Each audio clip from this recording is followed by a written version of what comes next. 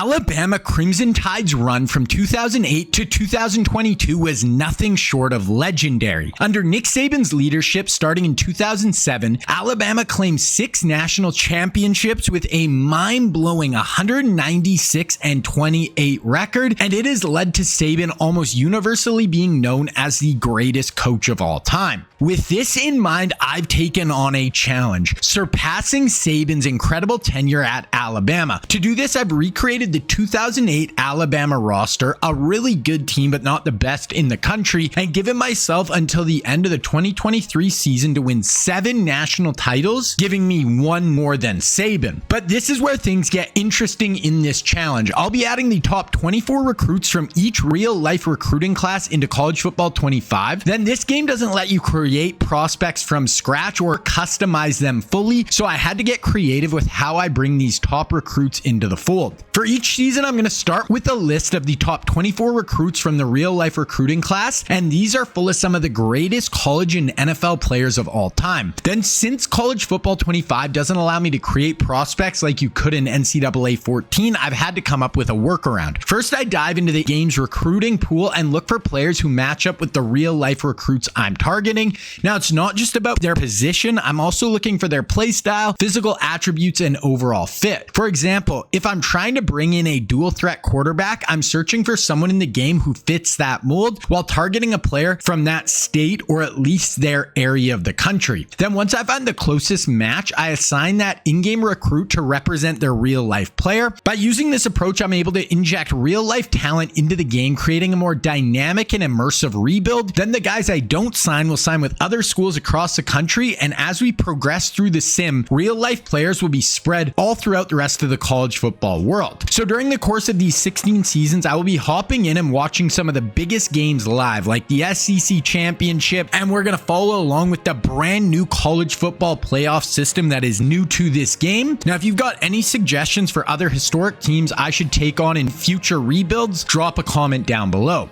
All right, guys, so here we are at the start of episode number 2. So in the first episode of this series, we went over 4 seasons. We went from 2008 to 2011. This episode is going to be 4 more seasons. So we're going to go from 2012 till 2015. Now, in the first 3 seasons, I went 12-3 in the first season, lost in the semifinals of the playoff, won the SEC. Second season, we won our first national championship. We won the SEC. We went 15-1. The next season, we went 15-0 all the way to the national championship game and lost in that. And then last year in 2011, we went 9-4 and lost in the first round. Lost our QB, lost quite a few players. So I knew that season might not go quite as good, but I think this year we're going to be bouncing back and be, right near the top of college football. On my team, we have a bunch of real life players. Now, Dante Hightower, he was on the team originally. He's a real life guy, but people like Jarvis Jones, we have Tavon Austin, LaMarcus Joyner.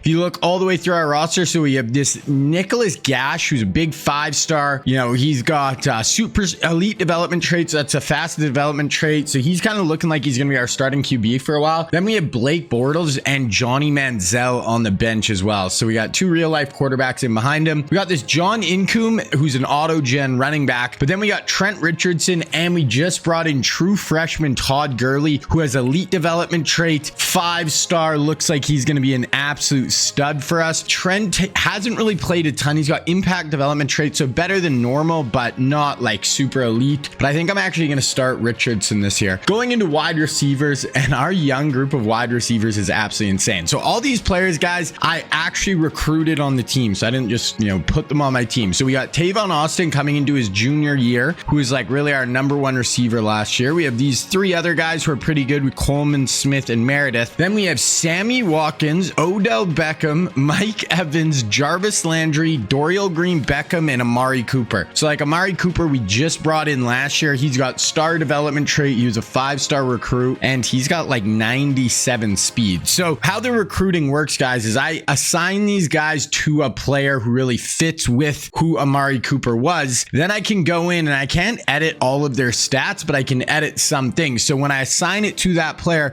I can edit their name. I can edit how tall they are and how much they weigh. And and then I can edit their gear to make it look like similar to what Amari Cooper would have wore at Alabama. So that is all I can change. So he's got 97 speed, which I can't change, and he's got star development trait. I can't change that. That is just in him. All I can do is just change his name of the guy I assigned to be him. With our tight ends, we got London Spruce and Gideon Chisholm.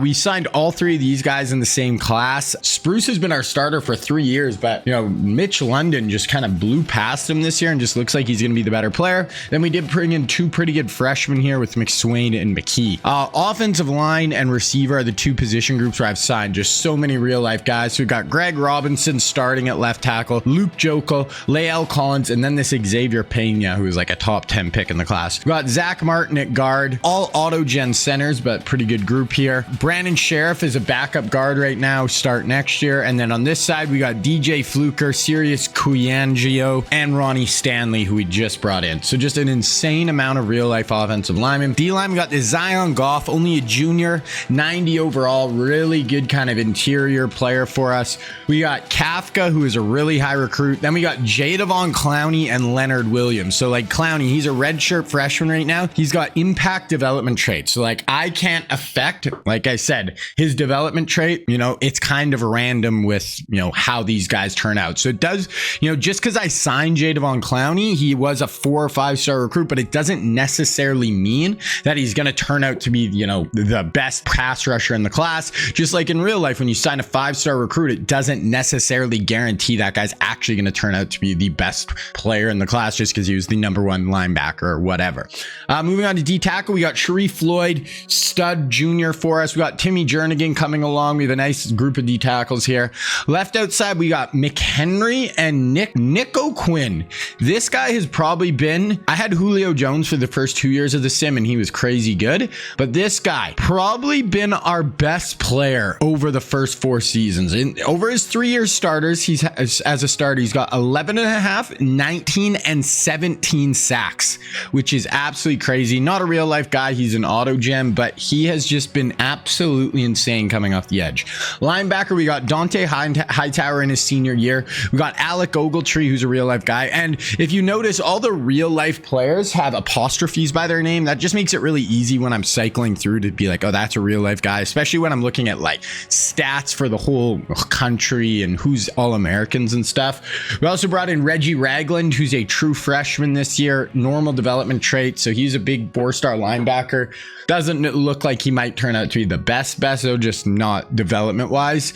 We also have Jarvis Jones. We got Ryan Shazier outside linebacker. Cornerback, we got D Milner, who looks like he's going to be just absolutely insane. Already, he's only a sophomore. He's up to a 91 overall. He's got 99 speed, elite development trait. Now, one other thing, dude, guys, because I can't change, I can't change if they have a beard. I can't change how they look. I can't change their skin tone at all either. So I try to match it up. Ronald Darby, LaMarcus Joyner, 2 other good corners. Safeties, we got a couple of auto gens at the top here. Then we got Marcus May and Landon Collins, 2 real life guys who we just brought in the last class. Then if we go strong safety, we got Mark Barron in his senior year, real life player who played on the Bama teams. Then we got Eric Reed and HaHa Clinton Dix. So 2 more real life safeties. So we've just done a crazy job of recruiting real life guys. Team looks very good this year. I think we have a good shot to do some damage. Now, if we quickly look at our depth chart here. So Gash is going to start at wide receiver. I want Tavon to be our #1 option. I put Sammy Watkins as our 4th receiver. London's gonna start. Outside linebacker, we get McHenry and Nico Quinn starting. Nico Quinn at left outside linebacker is a 96 overall, just absolute freak. Other one, slot receiver, I want Tavon in the slot. Slot cornerback, we got LaMarcus Joyner. So that is what we're looking like right here. I put Johnny Manziel as the backup. So if Gash goes down, Johnny Football is gonna play. Also, just get through our red shirts here. Do it really quick. Okay, we're gonna red shirt Todd Gurley. A lot of this freshman class we are gonna red shirt for sure. Green Beckham and Amari. Not really any of them are in positions where we like need them to play this year, so might as well sit them all down. And I haven't in last year in NCAA 14, I did notice a little bit sometimes if you signed a freshman and you redshirted them, I did notice sometimes that it seemed like they would transfer transfer more often. I haven't noticed that in this game, so I haven't really seen a need to not redshirt guys if I can. Okay, now we're gonna get into our recruiting class. So this is once again kind of how I do the recruiting. So when I get in here, I'm gonna look at our group of positions. So right now we have 3 quarterbacks in this class. So the number 1 quarterback that we have here is going to be Baker Mayfield. So I look for a player from the same area of the country as Baker. Baker's from Texas, so I try to find one from Texas, or if not Texas, someone from that general area who also matches his archetype. So he's a scrambler. Baker Mayfield definitely could move. I'm trying to find either 4 or 5 stars, as high of a star as I can, because there's just a better chance that this guy will actually turn out to be a really good player. So, and I make sure that they are the same, skin color, because I cannot change that. So for the most part, I try to get that as close as I can too. So that I basically, before I make the recruiting class, I go in, just assign each of these players, and then that is who that player is. And then once they sign with their school, I go in, change their name, and that is who they are. So this right here is going to be Baker Mayfield. He's a 4-star recruit, 50th player in the country, scrambler archetype. And remember, I can change their height and weight. So that is the one thing on there that I can move around. And he's looking at Alabama, LSU, Raging Cajuns, A&M, Texas. So we'll add Baker to our board. So we can add 35 guys to our board right here. Then we got 2 other guys. So next up, we have Jared Goff. Now, Goff obviously plays with the Lions right now. He's the first overall pick out of Cal. Here he's only 6 feet tall. Goff is actually like 6'4", so we're gonna up his size once he signs. And he's looking at Cal, Washington, Oregon, Washington State, Stanford. And then the other quarterback is going to be JT Barrett. Now Barrett is from Texas, but actually played at Ohio State. Really nice college career there. He's gonna be looking at Oklahoma State, Nebraska, Kansas State, Mizzou, and A&M. As for the rest of the QBs, the only one I'm gonna go after too is this Demario DeBeer. So obviously I'm gonna go after auto-gen players as well. This guy's from Alabama. He's number 10 player in the whole class. Scrambler archetype. We're definitely going to add him. But QB's not a super big need, so if we don't get him, not the end of the world. Then we move on to running backs, and we have 3 real-life backs, and the first one is going to be Derrick Henry. We all know who Derrick Henry was. Played at Alabama, was an absolute freak there. Still playing in the NFL.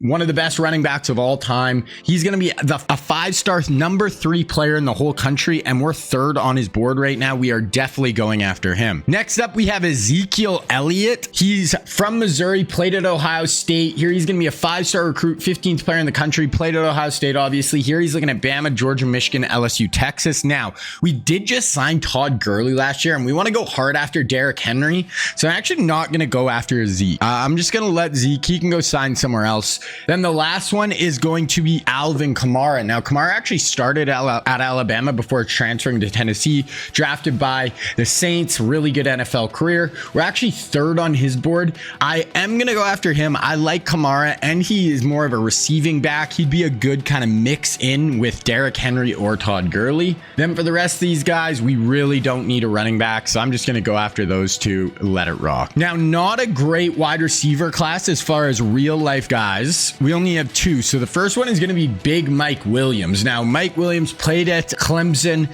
He's a big outside receiver, get down the field. He's going to be a 5-star recruit, looking at LSU, Alabama, A&M, Georgia, Florida State. We will add him, but we really don't need receivers. If we don't get him, I'm not going to lose sleep. And then the other one is going to be Laquan Treadwell. Now, Laquan played at Ole Miss, but he's actually from Illinois. Here he's going to be a 4-star recruit, looking at Notre Dame, Tennessee, us, and Georgia, Penn State. I'm actually not even going to go after him. We're going to go after Mike Williams, and we'll go after this other guy, 5-star, number 1 receiver in the class. We'll just go after those 2, and that is it. We have 1 real life tight end in this class, and it is going to be OJ Howard. Now, OJ played at Alabama, was a 1st-round pick in the NFL draft, blocking archetype, 4-star recruit, 33rd player in the country. We're 3rd on his board. We will add him. Then the number 1 player in the whole class is a tight end, which you don't see very often. Stefan Petrowski, possession 6'7", number 1 player in the whole class, and we are 1st on his board. We are definitely going to add him. Tight end is a position we could use, so I'm going to go after this guy as well, Chavis. So those are the three we're going to go after. Moving on to offensive line, and we only have one real life offensive lineman in the whole class, and it is going to be right here with Laramie Tunsil. Now Tunsil's from Florida, but played at Ole Miss. Here he's going to be a 5-star recruit, 13th player in the country. We are 3rd on his board. We're going to add him. We're going to go after big O linemen every single year. Have this Rossi, who we're 1st on his board. He's a 4-star. We'll add him. We really don't need even that many offensive lines, so we're really going to go after the elite guys. Guard, nobody really that interested. We got a 4-star who are 2nd, a 4-star who are 3rd. We'll go after them. Then lastly, center. We got an athletic center, 5-star who are 2nd. We'll add him. So that is going to wrap up all our offensive targets. Now we're getting into defense. Defensively, at D end, we have 3 real life recruits, and this one right here is going to be Carl Lawson, going to be a speed rusher archetype. Lawson played at Auburn, 5-star recruit. We are not on his board. It's Oklahoma, OSU, Arkansas, SMU, Kansas State. Next up, we got Jonathan Allen. Now Jonathan Allen did play at Alabama, really good career at Bama, kind of an inside outside pass rusher. Here he's going to be a power rusher archetype, 5-star recruit. We're 4th on his board. We will add him up. And then last but not least, we got Joey Bosa. Now Bosa is from the state of Florida, but actually went up and played at Ohio State. Was a top 5 pick by the Chargers in the NFL draft. Here he's going to be a power rusher archetype. Here you see he's 290 pounds. We're going to drop him down to like 260, 270. But he's looking at Florida State, Florida, Georgia, UCF, and Duke. Looking at the rest of the DNs, we do have another 4-star who are 1st, and then a couple more 4-stars who are 1st. We'll have those 4. Moving on to defensive tackle, and we have 2 in this class. The first one is going to be right here with Robert Kimdichie. Kimdichie, #1 real life recruit in this whole class. He went to Ole Miss, but he's actually from Georgia. Here he's going to be a speed rusher, 5-star rusher on the inside, and we're actually going to be 1st on his board, so we will add him. Then the other one is going to be Chris Jones. Chris Jones, one of the best players in the NFL right now, playing for the Kansas City Chiefs. Interior rusher, played at Mississippi State, from the state of Mississippi. Here he's going to be a run stopper, 4-star, and we are 1st on his board as well. And then LSU, Memphis, Raging Cajun, North Texas. So we're going to add both them, and those are really the only 2 we're actually high on. So we'll just add those 2, and then we'll keep rocking. Sorry, we do actually have one more defensive end. On my list, he's listed as a linebacker, but positionally, it just made more sense for him to play D end here, and that is going to be TJ Watt. So Watt, power rusher archetype, played at Wisconsin, and he's from Wisconsin as well. He's looking at Penn State, Wisconsin, Ohio State, Rutgers, and Michigan. So that's that. Moving on to other linebackers, and first up we have Reuben Foster. Now Foster played at Alabama, was a late first round pick by the Niners in the NFL draft, was really good in college. Here he's going to be a 5-star recruit, 6th player in the whole country as an outside linebacker, run stopper archetype. We're 4th on his board. Definitely add him up. Looking through the rest of the list, we got a guy who are 3rd, guy who are 2nd. We'll add those guys. Then moving on to middle linebacker, we have the #1 middle linebacker in the class, and this is going to be Jalen Smith. Now Jalen Smith played at Notre Dame, unbelievable there, was supposed to be like a top 5, top 10 pick, and then blew out his knee very badly in his last ever college game. Got drafted in the 2nd round, kind of a bust in the NFL after that, but in college he was incredible, and here we are 2nd on his board, so we're definitely going to add him. Then we have another guy here, 2nd, another guy 2nd, so we'll add those guys, and we got 8 spots left. Moving on to cornerback, this is a very good corner class, and the first one here is going to be Jalen Ramsey. We all know who Ramsey is, played at Florida State, Jacksonville, Rams, now with Miami, one of the best college corners ever, one of the best NFL corners ever. Here he's going to be a 5-star recruit, and we are 2nd on his board, so we're definitely going to add him up. Then we have Tre'Davious White. Now, White is from Louisiana, but played at LSU. Really good NFL career. Here he's 6'3". We're definitely going to drop him down. He's like 5'11", but we're 1st on his board, and we're 2nd with Ramsey, so we're going to go after both those guys. Next up, we have someone we're not on his board, and that is going to to be Kendall Fuller. Now, Fuller is kind of a safety corner hybrid, played at Virginia Tech, man-to-man archetype here. Here he's going to be looking at Michigan, Michigan State, Penn State, Northwestern, Notre Dame. And then our other one is going to be Vernon Hargraves. Now, Hargraves played at Florida, really good college career, got drafted, I think, second round by the Bucks in the NFL draft. Here he's going to be a slot corner. He's 6'2". We're going to drop him down to more like 5'10", looking at Clemson, Tennessee, Bama, South Carolina, UNC. We'll add him. We might as well. Looking at the rest of the list, we'll kind of add those. We only have one real life safety, and it is going to be right here with Von Bell. Von Bell is from Tennessee, but played at Ohio State. Here we're 4th on his board. We can add him. Then we got this guy who's, 9th player in the whole class. We're 1st on his board as a free safety. We'll add him. Go over to strong safety. We got the number 1 strong safety. We're 4th on his board. We'll add him. Then I might add a kicker as well, because we kind of need a kicker. Here, the 2nd kicker in the class. We're 1st on his board. We will add him. So that is all our targets. That's the recruits we are going for this year. Let's look at really quick preseason top 25. So we're coming in as the number 7 team in the country. Preseason All-Americans, we should have some. We got McLeod on O-line, Sharif McHenry Milner. Then 2nd team, Mitch London, Zion Goff, Nick O'Quinn, Dante Hightower. Okay, so I scouted all my guys really quickly. Let's look at our schedule. So started with Syracuse on the road, Middle Tennessee, Ohio State again at home this time. We played them on the road last year. Oklahoma State, South Carolina, Missouri, Georgia, LSU. Wow, that's a pretty tough schedule. Especially like we have 3 of our first 4 games. I mean, yeah, 6 of our we have a lot of ranked opponents at the start here. Not going to be easy, but we'll see what we can do. There's the Heisman Trophy race right now. We'll check on that later in the midseason. We'll see if we have a good shot at it or not. Okay, gonna go through our recruiting here just at the start once, and then I probably won't show you guys again till like week 3 or 4. So starting off with Baker Mayfield here. Once again, we don't really need a quarterback, but I like Mayfield, obviously. We'll go after Baker. We'll start out. I'm not going to go too crazy though. We're just going to go friends and family. So 25 hours. DeBeer, this guy actually looks like he could be kind of a stud. So we'll go send the house for DeBeer. Okay. Then we have Derrick Henry. I really want Henry. If we had a 1-2 punch of just Todd Gurley and Derrick Henry, that would just be sick. So we're going to send the house for Henry.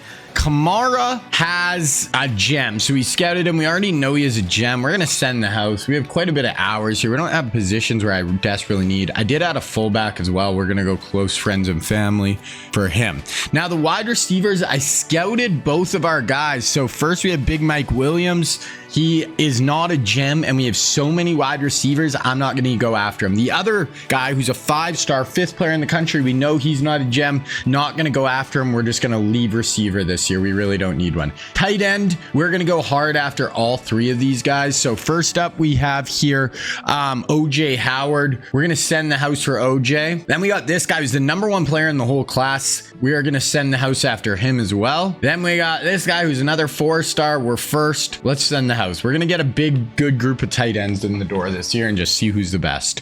Then with our one real life offensive lineman, we have Laramie Tunsil. We're starting out a little bit behind here. We're going to send the house at him. I want offensive lineman every year. Then we have another 4-star here. It looks like a big battle for him. So we're just going to contact friends and family. We're almost through a half of our points here and we're not on defense yet, so we can't get too crazy. Same with, oh no, we looked at this guy. We already know he's not a gem. We're going to let it fly, let it rock with him. Alani Wing, we'll go friends and family. And then we have our center. This is our last offensive player. We are going to friends and family, and that puts us almost halfway through our hours. Scouting Jonathan Allen, we can see he is not a gem, so we can already see that. Probably just going to let it rock on him then. We'll go after this guy, so we'll kind of go after the other guys. We'll just go friends and family. This guy, 82nd player in the country. Friends and family, we don't need to go crazy. This guy, 87th player. We'll go friends and family. Wow, and then we scout Robert Kimdichie, and we see 5-star, 12th player in the country, and we know he's not a gem. I'm still going to go after him just because D-tackle, sometimes it can be hard to get them. He is a 5-star, even if maybe his potential isn't as good with his development. replacement. He could still, you know, start out as a really good overall and still be like a rotation player for us. Then because we already know he's not a gem with Kimdichie, we're going to send the house for the other D tackle we're going after. Then getting into linebackers, and first up we have Reuben Foster. We see 5-star, 6th player in the country, and we know he's a gem already. We are going to, oh, I didn't mean to go friends and family. We are going to send the house for him. Then Boyce, we'll go friends and family for you. Jalen Smith, and we scout him. He's not a gem. So a lot of these good guys that I was really interested in, we scout. We already know that they're not elite. I'm still going to go hard after him just because, once again, similar to Kimdichie, I still think he could be a good player to mix in. But yeah, that kind of sucks. Okay, getting into our cornerbacks. Oh no, this is one more linebacker. We scout him. We know he's a gem. We'll go friends and family for him. One more middle linebacker here. We'll go friends and family. Okay, can't let this fill up too much. I might rescind one of these middle linebackers if we run out of points. Okay, getting into Jalen Ramsey. We are going 50 for Ramsey, 100%. Same with Tre'Davious White. Definitely send the house here. So we're down to 75 points. Actually, I might need to remove some from some guys. Then we have Vernon Hargraves. There we go, just 25. Carney, I'm just going to let it go. Then we have Von Bell. We're running out of points, so I got to go friends and family for him. This safety, then our two kind of 5-star safeties here. We scouted this one. We already can see he is not, he's not a gem, so we'll just go friends and family for this guy here. And then we do have this kicker, but we're the only one to offer him so far, so we don't really need to offer him points. So that is where we are sitting with recruiting, guys. I'll show you guys that again at around week 4 and show you guys kind of where we're at with that. But bye week this week, so we can just sim through. And then if you never watched one of these videos as well, guys, we are going to hop in and watch some of these games live. So maybe even we did watch that Ohio State game last year. Maybe we'll watch that again this year. At home versus Ohio State. That's a cool game. So maybe we'll do that again. But we got Syracuse here. They are the 15th ranked team in the country. We are on the road. They're an 85 overall. So we are better on paper for sure. But on the road, first game of the year, you never know. So let's see if we get it done. Oh my gosh, we lost to Syracuse week 1. That is not good. I was not expecting that. We scored 13 points. Look at our schedule. We can lose like one more game this year. Holy crap. That is not good. I'm just shocked with that. That is tough. That is a tough way to start this year. So we got Middle Tennessee State. This has got to be a blowout. We got to get back in our winning ways here. And then we have Ohio State. Let's get into it here. We are 1-1 and Ohio State's 1-1. So this is an absolutely massive game.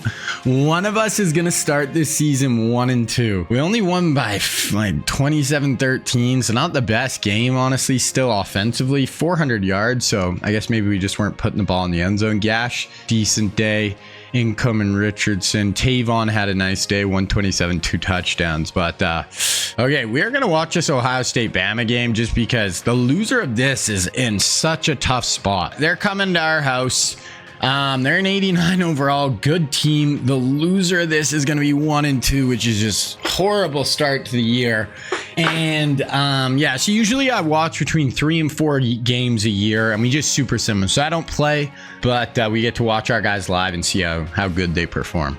So we're going to go through the first quarter here, and we go up 7-0, 10-0. Okay, so good start for us. We have got to win this game. 2nd and 8. Oh, that was 3rd and 8. 1st and 10. Penalty on the defense. 2nd and 15. And there it is, a touchdown. 26-yard pass to Mitch London, our tight end. Okay, so we have a 17-0 lead here. We got him on 3rd and 8. So let's get off the field. I really don't like... I had to make a custom like team builder for this...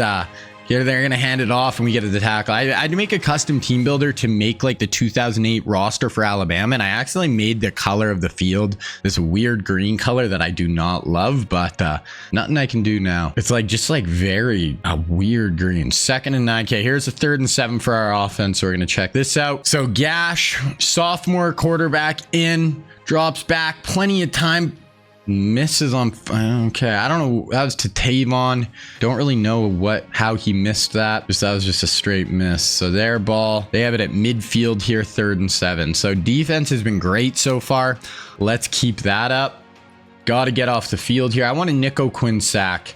Oh, Quinn was coming, and there we get him. Quinn came from the other side, flushed him out of the pocket, and then McHenry brought him down. Our just two outside pass rushers. Okay, they punt, 2nd and 6, 3rd and 15. So our offense now is struggling a little bit. Okay, what do we got here? Okay, time steps up over the top. Boom, right down the seam, breaks a tackle. That is what we needed. Gash stood in the pocket, fires it into Coleman. 1,500 yards for him on the career. I don't know why it's giving us all the milestones right now, but Cam Coleman for 35 yards, pick up a first down, 2nd and 9. Oh, penalty. Okay, somehow they got the ball back. 10-yard penalty against the offense. That's all it says. I don't know how they got the ball back there, but they did. So 3rd and 5 here. We've been excellent on 3rd down so far today defensively, so let's keep it up. Directing traffic, shotgun, inside swim. Oh, that's going to be short. That's going to be 4th and inches. Probably going to punt that in their own end. They do. They punt it away. 12-yard reception. We're already on 3rd and 11. So last 3rd down we watched, Gash stood in there and delivered a strike. Let's see if he can do it again. We got bunched to the top of the screen here. Gash drops back. Oh, he's getting pressured. Oh, that's a fumble. Oh, we recovered it. Thank God. So their big Ohio State D end broke back. 11-yard sack for Gash. Whenever we watched Gash last year, he was a good player, but he did take too many sacks and he threw too many picks last year. So we definitely need improvement there, but our defense has been incredible here. We got him 3rd and 10 again, 127 left in the first half. We got him at zeros on the board right now. Let's keep it going. Fake handoff. We got interior pressures. That's Sharif Floyd. Wow, that's our 4th sack of the half. Our defense has been all over them. Offense has been fine, but the defense has been showing out. 2nd and 4, 1st and 10, 2nd and 10, 3rd and 7. Okay, let's go get a little bit more points on the board here and really just end this thing. Okay, Gash, 3rd and 7, 35 seconds left. 3-man rush, plenty of time. Right into traffic. Wow, that's a great job to hold on to that football. I think that was Tavon Austin in traffic. Yeah, Tavon for 15. Gonna keep watching this drive here. 30 seconds left. We have no timeout. Can't stop the clock anymore. Need some first down so it stops automatically. Gash. Oh, that was a bad ball. Don't want, even if we caught that, that was going to be like a tackle, 2-yard gain, and clock was going to keep running. So that was good. It was incomplete. Okay, we got a tight set here. What do you got for us, Gash? Drops back over the middle. Oh, that's a nice spin. He didn't get the first down, though. The first down would have been huge because the clock would have stopped while they moved the sticks. Gotta hurry the line here. Oh, spike it. I don't know. I probably wouldn't have spiked. Okay, we got the first down there. We got 2nd and 10. Oh, we turned it over. Okay, so we didn't pick up the first down. Okay, so no points there. We are up 17-0, and the defense has just been incredible here. So now we're gonna sim to the 4th quarter, and we'll just see where we're at, and then we'll watch some more if it's close. So still 17-0, 24-0. Wow, 24-0. So Ohio State came in here and they have just been able to get nothing going. Our defense has just played incredibly well. Trips to the top. Let's see if we can convert this 3rd down. Looks like man coverage across the board. Fake handoff. Gash. Boom, right down. Let's go. Great throw. Dropped that in a bucket. Gash, 325, 3 scores right now. That was massive. 40 yards down the field, and then we score. So we're up 30-0 here. We're just going to sim through the end of this now. Great game. Had that loss to Syracuse. We needed a bounce back here. We win 41-0. Ohio State comes to our house and gets their brakes blown out. Absolute beatdown. They had 125 yards of offense compared to our 515. That is crazy. Gash, 372, 5 touchdowns. Incoom looks like he was playing over Richardson. Tavon 78. None of our receivers just spread the wealth for the receivers, but there we go. So definitely needed that after our week 1 L. McHenry had 4 sacks, wins player of the week. Okay, we'll look a little bit at recruiting here. So first with Baker, really us LSU are the only ones offering. I'm only going 25 hours a week and we're in a good spot. Same with DeBeer. We are going 50 hours a week for him. We don't have really his hard sell unlocked, so I'm just going to kind of keep it where we're at. Looking at Derrick Henry, we're in a good spot here. He's in his top 5. We don't have his hard sell completely unlocked, so we're just going to leave it. Same with Kamara. It's really only us and in Nebraska offering. Don't have his hard sell, so we're just going to leave it. Fullback, only one offering. We're fine. Not going to go after either of those receivers. Tight ends. So we're going with the hard sell here with OJ Howard. Looks like we're going to have a good shot to lock him down. Us and Baylor are the two teams.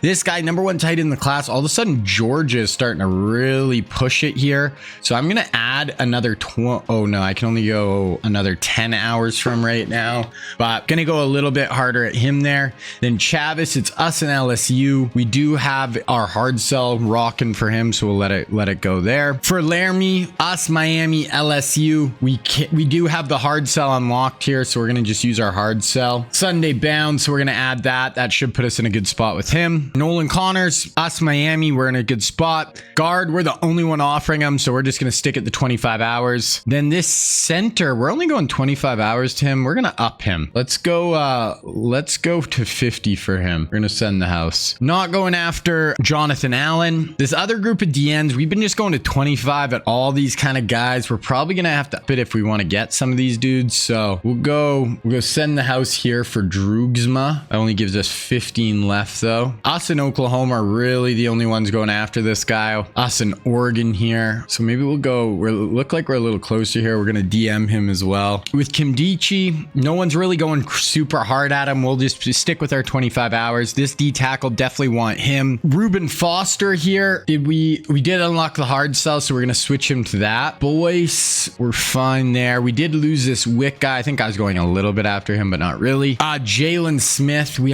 know he's not a gem, but I do want Jalen. We'll stick with the 50 hours for now. This guy, we know he's a gem, but really it's a 2-horse race. We're in a good spot, so we'll leave it. Falling a little behind with this guy, but we'll probably stay at those hours. Looking at Jalen Ramsey, we're going DM and hard sell, so we're going pretty hard at him. It's us, Florida State Army.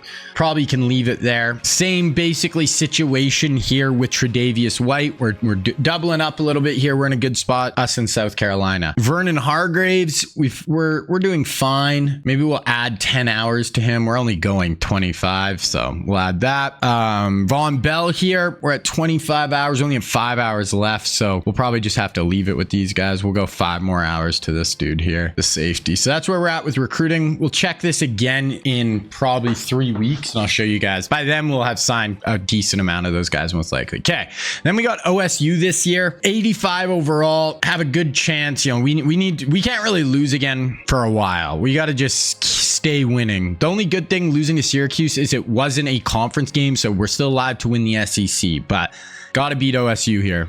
We get OJ Howard, so that's our first signee of the year, 4-star tight end. We also get Tre'Davious White, so nice cornerback signee as well. So 2 4-stars there, like that. We ended up winning, so we jump up to 3-1. We win 28-21, so Ohio State was our only really big win so far. Okay, simming through our bye, and we get another big 4-star tight end to sign.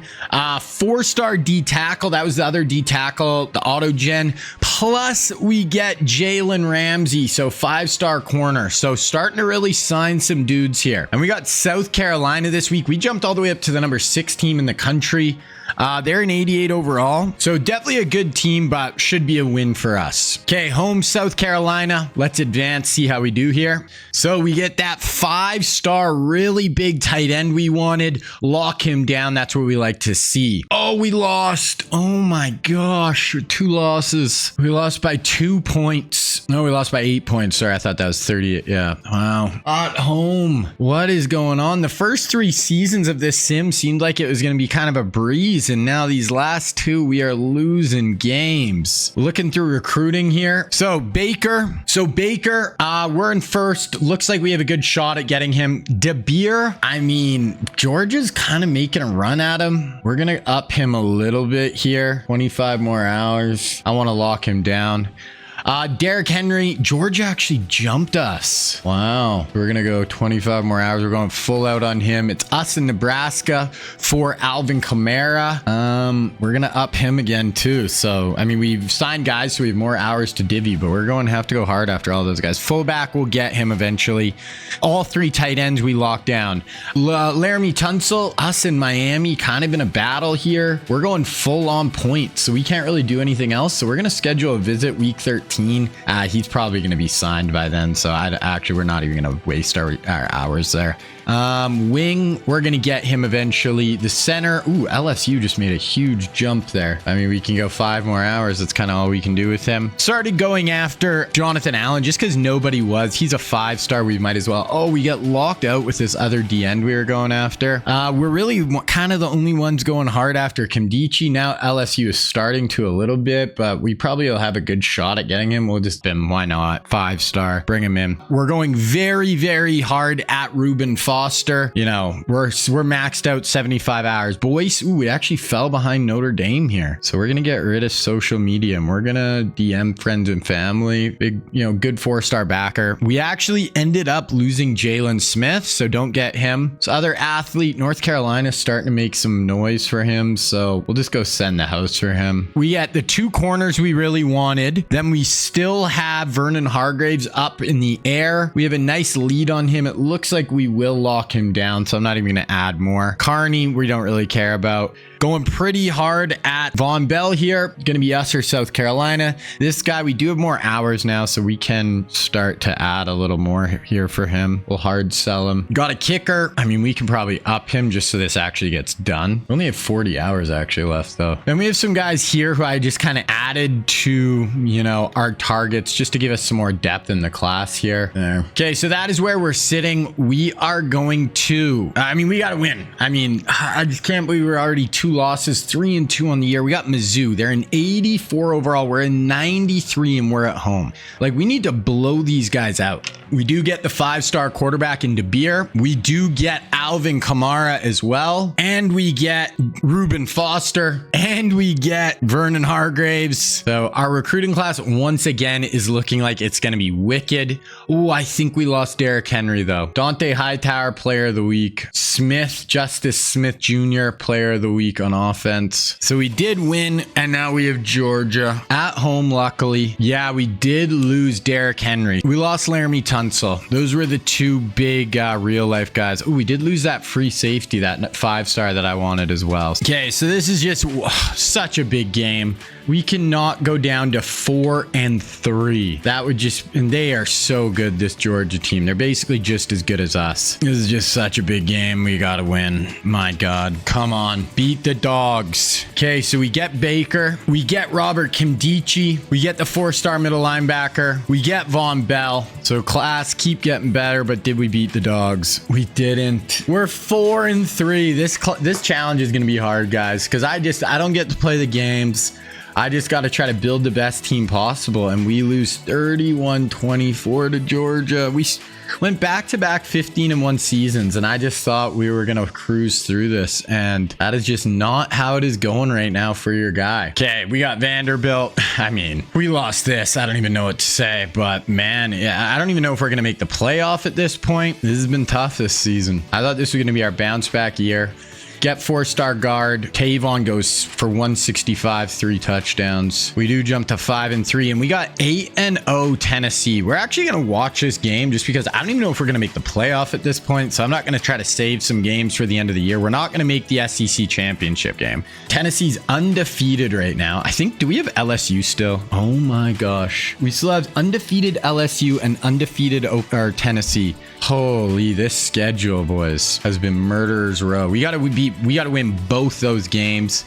Let's look at the Heisman watch here. A couple of receivers, LSU quarterback. Let's just look at some of our stats. See how the boys are actually playing. The record. So Gash, 179 rating is fine. He's brought his interceptions way down. He has 2 interceptions on the year. I think he had 15 last year. So that isn't the issue. Rushing, not really getting our run game going at all. Receiving, Tavon 90 a game. Smith, London, Meredith are our top weapons. Ogletree leading us in tackles, EFLs. Our sack numbers are nowhere near. O'Quinn and McHenry are not doing what they've done in the past. Our defense is not turning the ball over, not making big plays. So I don't know if that's our issue nationally. Where are we in points? Not scoring a ton, only 30 a game. Defensively, fine, but not great. 184 in 8 games. Okay, so not what we want to see so far. This will probably be the last last time I just show you guys recruiting, just kind of take you through. Still going after this fullback pretty hard. We have this wide receiver. He's a 5-star. We know he's not a gem, but I'm like, I have all these hours. I might as well go after him. Same with Jonathan Allen. Looks like we have a good shot with him. We're maxed out. Then it's just kind of depth guys. So we have a kicker and just some more depth pieces down here who we're going after. And if you look at us, top classes, us and Miami have the 2 top classes. We only have 9 4-stars. That's kind of holding us back, but we're going to sign another 6, 7 4-stars probably. And we have the most 5-stars by far. So probably going to finish with the #1 class once again. But yeah, okay, we are going to go on the road and try to beat Tennessee. We got to beat Tennessee. Then we got to beat LSU. And then we should make the playoff. If we lose either of these games, 4 losses, I don't think we make anything. Okay, we're going to jump through the first quarter here. So 0-0, 3-0 Tennessee. I think we have the ball here. Yeah, 1st and 10 on the 10, 2nd and goal on the 7. We're going to watch from here. So we need to punch this in. Got trips to the bottom here. Gash in at quarterback. Hand this off. Is this Richardson? Tries to get downhill. Not much there for him. Okay, we got to go end zone here. 3rd and goal from the 7. We need to pass the ball into the end zone. Trips to the top bunch. Gash. Time. Bow. Picked off. No points. No freaking points. Man, 3rd and 6 here for Tennessee. This is just not how I thought this season would go. They're an empty here. Drops back. We're going to blitz right in his face. Dante Hightower comes in, lays the boom. We needed that. Okay, our ball, 2nd and 10. We get picked again. They have it in our red zone. 3rd and 2 from the 14. Can we hold them to 3? Yash, what is going on, my guy? Can't be making these mistakes. Looks like we got press man across the board here. Gonna do a little pop pass. Can't get him. Oh, looks like they're going to take a 10-point lead here. And 4th and goal from the 1. They go for it on 4th down and get it. Okay, so 10-0. Gash, can you please? 3rd and 15. So we got 3rd down here. We are just way too talented on paper to be in this spot where we could be down to 5 and 4 this year. Gash drops back, up over the top. Picked again! What is he doing? 3rd pick of the first half. He only has 2 picks on the year. We just looked. 2nd and 12. We need to get off the field and without allowing points here. Come on, defense. This game's not on you. Gash freaking throws 3 picks, but you need to make a play right here. Get off the field. They're running speed option. We need to tackle. Okay. Yash, get it together. Stop throwing balls into coverage. And let's go put a drive together, dude. 2nd and 6, 3rd and 6, we punt. They're just driving. For 17-0. Okay, we get a couple completions. 2nd and 10, 3rd and 10. I just don't even know what to say right now. Yash drops back. Finally. Oh my God.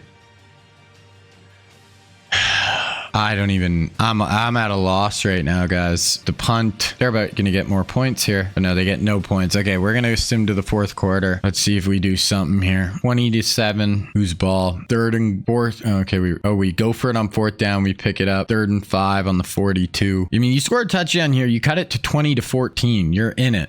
You need a score, though. And Gash cannot throw this ball away. Just missed. Just straight up missed. 5-yard penalty against the defense. Wow. Somehow we went for it and they got a penalty. 3rd and 8 though. Gash can't do shit. I don't know what's up with this fucking dude. Spread. Do something, Gash. Fired into traffic and another drop on 3rd down. Are we going to go for this? Kicking a field goal. This is a long ass field goal. I don't think we make this. Okay, missed it. I was about to say drilled it. You missed it. 3rd and 3. We stop them. So we still kind of have a chance here. Spruce 17. Tavon. 1st and 10 on the 29. 1st and 15. 2nd and 13. 3rd and 7 on the 25. 6 minutes left. We need a touchdown. Gash doesn't throw that pick in the end zone in the 1st quarter. Who knows where we're at? Pump fake, screen pass. Oh my God, that guy got blown up. Why are you not going to the outside? Okay, we have to go for this. Do not kick a field goal. This is the game right here. Boom, got it. There we go. First down. If we could somehow get this done. 17-yard touchdown to Income next play. So we are down 6. We need to stop here. 2nd and 10, 3rd and 7. Holy, this is a giant play. If we can get off the field here and give our shitty offense the ball back. Oh, come on, D. We need something from you guys. They're going to run the ball. Read option. No! Oh my gosh. How do you let the QB run for 25 there? I didn't mean to watch this play. Oh. This is painful, boys. Bunch. They're passing. Can we get a pressure? Nah, that's guaranteed points. This one's over. 2nd and 7, and they score. 3:26 left. Interception, 4th of the day for Gash. I don't even. 28-21. They take a knee. We're 5 and 4. Gash threw 2 picks all year. We out-yardaged them. Gash couldn't stop throwing the ball to the other fucking team. 5 picks. I missed one. I don't know, man. This guy's supposed to be the truth. 5-star, superstar development, 2nd-year starter. I was fine last year. He threw some picks, and this year he threw 2 picks before this game, so it's not like he's turning the ball over, but I just don't know what to say here, guys. So we are officially out of the playoff. We have no shot. Yeah, this honestly might make us lose some recruits too. Some of these verbal commits might leave because of this. Who knows? Okay, we got to beat Oklahoma. They're 4 and 5. We get our fullback. We get our kicker. So a couple of 3-stars, get a 4-star middle linebacker, 4-star wideout, 4-star middle linebacker. So we do get nice, some more just pieces there. Okay, so this is going to be the last game we watch this year. We're not going to make the playoff, but we could play spoiler, go on the road, beat LSU. We're the better team on paper. We just haven't played good this year. I don't know. We got to bounce back next year. We are so young. We are really young. Next year, we should be absolutely incredible on paper, but are we going to play that way? Who knows? We're going to Death Valley. We killed Ohio State at the start of the year. Other than that, we lost to Georgia, lost to Tennessee, got to beat LSU in the rain, but we got to go to Death Valley and get this shit done. Let's go be spoilers here of the Tigers. Gonna sim through the first quarter. We can take a quick 7-0 lead. So LSU driving here. We got them on 3rd and 10, backed up in their own end. Let's get them off the field. 4 down linemen. Let's get a pass rush.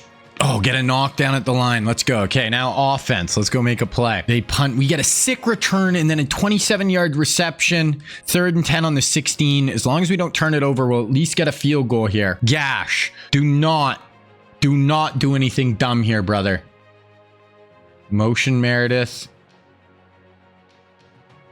Gash drops back. Deep drop. He's just throwing that away. Whatever. At least you don't throw a pick, so I'll take it. Okay, we're up 10-0. 2nd and 12, 2nd and 17, 3rd and 14. So defense looking really good so far. Let's get off the field again. I'm looking at Nick O'Quinn at the bottom here. Let's see him just blow off the line. Nope, they're setting up a screen pass. Oh, they got blocker. Get him down. There we go. Okay, gonna be our ball. It is really raining there down in Baton Rouge. Okay, our football. 2nd and 7, 3rd and 10. Let's see if Gash can make a play. You're supposed to be our stud quarterback, Gash. Do something for us. Third down. He's going down. Okay. I can't. I don't know, man. This guy is just not doing it for me. 3rd and 4. They don't convert. So our defense has been incredible. 2nd and 10. 15-yard penalty on the defense. 3rd and 4. We convert. We have it on the 19. 3rd and 4 on the 13. We could take a 17-0 lead here. Bunch to the top. Gash, no picks, no interceptions. Get it. There we go. Over the middle, holds on. That was Tavon. Gash does have another pick today. I've seen there. So he's got 1 interception, 1 touchdown, 2nd and goal on the 2, and we punch it in. 17-0 lead on the road here. 4th and 2. Our defense has been so good. 1st and 10, 2nd and 6, 3rd and 10 on the 35. We can at least get another field goal here. Maybe a touchdown, but no interceptions. Gash. Tight set here. Gash. 5-step drop. Out route to our tight end. That's fine. Gonna make it an easier field goal. That is totally fine. We can go up 20-0 at the half. 20-0. Field goal is good. They just can't get. Oh, they finally get a big play. Okay, they kick a field goal. So we're going to be up 20-3 at the half. We're going to go to the fourth quarter here and we'll see what the score is. 27-3. 30-3. Wow. So we go into Death Valley. They took some recruits from us this year and we kind of blow them out at home unless obviously something insane happens here. Empty set. That's going to put us at 7-4. Drop back. Pressure. Let's go. Huge sack there. Going to be our football again. Oh, they actually go for it on 4th down and convert and then get a touchdown. Of course. 3rd and 9. We don't convert. Okay. 3rd and 16. Nothing crazy is going to happen, right? We're fine. We're not going to throw a 27-point lead in the 4th quarter. That would be insane. Okay. Nick O'Quinn, bottom of your screen, number 36. He's getting a sack right here. Nope. He gets pile drived into the ground.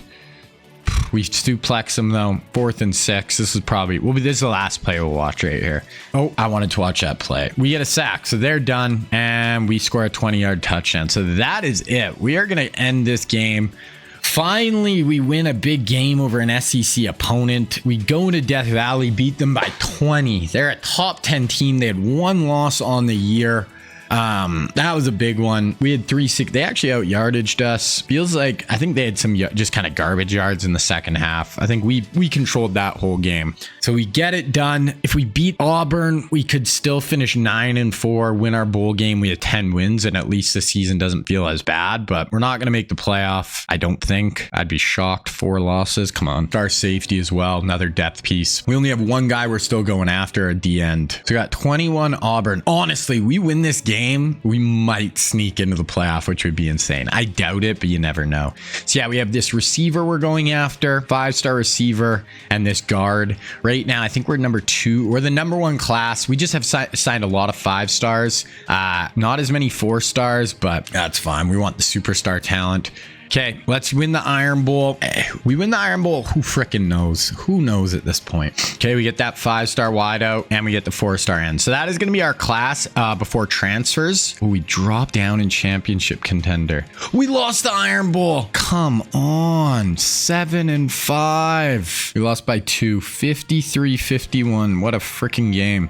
Gash had 6 touchdowns, no picks. Our defense was an absolute sieve, though. We might lose some guys now, though, because if you drop down in championship contender and that was one of their, what is it called? Their hard sell things, their deal breaker, we could lose a guy. But we do have the number 1 class again. This is our 4th straight year. We have 7 5-stars, plus we have the transfer portal coming up. Next year, we cannot have another year like this at all. It literally can't happen. We need to get back on our winning ways. We went back-to-back 15-1 seasons, and now we've had back-to-back. Are we going to make a bowl game? Like, I don't even know. I don't know if we made a bowl game. Garland, somehow, they always give the Heisman to weird-ass people. Okay, we do. We get a bowl game, so we can go 8-5. Which is insane. 6-6 Virginia. They're an 80 overall. If we don't win this game by 40 points, what is going on? Wow, Gator Bowl winner. Look at us. Put a freaking, give me a statue. Gash has a couple good games to end the year stat-wise, so hopefully that can kind of set him up for next year. We finish 8-5. Obviously not what we want, but... And obviously how I do these challenges can be a little different because I'm not playing the game. So it's up to the team I put together and how they play on the field to see, how we're going to do. So we're just going to sim to the end of the year recap. Nothing here for us. We'll see who wins the Natty and we'll look at the end of the year here. Conference prestige goes up, but I think championship contender did go down. Oh my God, Liberty won the national championship. Liberty beats Miami. Liberty went 15-1, beat Miami, wins it all. Crazy. Final top 25. We're not even going to be in the final top 25 here. Crazy. All-Americans, we're not going to have any. I'd be shocked. Second team, we got our guard. Oh, and McHenry and D. Milner. Freshman. We didn't really play any freshmen this year. Oh, haha. He's a redshirt freshman. Okay, we'll look at the final stats here. So Gash, 49 touchdowns. He had a really good year. The one game we watched where he played horrible is too bad because otherwise he actually had a really good year. So I don't know. Income, Richardson, receiving 1,100 yards for Tavon. Defensively, Ogletree, Hightower. TFLs, here's our sacks. So our two guys, O'Quinn and McHenry, didn't quite have as good of years rushing off the edge this year. They're fine, but not quite. And we only had 3 interceptions. That is, I don't know how you do that. Team stats, we ended up 34 points a game, around like 10, 12th in the country. Okay, so not a fun year. Not what we wanted, but we just got to keep moving here. Okay, draft projections. It looks like we're going to lose Dean Milner already. Redshirt sophomore. We're going to try to persuade him. No. Looks like we will be able to sway Income, but yeah, so we lose Dean Milner. Who else do we lose? We lose McLeod, Dante Hightower, Forbes, McHenry, O'Quinn, Smith. We definitely lost some dudes this year, but I honestly think we're going to be better on paper next year, but is that going to matter? Who knows? We had 2 back-to-back amazing years, and then this year, just, I don't know, man. Draft results. We had 2 first-rounders, Milner and McLeod, Dante Hightower, Forbes, second round. A lot of guys drafted overall. Okay, looking at the transfer portal here, we got a middle linebacker. He's the #1 player. Definitely I'll add him. Running back. We don't really need a running back. Wide receiver. We don't really need receiver. Corner. We did just lose our guy, D Milner, so I'll definitely go for corner. Right tackle, left outside, free safety, left tackle. We only have 2 spots. I want to see if there's any real life guys in the portal. Braxton Miller. So quarterback Braxton Miller's in the portal. Looks like that might be it for real life guys. So we're just going to add those guys. Should add some more depth to our class and just depth on the team overall. Okay, so all our transfers, going after them. We're just going to sim through the sim tier to basically National Signing Day. So we get the middle linebacker. So he's the #1 player in the portal. Get a corner, couple guys on defense, another guy on defense there, and another guy. So 4 on defense plus the O-lineman. So we got all 5 of our targets. Have 1 guy left, right tackle. Probably don't need him. I mean, we've been just killing it on O-line recruiting. So do get him though. So we had 4 more 4-stars to our board here. Gonna sim to National Signing Day. So quickly, we're just gonna look at where all the real life guys who didn't sign with us signed. JT Barrett ends up at Iowa State, and then Boise State gets Jared Goff. For running backs, Derrick Henry ends up at Georgia. Ezekiel Elliott ends up at Iowa State. So him and JT Barrett are going there. Wide receivers, LSU gets Big Mike Williams. Notre Dame gets Laquan Treadwell. Laramie Tunsil ends up at Miami. For defensive ends, Jonathan Allen ends up at LSU. Carl Lawson ends up at SMU. And then Georgia Tech gets Joey Bosa. For D tackles, TJ Watt goes to Army. So TJ going to Army. Middle linebacker Jalen Smith goes to Florida. Cornerbacks, Kendall Fuller, who goes to Michigan. So that is the class. Now, just for top players, how many top? We got 1, 2, 3, 4 top 5 guys, 5 top 12 players in the class, and we did sign the #1 player overall, tight end. Actually, I just want to go look at top classes really quick. So we end up with the top class once again. So 7 5-stars, 24 stars, Notre Dame, Miami, LSU rounded out. So we went 8 and 5, #1 class. So man, we need a bounce back year this year. We've had wicked recruiting classes. That's our 4th straight #1 class in our first year. We had the #2 class, so killing it recruiting. We just got to keep everything else going though. We got to have the wins following the recruiting. Just going through our position changes here. I moved Luke Jokel into our center. We just have so many tackles. It's kind of tough.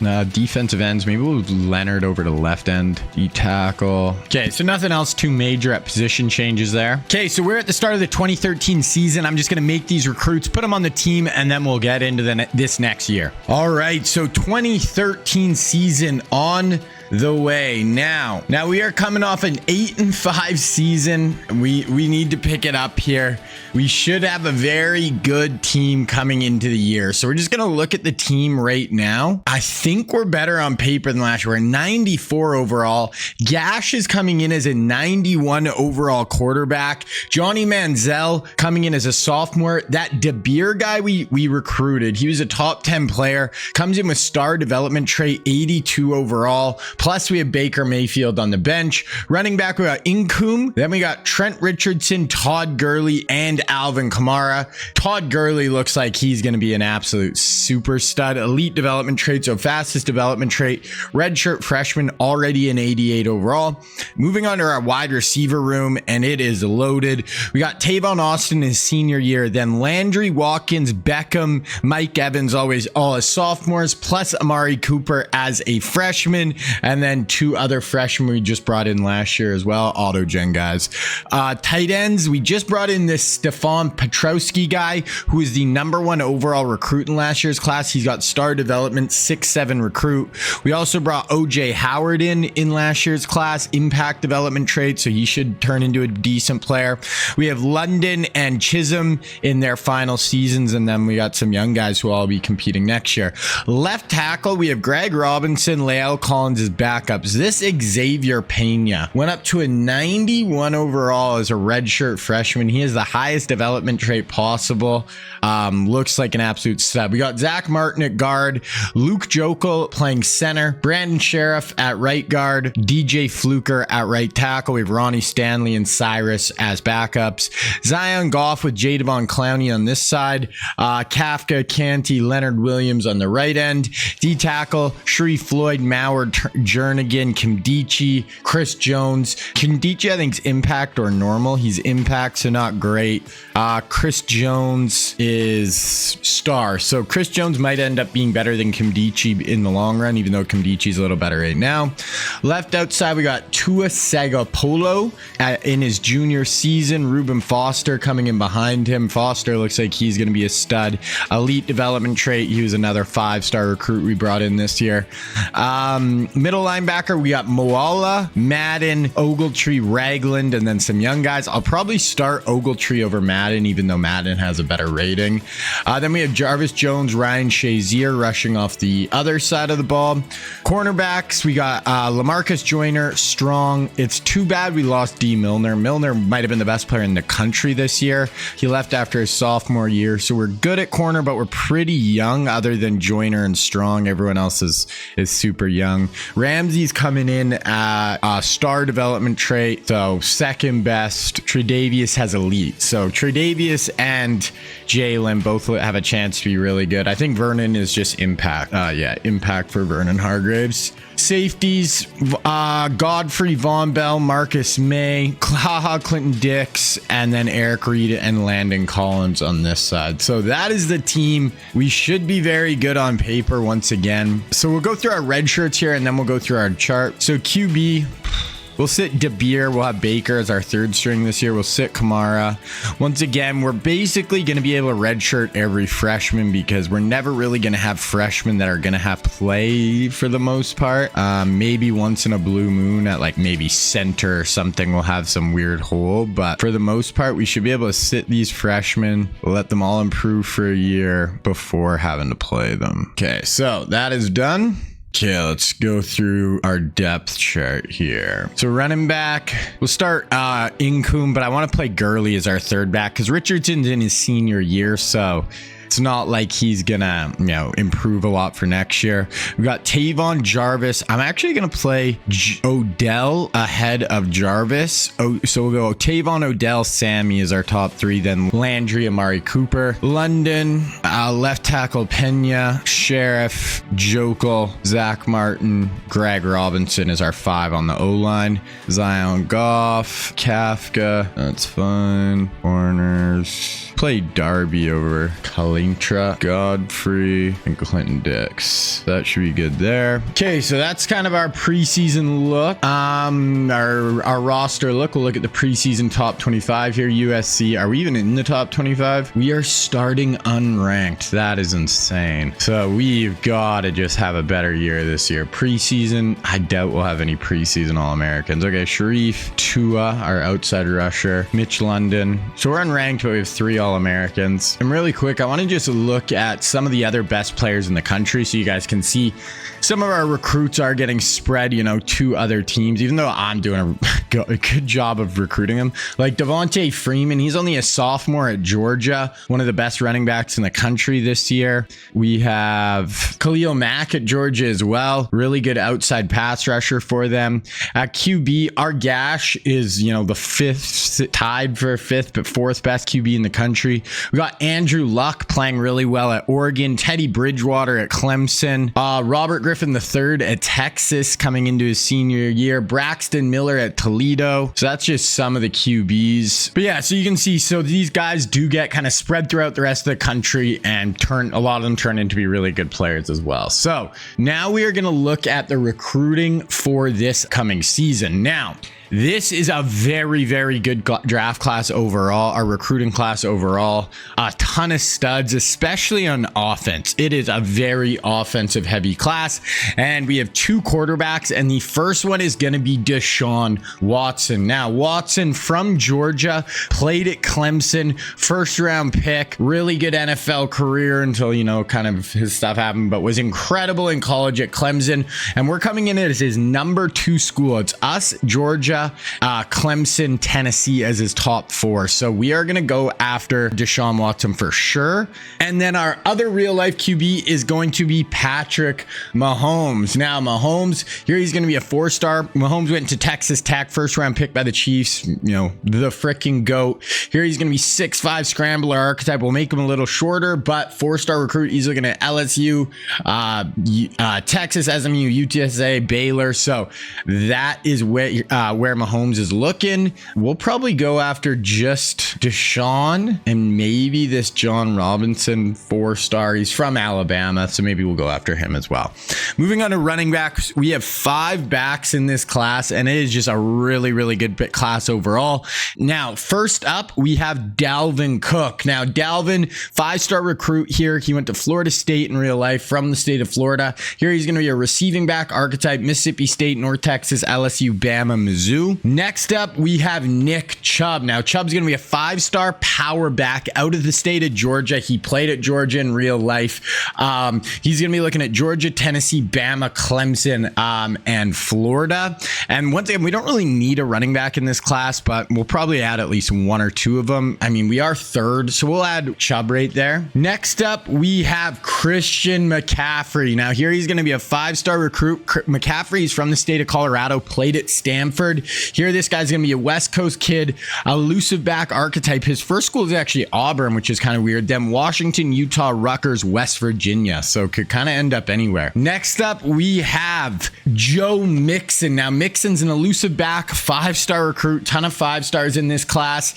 He went to Oklahoma, but he's actually from California. So he's looking like he might stay on the West Coast here with UCLA, USC, Utah, Stanford, Arizona.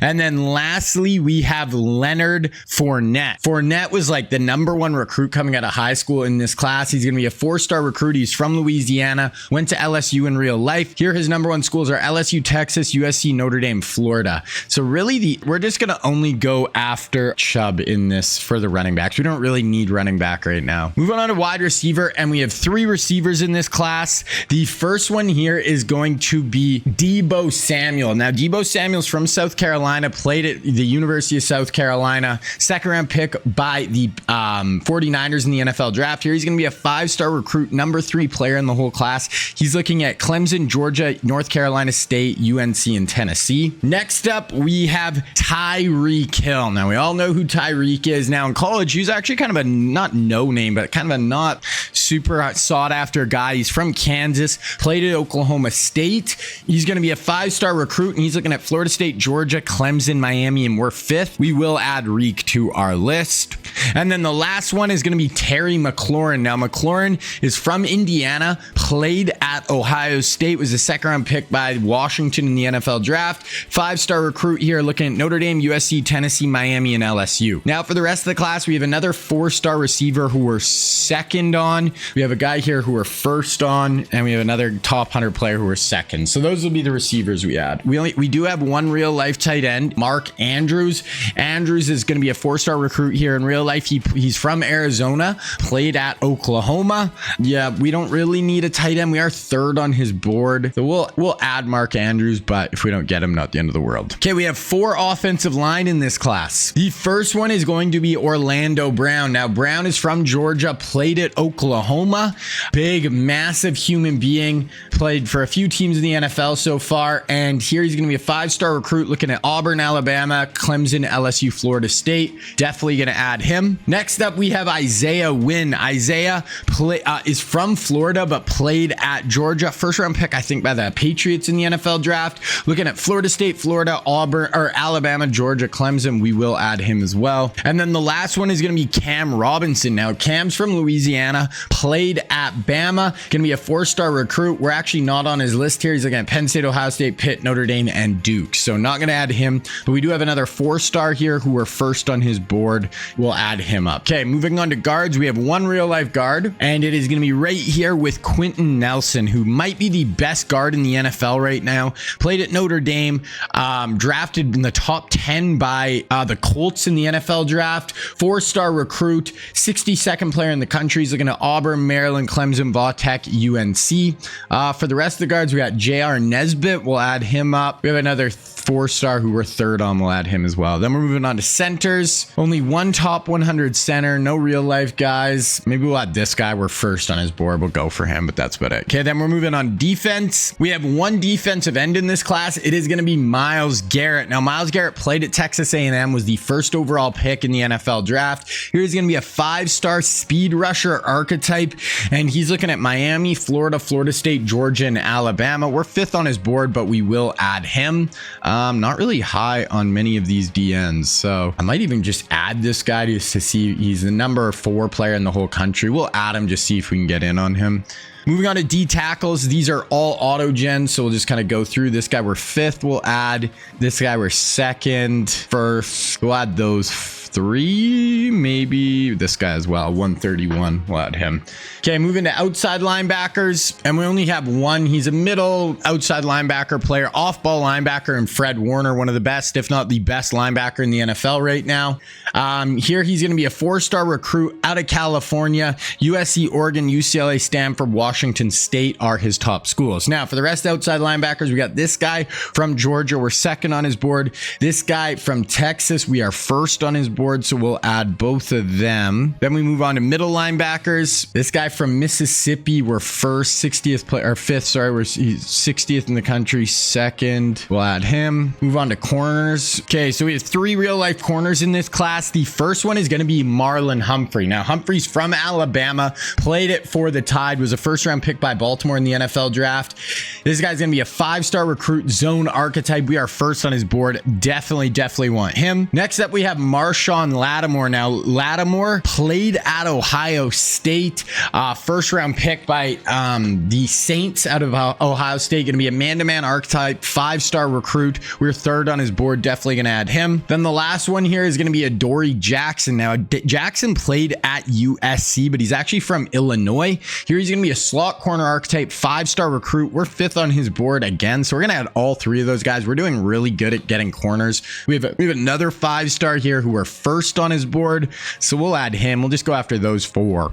Moving on to safeties, we do have 3 safeties in this class, and the first one here is going to be Jamal Adams. Now, Adams was incredible at LSU, was a top 5 or 6, or maybe it was 6 or 7, but by the overall pick by the Jets in the NFL draft. Has had some injury problems, but was incredible in college.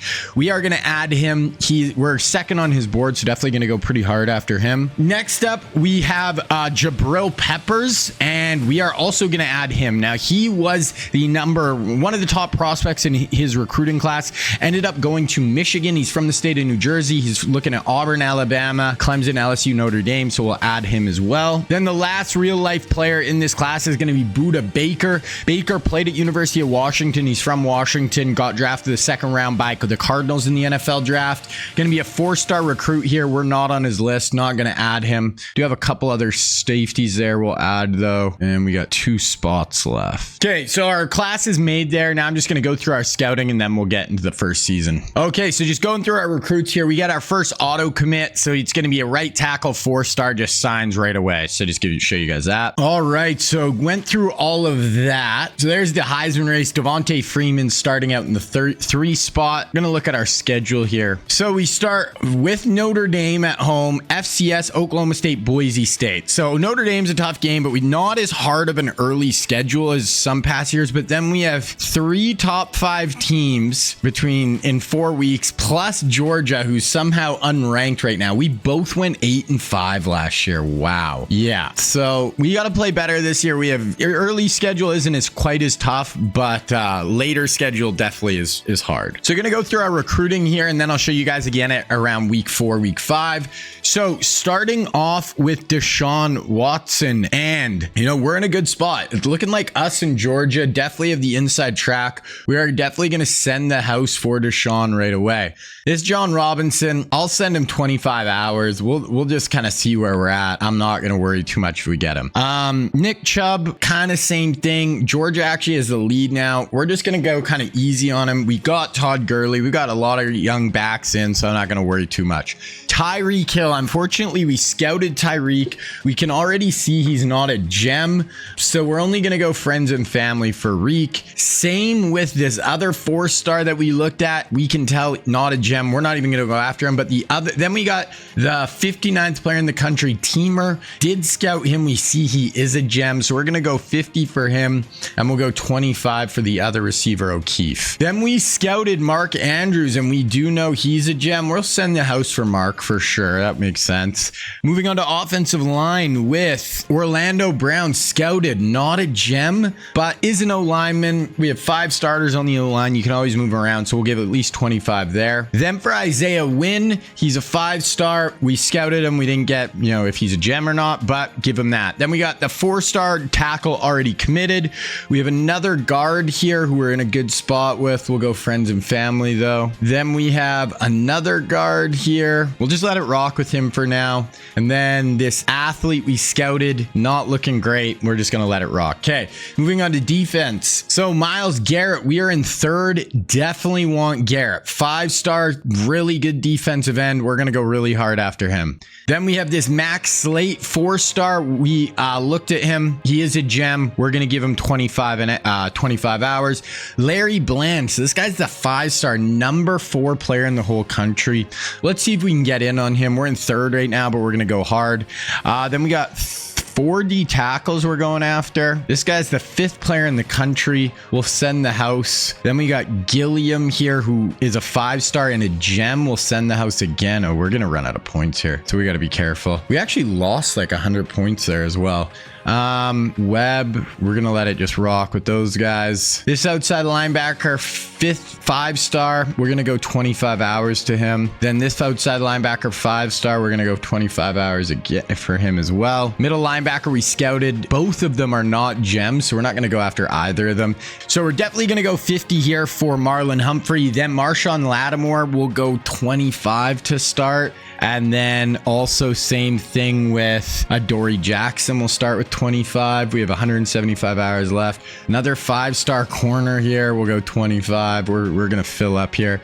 Jamal Adams, we are in 1st. We are going to just probably have to do 25 kind of for the rest of these guys. Same with Jabril Peppers. This guy, 25. This guy, these guys we both scouted in our gems. So, and that's going to leave us 25 for the last 2. So yeah, I don't know why we lost. It might be because we aren't ranked or something. That's why we lost 100 hours. That's going to make recruiting a little bit more difficult. Plus, we're just not even ranked right now. So maybe this class won't be quite as easy to get everybody. Okay, so we have a bye week. First week, just going to sim through. Okay, so we got Notre Dame. First week of the season.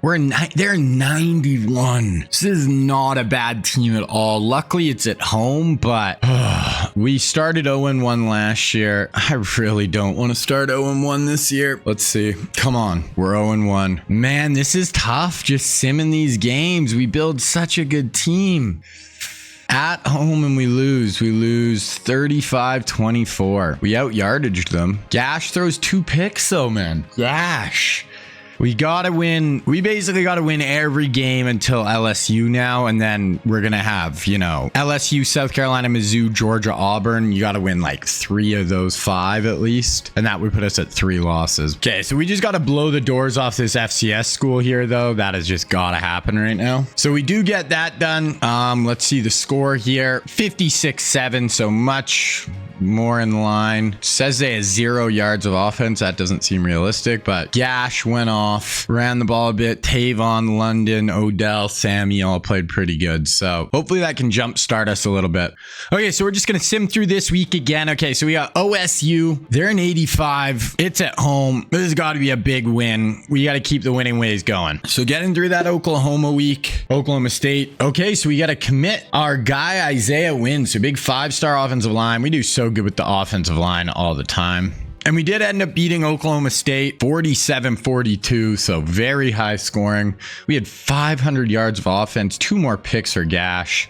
Income. Odell had 174 and 3 touchdowns. So offense looks like it's doing pretty well. Defense might have to pick it up a little bit here. Okay, bye week here. We're going to sim through this, and then I'll show you guys. We'll be in week 5. I'll show you where we're at with recruiting. So we got game of the week, Boise State on the way. They're in 82. We better fricking blow them out, man. Let's look at recruiting. So this is week 5. So Deshaun Watson, we are definitely in a very good spot with Deshaun. We've kind of had the lead the whole time. We got our hard sell and DM going, so we're spending 50 hours. Looks like we'll have a good shot. He does have a visit coming up with Georgia. I don't have any visits set up with him yet. Robinson, I'm just going 25 hours. If we don't get him, I don't care. Nick Chubb, we're still only going 25 hours with him. I could maybe up this to 50. We could go harder after Chubb. We do have a little bit more hours now. Tyreek Hill, he's not a gem. No one's really going over after him that hard. We're going to stick with our 25 hours. We're going hard sell for this 4-star who we looked at, and he's a gem. Same with this other 4-star who's a gem. No one's really going after them too hard. Mark Andrews, 3-horse race. We are in the lead. We're going with a hard sell. Nobody's going that hard after Orlando Brown right now, but he is a 5-star recruit. We're going 25 hours a week. We got 2 offensive linemen already committed. Didn't get this guy, Nesbitt. These 2 guys, not really going hard after them right now. Then we have Myles Garrett. We are definitely going hard after Garrett. It's us, Miami, look like the front runners. Oh, we did unlock his hard sell, so we're going to switch over to a hard sell right now. Oh, academic prestige is one of them. That is not... that is like our worst thing, and proximity to home isn't great. This actually might hurt us. I don't even know. I've never had a hard sell where it's that low. So we're still going to go 75 hours to him. See if the hard sell does help a little bit. Then for this guy, Max Slate, we're only going 25 hours. We did unlock his hard sell though. So we'll switch this around to Workhorse. Then this Bland guy, he's the 4th player in the country. We are going hard sell with him, so we're in it. D tackle, 5th player in the country. We have a hard sell rocket on him as well. Same with this D tackle. He's a gem, hard sell. Didn't get this guy. We weren't really going after him though. Neither of the middle linebackers are we going after very hard. They don't look like they're going to be that good. This 5-star outside linebacker, it's us in Georgia. We did unlock his hard sell, so we can switch over to a hard sell here. Right there. That should help us. This middle linebacker, no one's really going after him hard. At the end of the year, if we get him, like if we unlock, when we sign more guys and have more hours, maybe we'll add some to him. But as of right now, we're fine. Marlon Humphrey, number 2 player in the class. I just really want him. We're going to DM him as well. We're going to go up to 50 hours. Nobody is going after Marshawn Lattimore that hard. It's basically us and UCF are the only ones even recruiting him. So we're only going 35 hours. We'll stick with that for now.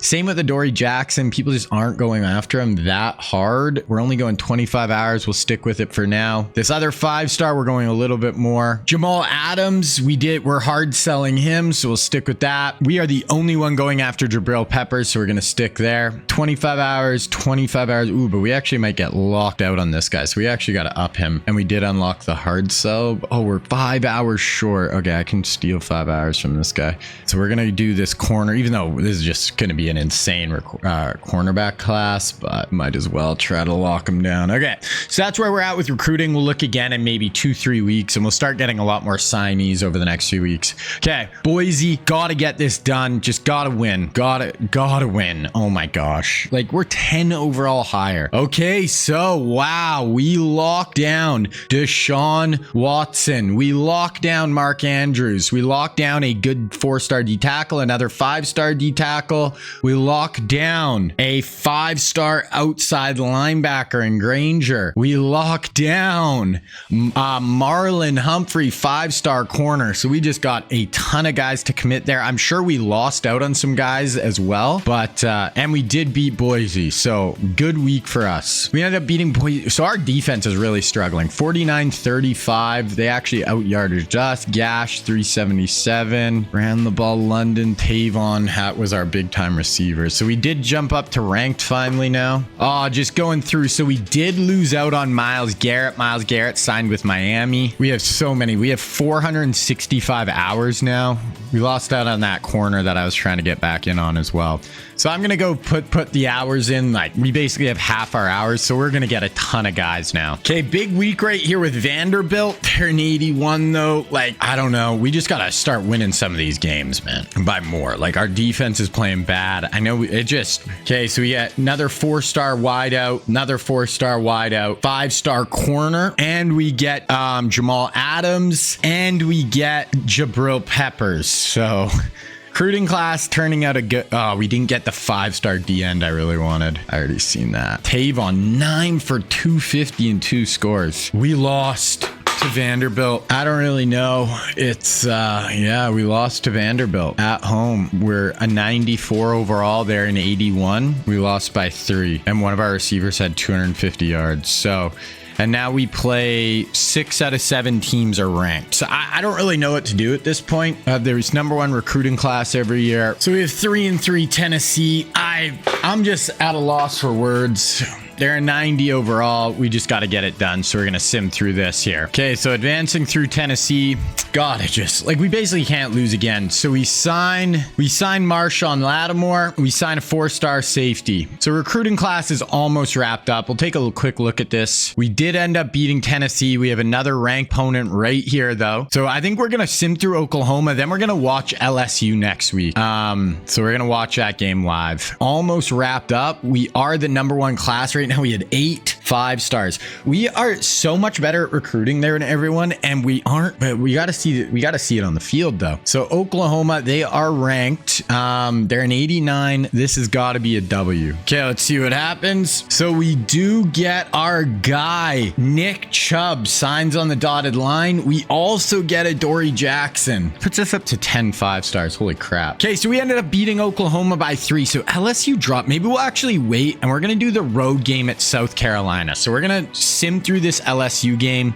Road game South Carolina is the one we're going to watch. And LSU is a 90 overall, so this is going to be a tough game. Luckily, it is at home. Okay, so simming through LSU here. We get Tyreek Hill to commit. We get Orlando Brown. Holy crap. We get 4-star D end. The amount of 5-stars we just signed in this class is absolutely insane. So we ended up winning against LSU. We are on the road versus 7-1 South Carolina. If we win this, all of a sudden this season is looking like we might turn it around.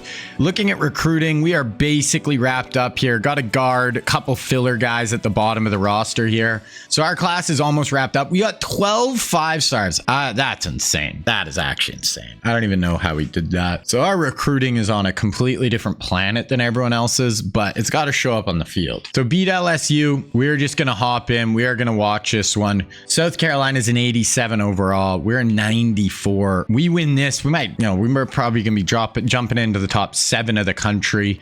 We have only lost 1 SEC game as well. So if we go undefeated the rest of the way in the SEC, we can make the SEC championship game still. So, the start of the season was a little rough, but we're still in it. We can still kind of come back from the brink here. So we're going to jump through the first quarter here. We're up 3-0, 6-0. Oh, they have it. Okay, they score first play of the half, so they're up, or the quarter, 7-6. 2nd and 10, 1st and 10, 2nd and 9, 1st and 10, 2nd and 6, 1st and goal from the 2. So we're driving right down here. Let's see if we can punch this in. We got the stadium very quiet right now. South Carolina's got to be jacked, though. They're number 2 in the country. And we're in. There we go. Touchdown, Bama. Let's go. Is that Richardson or... Yeah, that was Trent. We're up 12-7. Their ball, 3rd and 11 here. Let's get off the field. We got 4 down linemen. Okay, drops back, 4-man rush. There we go. Great coverage on the back end. Wrap them up, bring them down, punt us the ball. Now let's go offense. Nice punt return there. We're already down to their 37-yard line. Lose 5. Okay, so we're out of field goal range here. So we need a little bit of yardage even just to get in field goal range. Obviously, we'd love a first down though. Okay, Gash drops back. Oh God, Gash. They called that incomplete. Oh my gosh, I thought that was a fumble. Gash pisses me off every time I watch him. We have to punt that. They have it on their own 6-yard line. Let's get a turnover right here, defense. Make a freaking play. We want to be 7-2 here. Okay, that's a sack. Safety. Let's go. There we go, defense. Let's go. 14-7. That is huge. 2 guys come free there. Our football. We have it at midfield already. 3rd and 10, though. Okay, Gash. No stupid plays here. Stadium is excited. Stadium pulse is rocking. Gash drops back. Gash, come on, brother. We want to stomp on their throat there after the safety. They actually get a decent return. 3rd and 6. They don't convert our ball, and we get a huge return. We have it on the 37, but the offense keeps... Last few drives, we have really good field position, and we're not putting the hammer down. Okay, drops back. Setting up a screen pass. I think this is Todd Gurley. Make a miss. Make a miss. Oh my God, he fell forward. We better be going for this. 4th and inches. Yeah, going for it. Let's go. You got to convert here, Gash. Gash drops back. Out in the flats, wide open. Easy work. That's Tavon Austin for the first down. 2nd and 3, 1st and 10, 2nd and 5, and we punch it in. 8-yard Trent Richardson TD. We're up 21-7, 3rd and 6, and we get a sack there. They're going to have to punt. It's 3rd and 9. They get a sack. Oh, they're driving here, though. We pick them off. Ronald Darby for 64 yards. 1st and 10, 2nd and 10, 3rd and 10. Let's see if Gash throws a pick 6 here. I'm stopping the whole sim. We're retiring. Gash, no mistakes. 4-man up over the top. Oh, he's got him. Wow, what a throw. Oh my gosh, he laid that up there. Nicholas Gash. Who was that? Odell? I don't even know. Wow. Absolutely bomb. That was Odell Beckham Jr. Gash on the run. Booyah. Odell has 97 speed and nobody was going to catch OBJ there. That's a 62-yard touchdown. And we're going to take a commanding lead going into the half. 28-7 on the road. And is Bama back? We lost those 2 early games. I was feeling down in the dumps. Are we back? 28-10 going into the 4th here. 3rd and 4. Their ball. Okay, they're driving a bit here though. 3rd and 5. Out of field goal range still here. So this is a big play. They're down 18. So I mean, they don't have a great shot, but if you make a play here, you never know. Bring in a blitz. They block it up. Yeah. Hey, if you bring a blitz and they block it up, that's what's going to happen. One of our D linemen goes down there. 3rd and inches. And they punch it in. Okay, so they're going to be down 12 here. Offense, that's a 36 Todd Gurley yard Gurley run. 3rd and 11 though. It is a big 3rd down. Like, you don't want to give this team life. We're out of field goal range. Gash, do you have a big play in you? They're bringing a blitz. Gash.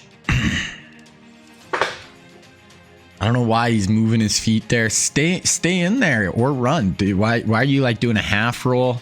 2nd and 9, pick it up. 2nd and 7, they pick it up. 2nd and 10, they've got it down to the 3-yard line. So, I mean, they can cut this to a 1-possession game right here with plenty of time. Everybody has all their timeouts. They're going to hand this off. Nice. Wow, that's huge. That might even been a slight loss there. Not only are we now running the clock a little bit there, but now you put a little pressure on them.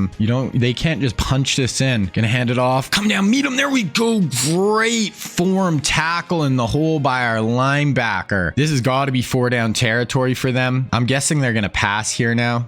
Looks like we got press man coverage across the board. They're running power read. Let's go. Great TFL. Wow, what a goal line stand. And they're going for it on 4th down. This is definitely man coverage across the board. Wow, this is massive. In the end zone. Boom, diving stop. Let's go. What a goal line stand by our defense. 1st and goal from the 3, and they get nothing. 2nd and 5, 3rd and 2. We don't convert though. They have it at midfield, 3rd and 6, 4th and 8. This has got to be 4 downs, no? Yeah, they're going for this is basically the game right here. We got to stop. This one's over. We're going to beat the number 2 team on the road here. Bringing pressure. Oh, wow. Great throw into traffic. 2nd and 10, 3rd and 9, 2:30 left. We're in a good spot. That goal line stand was just so big. 28-16. Even if they score now, there's going to be such little time that we should be fine. He's going to have to tuck and run, hit from behind. We'll take that, keep that clock moving. And this is going to be 4th and 5. Here's the game. We got to stop on 4th down here. Game over. 4th and 5. We're bringing a blitz. 10 end zone. Oh, looks like our D end was in coverage there. We brought a bit of a fire zone blitz. So we're up 5. They're probably going to kick this off. Yeah. Did we get a crazy return? We had a 36-yard kick return, but we had a holding. 1st and 20, 2nd and 8. Holy crap. 3rd and 17. We're up 5. It's going to run the ball. Oh, go. I want to go for this. And there's no way for me to tell. I haven't done this in this game yet. There's no way for me to tell my team to go for this here. So I'm actually going to take over here. I would do this in the other game, like on NCAA 14, only when I want to go for it on 4th down. And I do not want to give them the ball back here. So we are just going to run stick. We're going to run that right there. Boom. Get him on the out route and just try to end this right here. That is going to put him out of timeouts. I only do that. Like, I can't tell my team I want to go for it on 4th down there. I did not want to give them the ball back. So that is the only time I ever will take over sometimes. I wanted to go for it on 4th down and just end this game, not punt the ball back to them and have them a chance to go win it. So now we can just take some knees and end this thing. That is going to do it. We take the W. I mean, our second quarter is what won us that game, and then our offense totally just kind of fell apart on us a little bit. Gash had 239. Todd Gurley had 110. Gurley was really good. Odell had 100. It was that long bomb, that long touchdown right before the half completely saved us in that game. So we're going to advance weeks here. Okay, so beat South Carolina. We got Mizzou, all 3 of these games are on the road. Mizzou and Auburn aren't great. Georgia's a really good team, 9th in the country right now. We basically got to win all 3 of these games. At most, we could lose 1, but Mizzou on the road, 86 overall. Can we just get a W, please? Let's see. Got a 4-star guard, 4-star tackle. Zion Goff, player of the week. 8-2, and we got 8-2 Georgia. Oh, this is a massive game. Looking at the conference, we only have 1 conference loss. So we win this, we're basically guaranteed a conference championship appearance. So we just got to beat the Dogs. On the road, we got to beat the Dogs. They're a 91. We're a 94. We'll see what happens. Okay, so we're going to advance through this Georgia week. Let's see what happens. Winning this would just set us up so good. LaMarcus Joyner, player of the week in the SEC on defense, gets a pick. We jump up to the number 2 team in the country. So we beat the Dogs. We got the Iron Bowl, and the Iron Bowl this year, it matters because we want to be a top team. But even if we lose this, we're still going to be in the top 10. We're going to make the SEC championship game. So we're just going to advance through, beat Auburn, win the Iron Bowl, of course. But okay, we end up with another 4-star tackle, another 4-star wide receiver. Tavon goes for 9, 225, and 3 scores in the Iron Bowl. We're against 1 versus 2, Texas versus Bama. So we ended up winning the Iron Bowl. I never checked on the stats or anything. We'll just look at that at the end of the year. But yeah, so we just have Texas. We have 1. We're going to sim through this bye, but it's literally 1 versus 2 for the SEC championship. The winner is going to be the 1 seed going into the playoff as well. So we're going to watch this one for sure. This is just massive. Wow. So 1 versus 2 SEC championship, 1 seed in the playoff on the line. After we started 3-2, I was like, I don't even know, man. This sim, I don't even know what to do. And all of a sudden, we have a chance to be the overall 1 seed, win the SEC again. So I guess you can't get too down, you can't get too high, you can't get too low. So let's see if we can beat the Longhorns here. We're going to sim through the first quarter. They go up 7-0. We answer back 7-7. We get a field goal, so it's 10-7 us. 2nd and 7, 3rd and 5. So they got it in field goal range here. I think this is Robert Griffin III actually in at QB as well. Motion across. Fire it out into the flats. There we go. Yeah, it is RG3. So Griffin in at quarterback. And they are driving here. And obviously, if we lose this, we're still going to make the playoff. We're still going to be in it. 3rd and 1 from the 7. We actually stop them. They go for it on 4th down and they punch it in. Okay, so it's 14-10. Our ball, 2nd and 17. Then we hit for 28 to Sammy Watkins. 3rd and 5. So we'll watch this 3rd down here. Let's see if we can pick this up.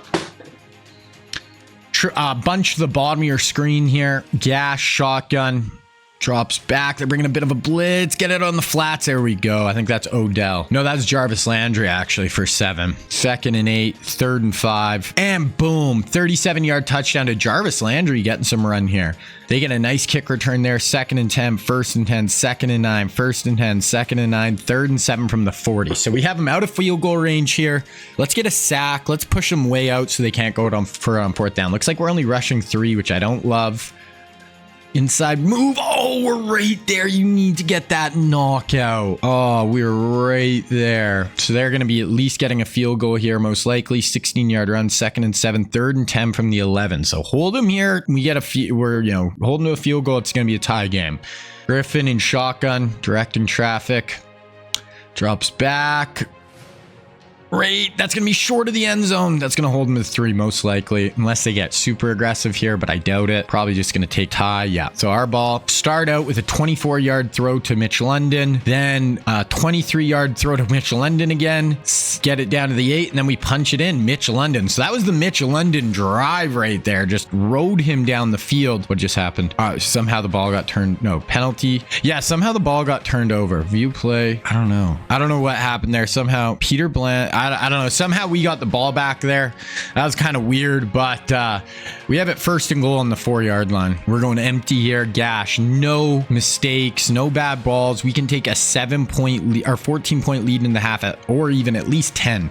Gash. Time. End zone touchdown. Is that Mitch London again? Back corner of the end zone. Our stud tight end gets the score. There we go. So we take a 31-17 lead. Let's see. Oh, they do just hit a big play there. And then another big play. And then another big play. So they got it 1st and 10 on our 10-yard line. So they can technically get a 1st down. But okay, Griffin, end zone, touchdown. Okay, so Texas goes right back down on us. Answers back. They get the score. We have a little bit of time here. We get sacked. We have punt. They actually have a chance here. 2nd and 10. Oh, man. They have it on our 29-yard line. They're just going to kick a field goal here. Damn. So it went from a 14-point lead to it's in. So a 4-point halftime lead. Damn. So Texas, they have a really good offense, very explosive. We're going to sim to the 4th quarter here. Or we have okay, we get another field goal. We're up 7 again. Okay, and then we get a score. So we have a good 3rd quarter there. And we are in a nice spot now. 3rd and 17. So we get them way backed up here. Oh, it looks like Griffin might have got hurt because they have their other quarterback in now. So RG3 might have taken a bad hit. They're going to try to set up a screen. He's got room. He's got room. That's a 1st down. Wow. Great play call. We actually brought a blitz there as well. Throw a screen at the blitz. That is how you can convert for sure. 2nd and 7. And they punch it in. They're going to be down 7 now. So 7-point game. 3rd and 8 here for our offense. Drops back. Fires it. Oh, that could have been picked. Okay, all of a sudden, Texas going to get the ball back right here. 2nd and 7, 3rd and 10. They punt our ball. We hit a big play there. Sammy Watkins for 34. 3rd and 2. Big play right here. Out of field goal range. If we convert, though, we can start, we can be in field goal range and start eating up more clock. So huge down. Motion London back. Nope, fake the handoff. Come on, Gash. Come on, Gash. Ooh, oh, London dropped it. That was a tough hit over the middle. I'm guessing we're punting. Yep, 3rd and 4 here from their own 12. So another huge play going the other way. 6 minutes left. Up 7, SEC championship, 1 versus 2 in the country. Got kind of an interior rush. Johnny holds on. So they hold down on 3rd down where we dropped it. 2nd and 8, 3rd and 6. Okay, we get a stop there on 3rd down. 2nd and 10. There's a big play. 18 yards to Landry. 3rd and 2. Huge down. This is basically the same area of the field we just had our last 3rd down. Basically the same whole situation. We convert here. We can really start eating up clock. We're going to run the ball and get a big hole right there. I think that's, oh no, that's Incoom. Goes for 10. And then next play, we hit Sammy Watkins for a 30-yard touchdown, and that should do it, unless they do something really crazier. 2nd and 10, 3rd and 5. They got it on 3rd down here. Down 2 scores, 2 minutes left. Really don't have a shot, but let's see a little bit of our defense here. 4 down the line, rush. Up over the top. We're right there. We got to get better at that ball. That's a few times at that corner that we haven't been able to get that ball out. 1st and goal, 2nd and goal, 3rd and goal, 4th and goal from the 1. Should be, unless they score here and get, okay, let's see. Onside kick they're going to need. Okay, drops back. He's going to take off. Oh, he beats our D-end around the corner and he gets in for the score. So now they are a onside kick away here. Yeah, they're down 6. They go for 2. Okay. Is it going to be an onside kick? No, they're going to kick this deep, it looks like. So they're just going to rely on their timeouts. Oh, no, it is an onside kick. Okay, we get it. We pick it up with one hand. That's a little risky. They do have 3 timeouts, so it's not technically over. 2nd and 8, 3rd and 5. I'm probably running this ball.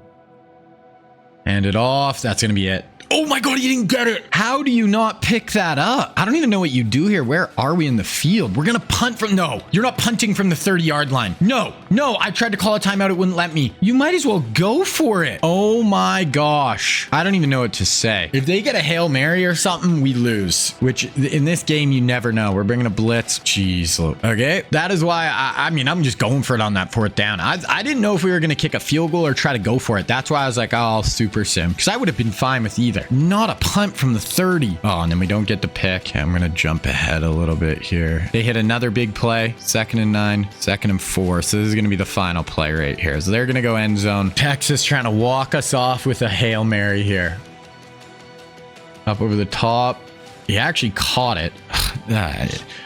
Okay, we hold on. I hate that we punted from the 30-yard line. I've never seen that. On 4th and inches, too. Okay, so we get it done. We win the SEC. We should be the number 1 seed going into the playoff. After missing the playoff last year, you know, we're kind of back. Bama is back. We're trying to win our 2nd national championship here. We win the SEC for the 3rd time. So Quincy Knight, LSU wide receiver. That is a crazy year. 1,400 yards, 20 touchdowns. Wins the Heisman. Zion Goff, Defensive Player of the Year award. 12 sacks, 13 TFLs. Best defensive end, Zion. Mitch London, best tight end, 847, 10 TDs. Zion Lombardi. So Zion win a ton of awards. We are going to be the number 1 seed. We'll look at the bracket here. So we had a bye, and we are going to play the winner of Colorado USC, and then we'll play the winner of Appalachian State, Texas, or Michigan in the next round. So we could have a rematch with Texas in round 2. So we got the Colorado Buffaloes. We are going to sim through this game, which is risky because if we lose, but we can't watch all of them. So we just got to beat Colorado. They're 85. We got to get this done. We lost. Are you kidding me, man? We lost by 10. So I was going to watch the next 2 games and we end up losing to Colorado. Oh, the number 1 overall seed. Man, these sims. 11 and 3. Wow. I just thought we'd get through that and we'd be able to watch the next one. That is too bad. So 11 and 3, win SEC, Wow, I'm a little shocked. We're the number 1 seed. We go down. We would have been playing Michigan and then the winner of UTSA and TCU. TCU is 13 and 1, but okay. So we end up losing. We're stuck at 1 national championship right now. We've made 2 national championship games. So far we've made it to the SEC. We made it to the semifinal. Natty lost in the 1st round, didn't make it, and lost in the 2nd round so far. Michigan ends up beating TCU and winning the national championship. We are gonna finish probably as like the 7 or 8, yeah, 6th seed in the country. Too bad. Yeah, it's tough L to take. Heisman winner, we saw, was that LSU guy. It's kind of weird because so Tavon almost won it. Tavon must have had a huge year. All-Americans, we got Mitch London, Sharif, Tua, and that is it. Freshmen, we didn't really, Xavier Pena and Waller, Hurley. So we had 3 freshmen as well. Looking at some stats here. Gash, 4,500 yards, 324 a game. For 12 picks is just too many though for a guy in his junior year. Rushing, Incoom, Richardson, Gurley, all kind of like split time. Gurley averaged 7.4 yards a carry, so he's definitely going to be our starter next year. Receiving, Tavon went for 1,519 touchdowns. Odell just under 1,000. Watkins, London, then Jarvis. Defensively, Moala had a nice year. Darby, Clinton Dix, 14 tackles for a loss for Sharif and Zion. 12 and a half sacks for Zion. We don't turn the ball over enough on defense.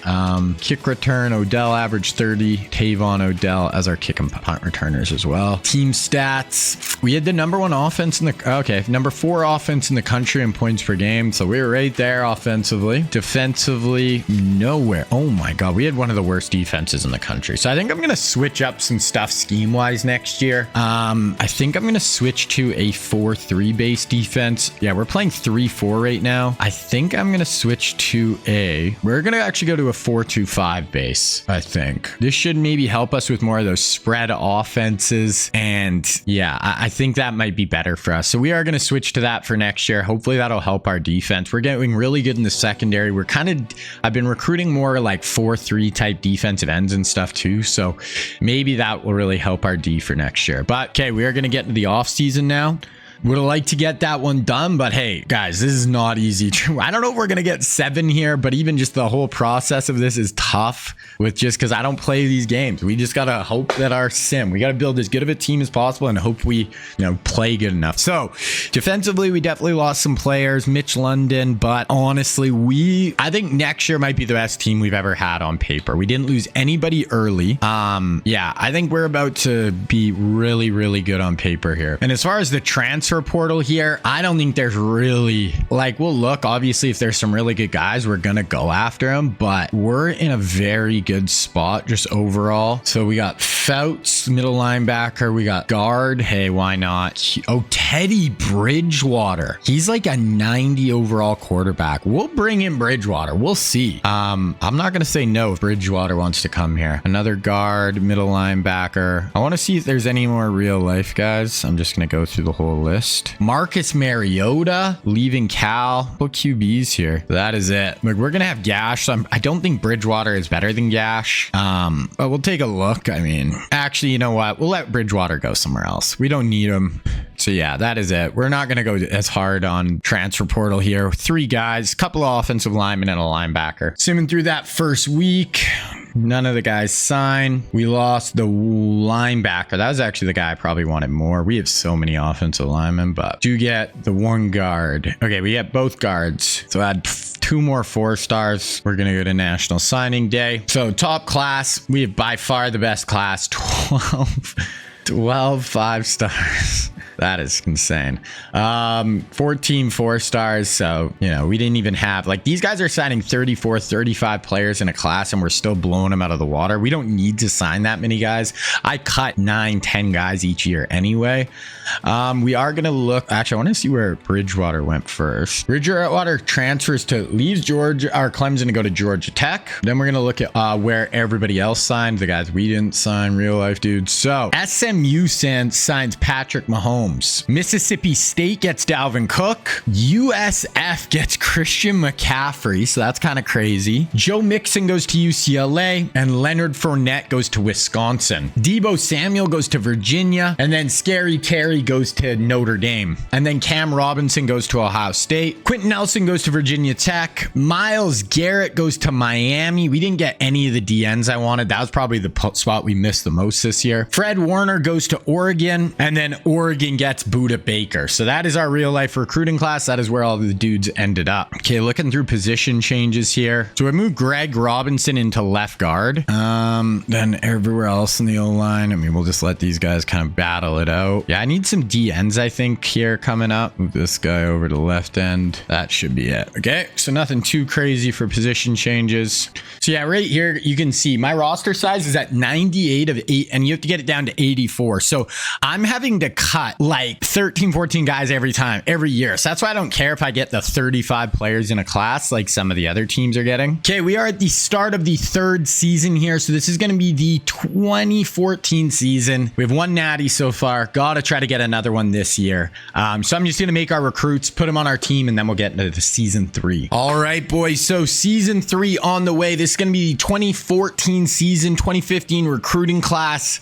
Coming off an 11-3 year where we made the playoff, we're the #1 seed going in, and we lost in the first round. So not ideal, but I do like that we started to play a little better last year after kind of 2 not so great years. So I think this year we're going to be really good again. I think this might be our best team on paper. So really quickly, we'll just kind of look at the roster here. You guys can see what we are looking like going into this year. Gash is coming into his senior year. He's been like a 4-year starter for us, so he's had a long run. Last year was the first year we've been really elite under him. Then we got Demario DeBeer. This was a guy we got last year, 5-star recruit. I think he's like the 10th player in the country. Star development. Underneath him, we have Johnny Manziel. Johnny's only got impact development traits. I don't know if he's ever going to start for us. Then we just brought in Deshaun Watson, 5-star recruit. He's got development star, so you know, the second highest one just after elite. So next year, it's going to be down probably to DeBeer or Deshaun Watson. Maybe Manziel will sneak in the race, but I'd guess those are going to be the 2 options. We have the Incoom. We have Todd Gurley, who's only a sophomore, up to a 91. Then we got freshman Nick Chubb and redshirt freshman Alvin Kamara. Wide receivers, we got Sammy Watkins, Odell Beckham Jr., Jarvis Landry as our top 3. Odell's got 99 speed as a junior. Amari Cooper with 97 speed as a sophomore. We got Mike Evans, and then we got Tyreek Hill coming in, and some auto gen guys as well. So receiving core is pretty stacked. Tight end, this Ethan McKee guy came out of nowhere, redshirt sophomore, and he's up to a 94 overall already. Star development trait, so he's just looking like a superstar, and he's only a sophomore. We have this guy in behind him, a redshirt freshman who's up to an 87. Then we also got OJ Howard and Mark Andrews. Offensive line, Xavier Pena, who's one of the best players in the country, is a redshirt sophomore. We also got Lael Collins. Guard, Greg Robinson, who's a junior, up to a 98 overall when I moved him into guard. So he's one of the highest overalls in the country, and just an absolute freak at guard. Center, we got Luke Jokel and Cole Luna. Luna looks like he's just a stud too. Sophomore, 91. Brandon Sheriff at right guard. Right tackle, Orenberg, Ronnie Stanley, Orlando Brown, Isaiah Wynn for real life players. Our O-line is just absolutely loaded. Defensive end, we got Max Odrick and Jadavon Clowney as our 2 on the left side. Kafka, who's a 92 overall, and Leonard Williams as our 2 DNs on the right side. D-tackle, JJ Maurer, Timmy Jernigan, Robert Condici down here, Hurley, and then Gatto and Gilliam, who are 2 young guys I brought in this last year. So look pretty good there.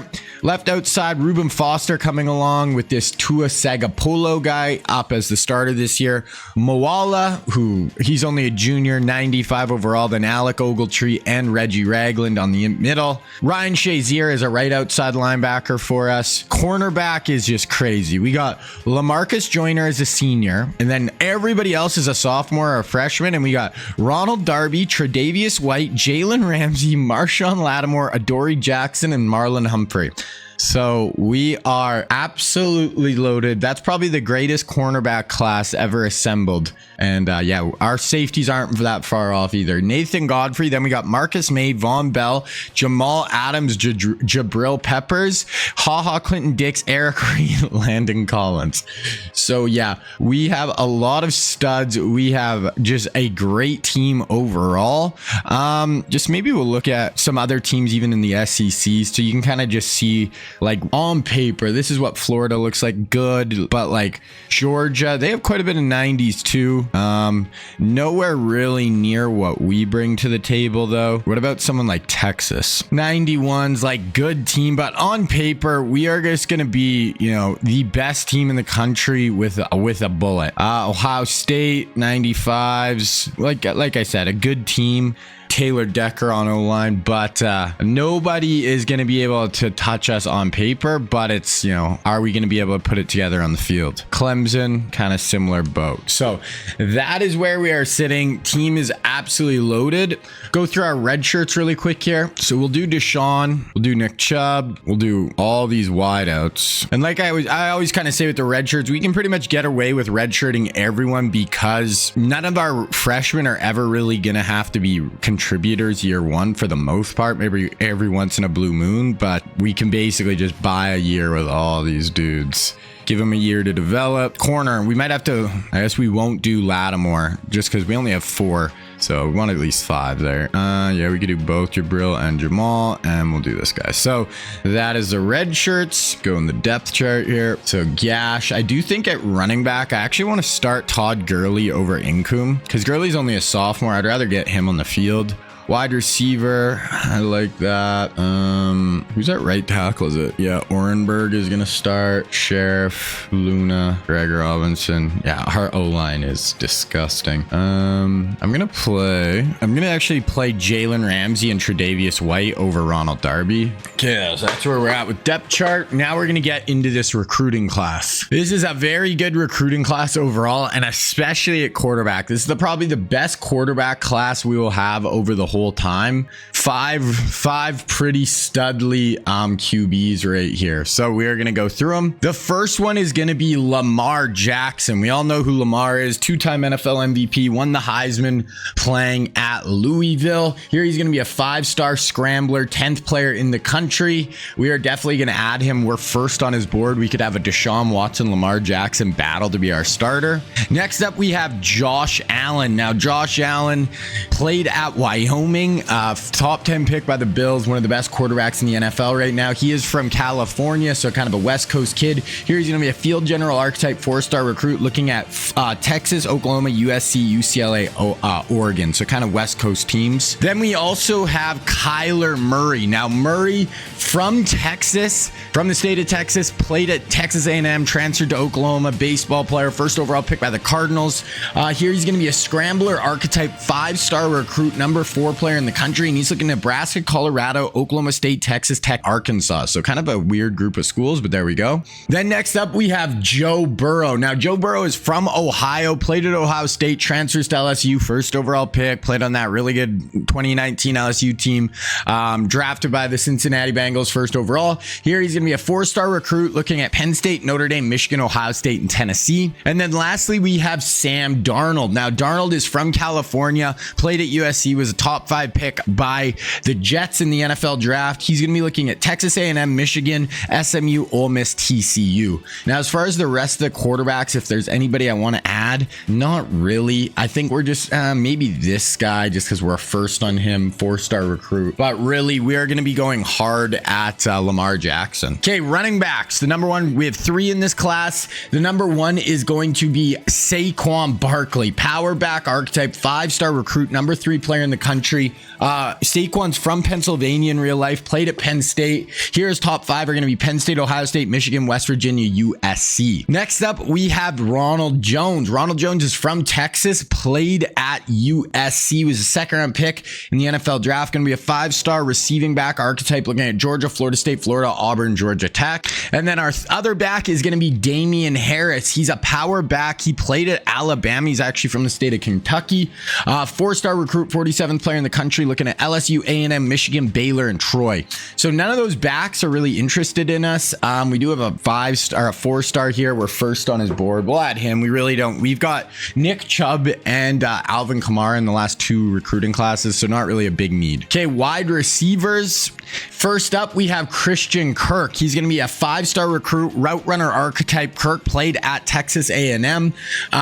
He's a 2nd-round pick by the Cardinals in the NFL draft. 5-star recruit, looking at Texas, Texas A&M, TCU, Texas Tech, Oklahoma. So looking like probably stay in Texas. Next up, we have Calvin Ridley. Now, Calvin Ridley's from Florida, played at Alabama, first round pick by the Falcons in the NFL draft. Here he's going to be a deep threat archetype, 5-star recruit, Georgia, Florida, Georgia Tech, Florida State, and the U on as his top schools. We're actually 6th on his board. I will add him. We'll go after Calvin. Then lastly, we have DJ Moore. Now, DJ Moore is going to be a 4-star recruit. He's from Pennsylvania, but actually played at Maryland. Physical archetype. He's not 6'5". We'll drop him down to like 6'1", but he is a really physical player. 4-star recruit. Looking at my Ohio, Cincinnati, Marshall, Akron, and Kent State. So definitely some smaller schools for him. As far as the rest of the class, we have a 5-star here who were first. We'll add him, and another 4-star who are second. Yeah, we'll add those guys, or maybe we'll add this guy as well. Physical 5-star. We're 5th, but we'll add him. I love to have good wide receivers. So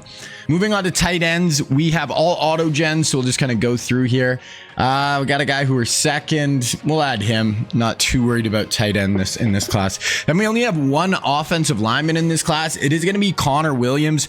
Williams is from Texas, played at Texas. Here he's going to be a 5-star recruit, 8th player in the country. Looking at Nebraska, Texas, Arkansas, Michigan, Wisconsin. As far as the rest of the class, we got a 4-star who are first. Wow, not a ton for offensive tackle here. We've been getting so many tackles though, so not a huge need for us this year.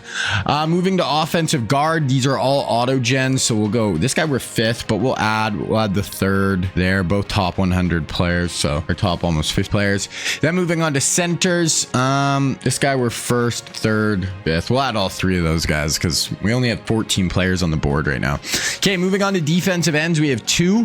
First up, we have Clelin Ferrell. Now, Ferrell was a top 5 pick by the Raiders in the NFL draft. He played at Clemson. Here he's going to be a 5-star recruit, power rusher archetype, looking at Tennessee, South Carolina, USC, ECU, and Ole Miss. We are not on his list. Then we also have Josh Sweat. Now, Sweat is from Virginia, but played at Florida State. Power rusher archetype, 5-star recruit, looking at Georgia, Tennessee, Ohio State, then us, and then Clemson. So we will add him. Then for the rest of the D ends, we have the number 1 D end in the class, number 7 player in the country from California, but we're actually 1st on his board. So we are going to add him up. Another 5-star here, Matt Gash, speed rusher. We're going to add him.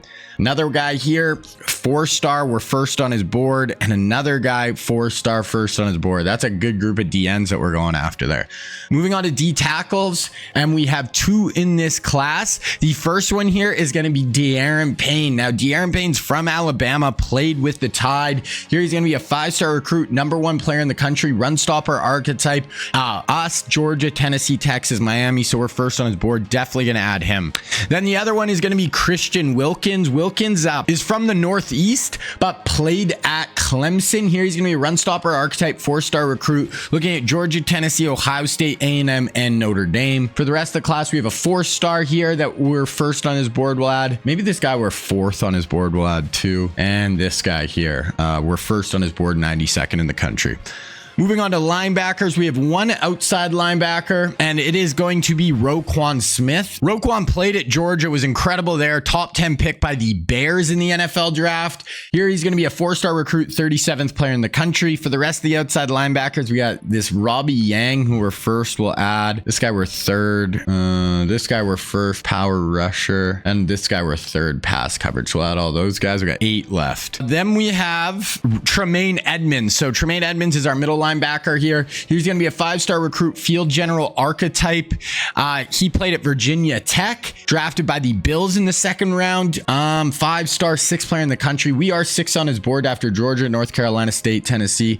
We will add him. Then we have another linebacker who are 1st. He's a 5-star recruit out of Louisiana. Another one here who are 2nd. These guys are all 5-stars. We're kind of running out of space, so I'm just going to add the first 3 there.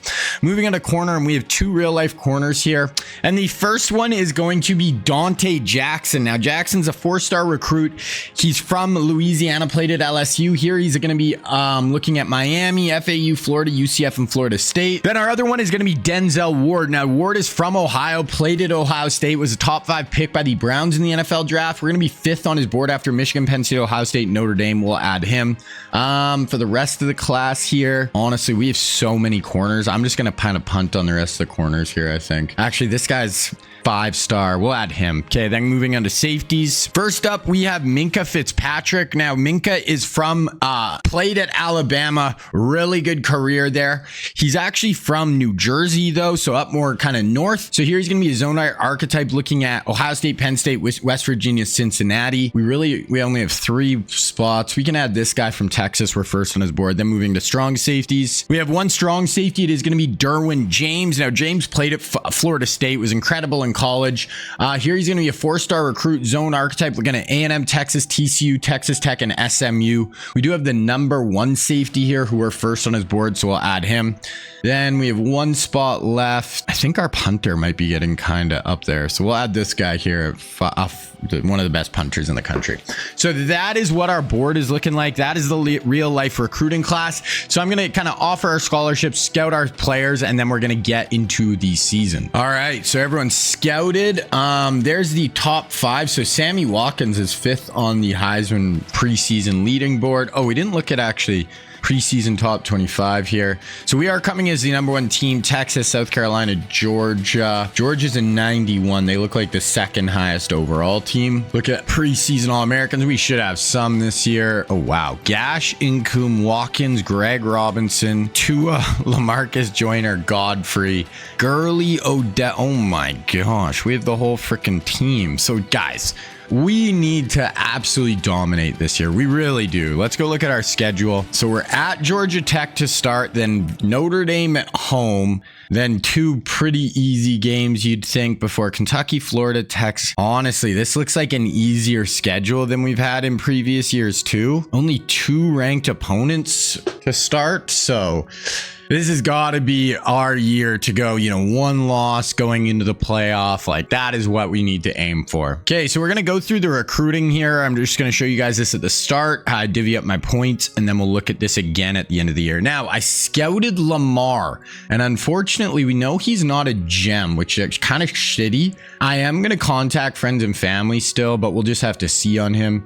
This other QB, no one else even offered. We're just going to stick where I don't really care if we get him. For receivers, Calvin Ridley, we're in 2nd right now, so we are going to send the house for him. Might as well. We've got a group of other receivers here. This guy's a 4-star. No one else is even offering. We'll friends and family him though. Corp, he's a 5-star, 26 player. We'll friends and family. Barry, 4-star. We do know he's a gem. We'll go friends and family for him as well. Then Tavares, 5-star.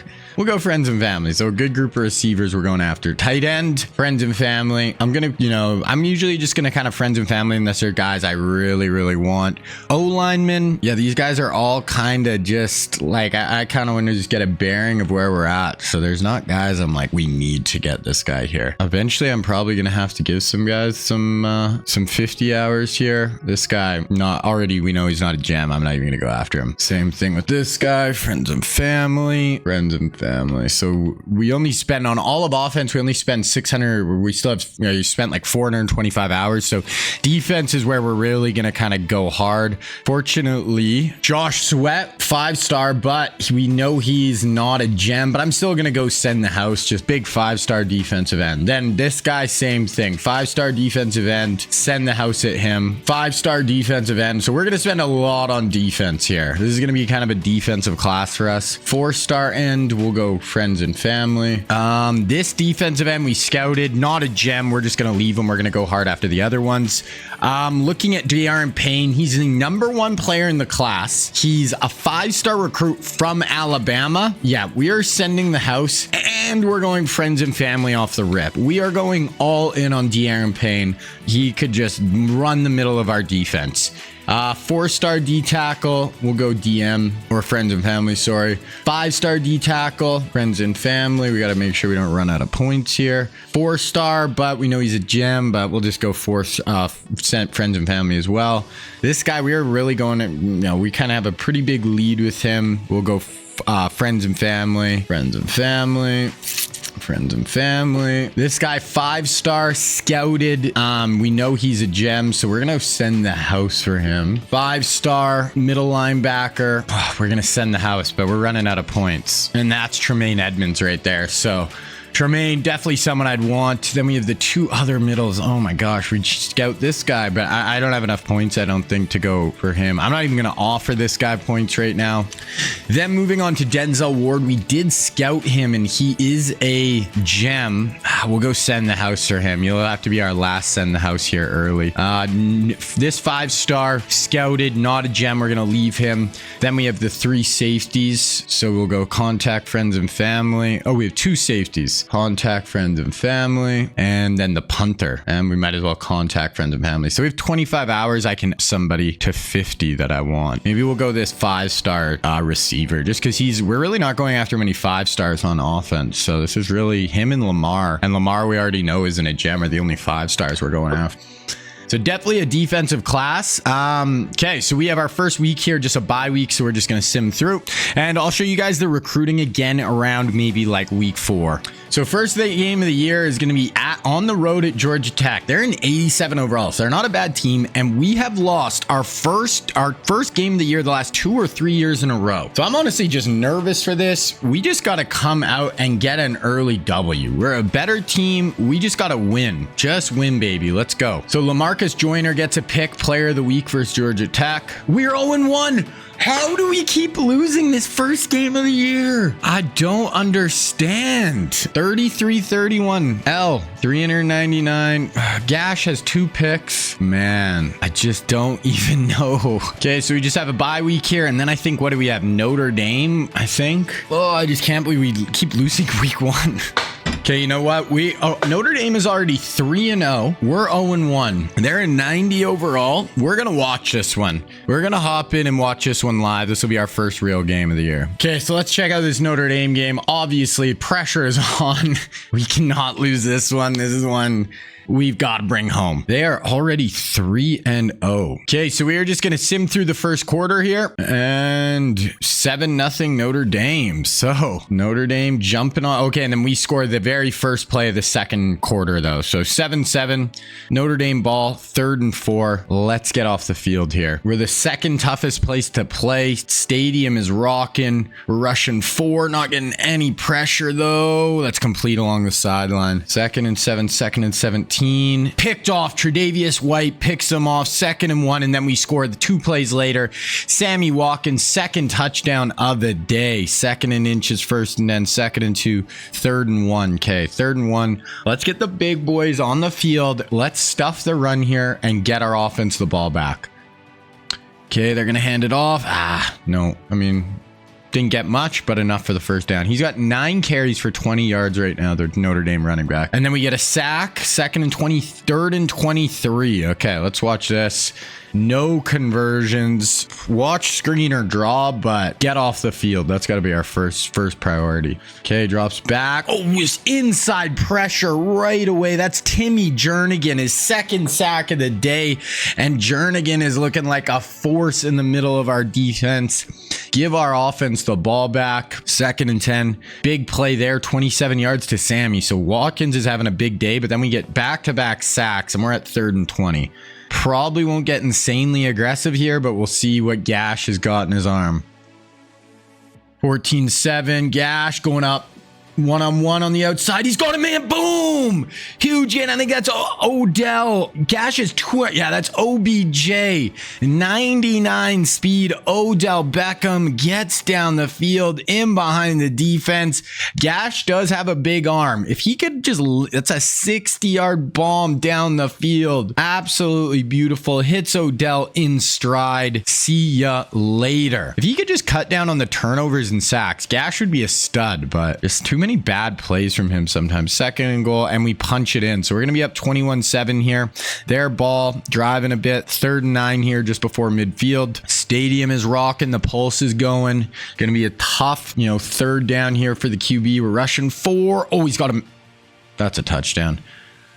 Looks like we tried to jam and we just missed our press and they just went over the top for a 56-yard touchdown. Notre Dame's right back in this one. Okay, our ball, 2nd and 8. Hit a big play there. Watkins again, 2nd and 8, 3rd and 5. And we don't convert. We got to punt the ball, 3rd and 10. They punt. They pick us off and they tie it up with 13 seconds before the half. Okay, we're going to sim to the 4th quarter here. So we looked like we had a commanding lead and then we kind of gave it away. 28. Okay, then we scored 2 touchdowns. Okay, we get 17 points there in the 3rd quarter. We're up 38-21. Their ball. Oh, it's actually our ball now. They went for it on 4th down, got stopped. So it looks like we're going to be able to take this one as long as we don't make any stupid errors. Don't, piss down our leg here.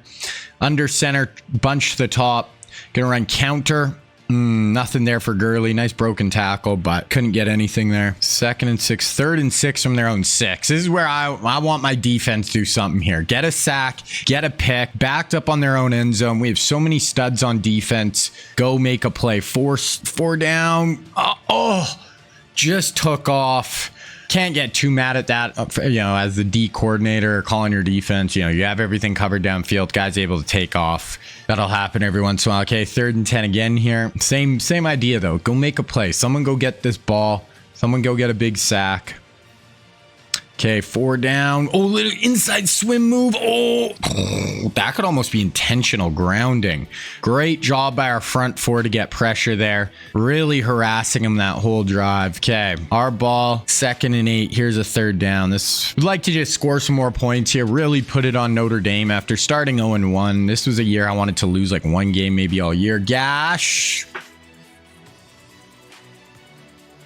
Dude, this guy and his interceptions. He's got at least 4 through the first 2 games, and he's a senior. This is his final year. He's not a freshman anymore. Man, I just don't know with him. Okay, 4 down, trying to bring pressure. Same thing, beat our press. Who's number 6? Because he's getting toasted every time we watch. 2nd and 9, 1st down, 2nd and 10, 3rd and 8. Okay, someone make a play here. I think 6 is Lamarcus Joyner, our number 1 corner. And he gets his... Oh my God, Joyner got juked out of his jock strap there. Lamarcus Joyner is not having the best day right now. Number 6 at the top of our screen. Toasted twice, beating his jam. Gets absolutely juked out of his pants there. I mean, we are going to hold on here unless obviously something absolutely insane happens, but I would have liked to win this. We had a chance to really put him away here. 4th and goal from the 4. This is the last play we're going to watch of this game, unless, it gets really close at the end. Defense, hold him off here. No points. 4 down. Yep, there it is. Boom. Timmy Jernigan, 3rd sack of the day. He is so quick with those inside pass rush moves. Gets down Mahoney, and we are going to go to the end of this one. So we are going to hold on here. Yeah, 38-21 final. Just too many turnovers by Gash, though. That just kind of pisses me off. We had 470 yards of offense. He had, look at his stat line. 4 touchdowns, 321. Great. 2 picks. Again, too many picks. Always the picks with this guy. Sammy had 104. Odell had 108. So those are kind of our 2 main weapons this year. Okay, so we get our first commit of the year, and it is the number 1 player in the class, De'Aaron Payne. I was going all in at him on the start, and it paid off. Timmy Jernigan, player of the week. Yeah, for sure. 3 sacks. He was an absolute freak. Okay, next week here, we got Southern Miss. I mean, they're 79 overall. We're at home. If we lose this, I don't even know what to say. This has just got to be a W. So we get another commit here, 4-star tight end. We get a 5-star defensive end. So 3 commits so far. Jernigan has another Nets player of the week again, another 2 TFLs. We are 2-1, 49-23 win. Then we got FCS bye. So then we get into, the meat of our schedule. Texas, number 1 team in the country right now. We do have later on. I will take you through recruiting here. So with Lamar Jackson, us in Texas are really the only ones even offering him at this point. He's not really high on my list. We could up him a little bit here. Maybe we'll just go to 50. I don't really care if we get him because we already know he's not a gem. And we do have Deshaun Watson, but Calvin Ridley, we're right there on him. We can actually go a little bit more. I'm already doing a hard sell, but we'll go even more for him. This 4-star, we're the only ones offering. I'm not even going to rush it. We'll get him eventually, it looks like. This guy, 5-star, don't really care if we get him because we got this guy who we know he's a gem, and we got this guy who's a 5-star 11th player in the country. We can even up him a little. Oh, we can. I'm gonna wait till I unlock something other than proximity to home because that's a D-, so we're gonna wait on him a little bit. Offensive line, this is probably gonna be the worst offensive line group I have over this whole time. Not really just any guys I really want. Like this guy, we're gonna up here to hard sell with starter, but maybe we'll even go friends and family for him as well. But yeah, there's just not really a great offensive lineman I'm trying to get here. You see I'm in good spot with a lot of them, but they're not really high on my to-do list. Moving on to defensive line, I think we're going to have a crazy defensive line group here. Josh Sweat, we know he's not a gem, but he's still a 5-star. We're still going hard at him. We'll go another DM for him to boom up to 50, but he's a 5-star. Gammon, 7th player in the country. We're going 65 hours. We got hard sell and friends and family on him. So we're going all in on him. We got Gash, who's a 5-star. We already got De'Aaron Payne, who's a 5-star. So we have a chance to just have an absolutely insane recruiting class on the defensive line. Another 5-star D tackle it looks like we're going to get as well. So yeah, just absolutely wild on the D line. Definitely could be, pretty nuts. This guy, he's a 4-star, but we did scout him. We know he's got a gem, so we're going to up him a little bit there. Yang, get up him to a hard sell here with the clutch. Small. Tremaine Edmonds, definitely one of the players I want the most. He's a 5-star, 6th player in the country, middle linebacker. We're already going, 65 hours to him, so we should have a good shot. Same with this guy. We're going 50 hours. We're only ascending the house, so we're going to up him to because he's a 5-star, top 10 player in the country. We're going to up him here to a hard sell right there with college experience, and we'll go friends and family. We'll go really hard at him. Corners, we're really not going after any corners. This guy, no one's going after him. We scouted him. We know he's not a gem, but whatever. We'll send the house just because he is a 5-star. Get him in the door. Then we got our safety here, who's a 4-star, 100th player. We're really the only one going hard at him. Then the other safety, 4-star, we have no hours left. Punter, and then we got some kind of depth players I might start to go after a little bit at the end once we sign some more guys. So that is where we're at with recruiting in week 5. We'll look at that again in maybe 2 or 3 weeks. So FCS here, once again, at home, they're 64 overall. We gotta win here by like 50. Okay, so we get Calvin Ridley in the door. So Ridley signs. We get another 4-star wide receiver, 4-star center, 5-star defensive ends. That's our third 5-star on the D line. Another 5-star defensive ends. That's it's just crazy. 4-star outside linebacker. Plus we get Tremaine Edmonds, 5-star middle linebacker, 4-star safety. So we just signed a bunch of dudes there. Ton on defense. We did beat the FCS school 49-21. So similar score to the previous game. Gash, 5 touchdowns, 374. Watkins, Landry kind of went off. Gurley, 92 yards on the ground. So we have a bye week, and then we start getting into our SEC schedule here. Okay, so bye week, we're just going to sim through, see if we get any more signees here. So 4-star D tackle, 5-star middle linebacker.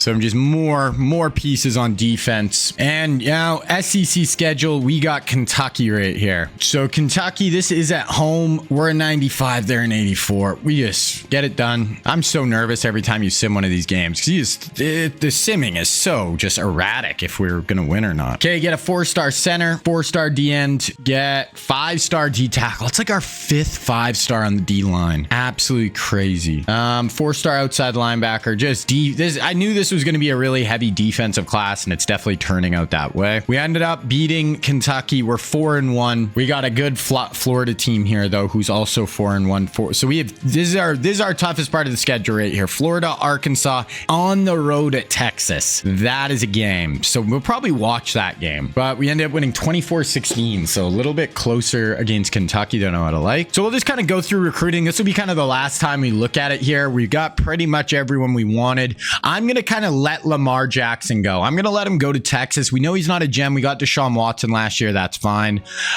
Still up in the air. We have this wide receiver. I'm going after him, but not crazy hard. If we get him, sweet. Like, he's never really going to play for us. Tavares, this is a guy I actually do want. 5-star. We haven't unlocked still more of his, so we'll go search social media. But does look like we are going to get him. Maybe I'll bring him in for a visit as well. We'll bring him in for Arkansas. O-line, look at that. Just a bunch of signees there. So we have this corner. We're going 75 for him already. Basically fully aboard. Punter, and then just some depth pieces at the end. So really, there's only like 2 or 3 more guys that are kind of up in the air. As far as where we sit, we do have the #1 class, 17. We have 8 5-stars, 9 4-stars. So we just get so many more 5-stars than anybody else. Like TCU's got 2. We're 256 average points. Our D-line alone, I think we had 5 5-stars. So yeah. Okay, so we got Florida. We're gonna keep Sim in here. I might watch that Texas game. Just that could be a really good game to watch. Well, on the road at Texas is a cool spot. So we do get that 5-star wide receiver and that 5-star corner. That puts us up to 10 5-stars.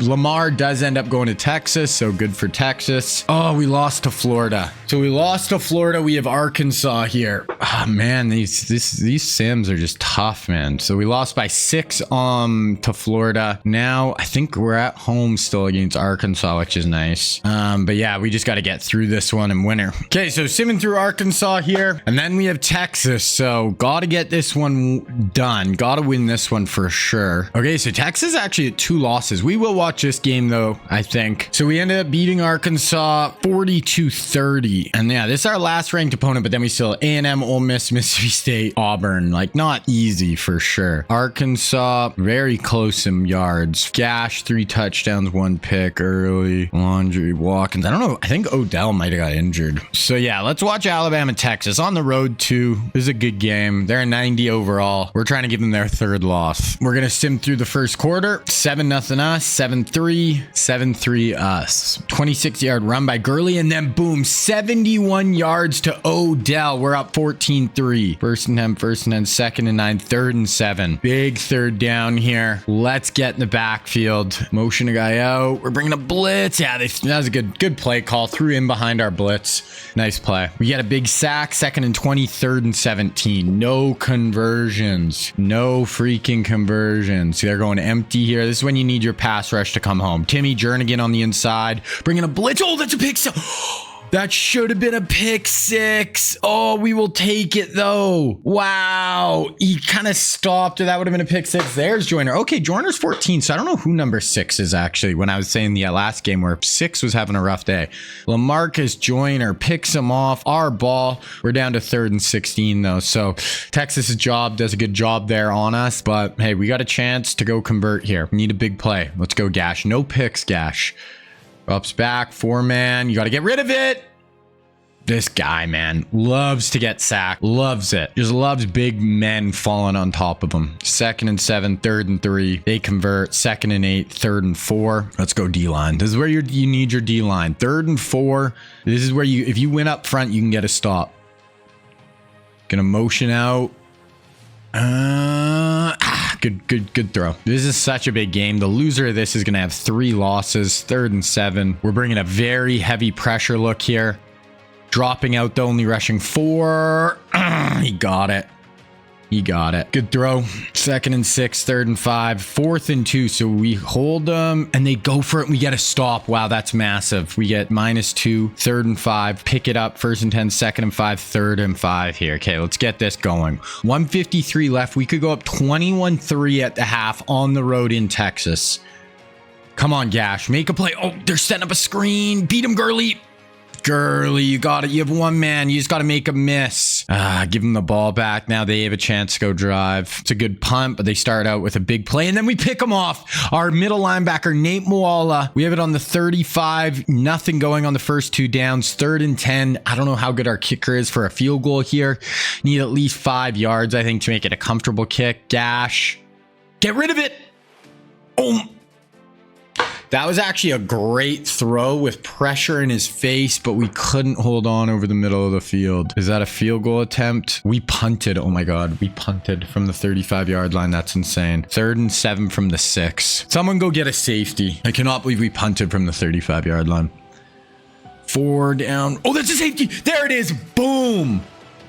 Our front 4 gets to him, goes down. He might be injured in Texas's own end zone. We're going to have a little bit of time to maybe even, we should have good field position. Oh, wow. We get a great return. It's a 29-yard return by Alvin Kamara at the 42-yard line. Our offense, though, struggling a little bit, even though we have 16 points, which isn't bad. Gash, go make a play. No, going to hand it off. Go Incoom. From the 37. Or we're just probably going to punt or let it go to the half. Yeah. Okay. So we got a 16-3 lead. Obviously, I will take that. I think if our offense played a little better, we could have even been it. But now we're 31-3, 31-6. Okay. So I think we're just going to sim to the end here unless something wild happens. 38-6. 40. Okay. 45-12. So hopefully this can really be the springboard for the rest of our year. We come into Texas, top 12 team in the country, hand them their 3rd loss in a blowout. We had 476 on offense. They actually had 404. So Boyette threw 2 picks. Gash 4 touchdowns, 1 pick. Incoom had 95. Gurley had 63. Receiving McKee, Odell, Watkins, Landry. So we beat Texas. We got 3 games left. We get our punter to commit. We get a 4-star corner. I think we have like 1 more guy we're even going after at all. Maurer, 3 sacks. JJ Maurer in the middle of our defense. So we go up to the number 3 team in the country, but we're on the road in A&M. So we go to Texas, then we go home, fly back in and play Texas A&M. So let's see if we can get through this one. Not confident. I'm never confident when we super sim, like or when we just sim the games. We got a 4-star center in. It's just, you lose games. Okay, so we go to 7-2. We're the number 2 team in the country. We have 2 games left. Mississippi State, Auburn. Oh no, we have 3. Wow, we had 4 straight road games here. Won 28-14 versus A&M, Ole Miss, Mississippi State, Auburn. So let's just get through Ole Miss. They're 6-3, 84 overall. This is just, you gotta win this game. Get a 4-star QB in the door. I think that is our last guy we were recruiting. Okay, we beat Ole Miss. We go up to the number 1 team in the country again. So we beat Ole Miss 31-29. So very, very close game. They actually out-yardaged us by quite a bit. We get it done. We got Mississippi State, who's 5-5, Auburn, who's 5-5. Where are we in the conference here? We're tied, 3-way tie basically with South Carolina, Tennessee. So we don't play either of them, either. So we just got to win our last 2 here, and we should make the SEC championship game. Okay, beat us, Mississippi State. Come on the road, and then we got Auburn at home. Okay, we have 1 more 4-star who we get. Okay, we beat Mississippi State. The Iron Bowl 1 more time here. Win by 1 point, 45-44. Why when we sim is it so close every game? We had 220 rushing yards. So Gash did throw another pick, 4 touchdowns though.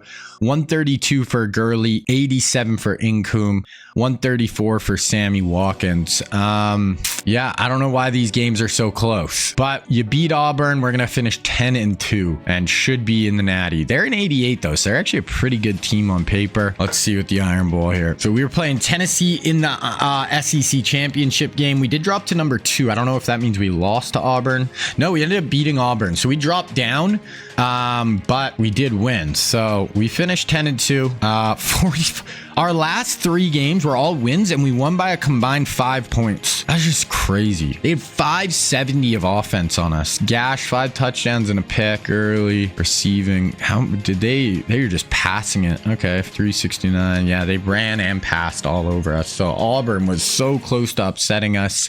But we are going to be in the SEC championship game against Tennessee. I'm actually going to sim the SEC championship game just because we've already watched 2 games and we know we're going to be in the playoff now. So we'll just get into the playoff and see, then we'll start watching more of those. So SEC championship game. Let's see if we get this done. SEC champions. Let's go. Gash, player of the week. Not even a great day, really. 234 and a touchdown, but you get it done. Faulkner at Ohio State wins the Heisman. So So we win the SEC. That is our 4th SEC championship. Todd Gurley wins best running back in the country. McKee wins the best tight end, only 625 yards, not a huge year, but Robinson, best interior lineman. We get the best punter, which is important. You love to have the best punter, you know, big. Luke Jokel wins best center. So there we go. That was all of our awards. So yeah, that's our 4th SEC championship game, or a win so far. Let's look at the bracket here. So we get a bye along with Central Michigan, Ohio State, Fresno State. We're going to play the winner of Oregon, Georgia. Okay, so that is a huge matchup here right away. So we're going to sim to that. We get Oregon in the Sugar Bowl. So we'll watch this game. 11-2 versus 11-2, 89 overall. They're right there. Really good team. Let's see. We had a bye last year and lost in the first round. So let's hope we don't do that again. So we're going to sim through the first quarter. We go up 7. We go up 14. They get score 4. Okay, 21-7. So a ton of scoring in that first half or first quarter. And we got them on 3rd and 6 right here. Oregon shotgun trips to the bottom. Let's get some pressure with our front. Timmy Jernigan on the inside. I want to see his inside pass rush. No, too much time. Steps. Oh, that's going to be just short of the first down though. So unless they get super aggressive in their own territory, we are going to be getting the ball back. We do start out with 13-yard catch, 9-yard catch, and then boom, 45 yards to Sammy Watkins. We are up 28-7 here. Crazy. -3, 3rd and 11. So we are looking like we might blow these dudes out. 4 down linemen. We're going to hand this all, boom, right in the backfield. Sit down.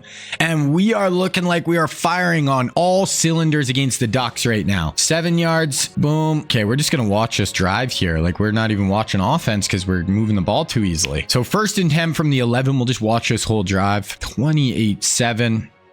Drops back. Gash ends going just short of the end zone. That's a first down. Gash is having a great first quarter. Like, I think he's at 265 and 2 touchdowns so far. For him, it's just the turnovers. If you can limit the turnovers with this guy, you know you're going to be in a good spot. Going to hand this off to Todd Gurley. He's going to dive into the end zone. We are up 35 to 7 in the first half. Their ball, 3rd and 7, and we get a stop. We get the ball back on offense. 3rd and 7 from our own 21. 4:41 left. If we convert this, I mean, we're going to be in a great spot.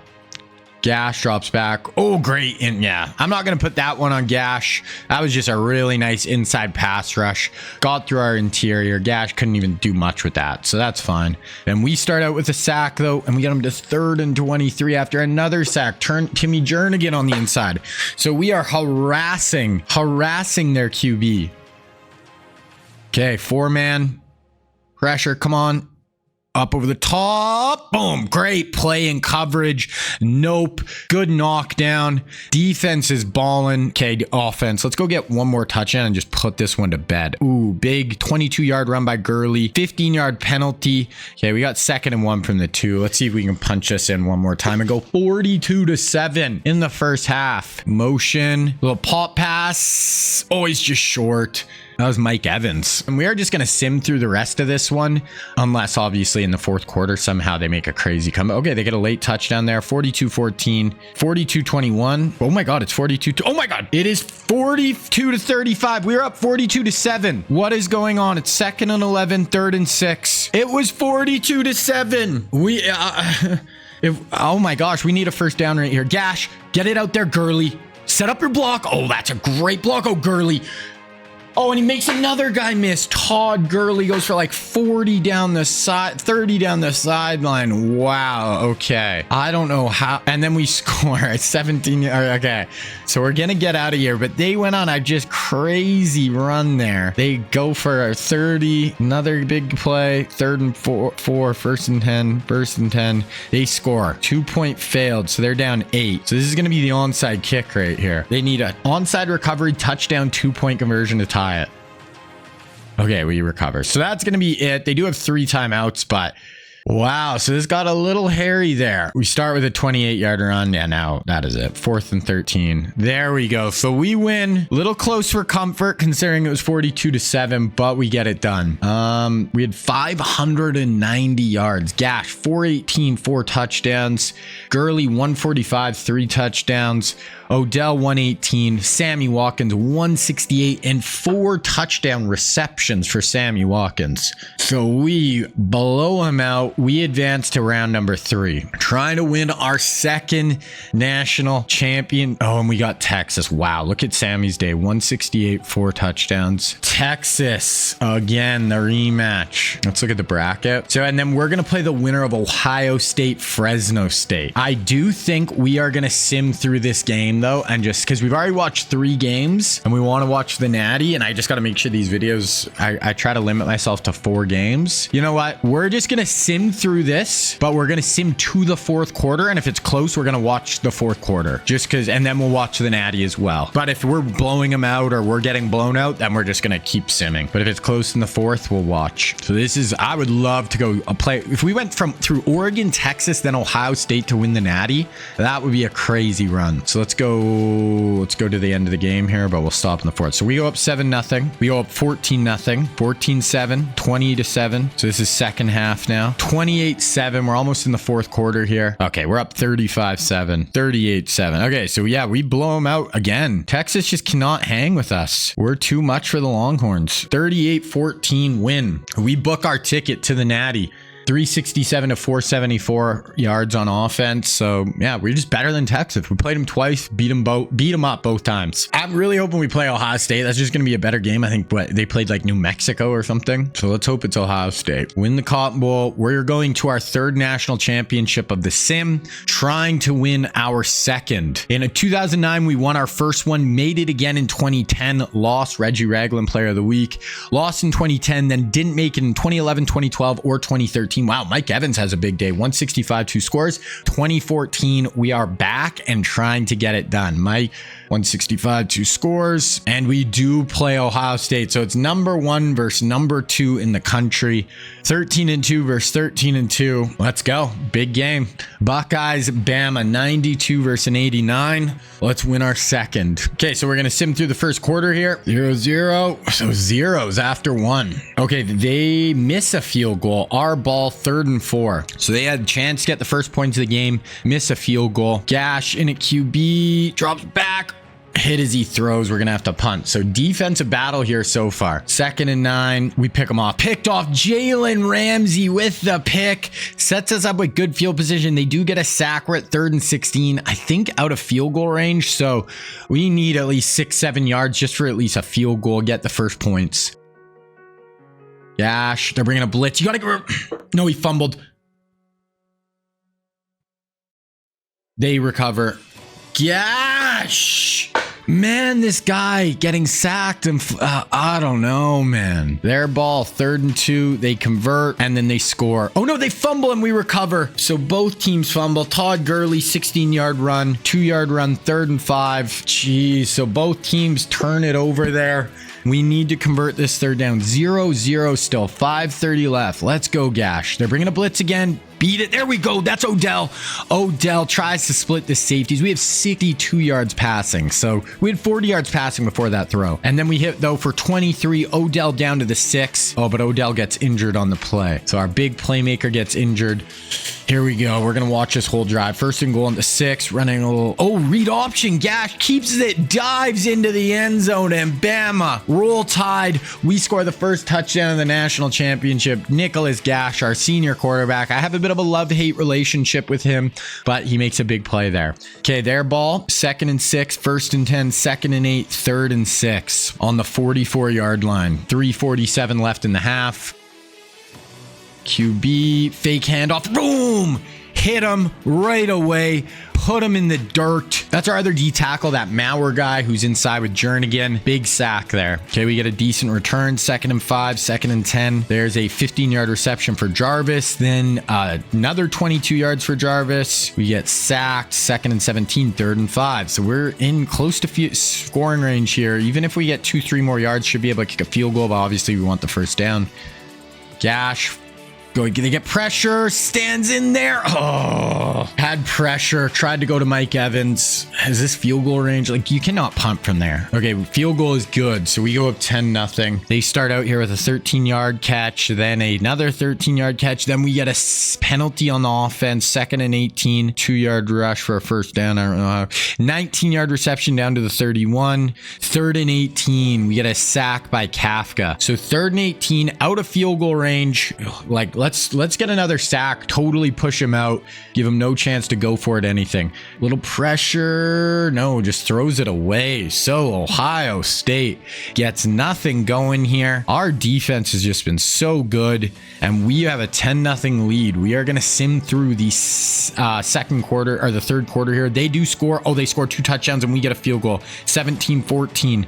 This is going to be a nail biter down to the end. They kick a field goal and they miss it. So their second missed field goal, and then we score. We get a 63-yard rush by Todd Gurley down to the 3-yard line. Wow. So we have a chance to go up 10 here. Gash, bunch to the bottom.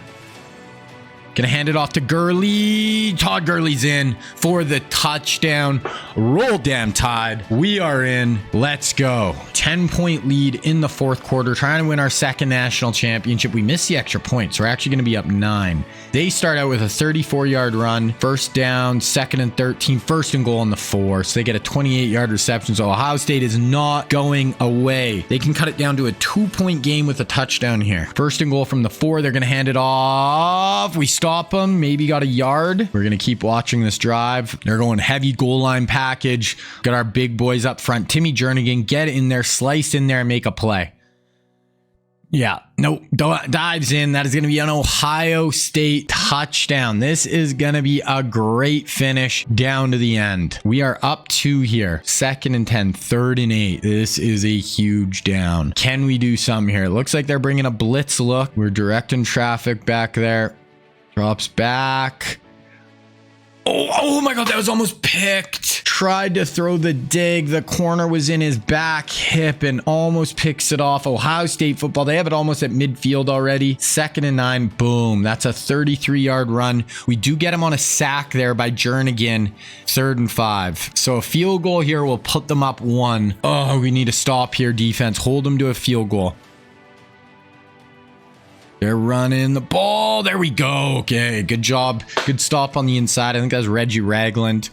They have to kick a field goal here. They do make it. We are down 1. So that missed extra point. Come back to haunt us. 2nd and 9. 3rd and 9. Gash, we need you here, buddy. Senior quarterback. It is go time. Go make a freaking play here, dude. Gash. Got time. Check down. Yeah, I don't know. Gash, not getting aggressive down the field there. And now Ohio State can put us away here with a drive. 3rd and 3. We got it. This is it. This is defense. You've been great today. Show up for us again right here. They're going to run the ball counter. No. Pick up like 10. They have 134 yards rushing with Graves. 2nd and 5. 3rd and 5. So we're in the same spot, except the clock's down to 2:38 now. No first downs. Come on, defense. Drop back. Oh, too much time. That's a first down. That's going to take us down to the 2-minute warning. 2nd and 6, 3rd and 5 again. Here is the game right here. We have 1 timeout. So we can stop the clock here. If they get a first down, it's over. Draw.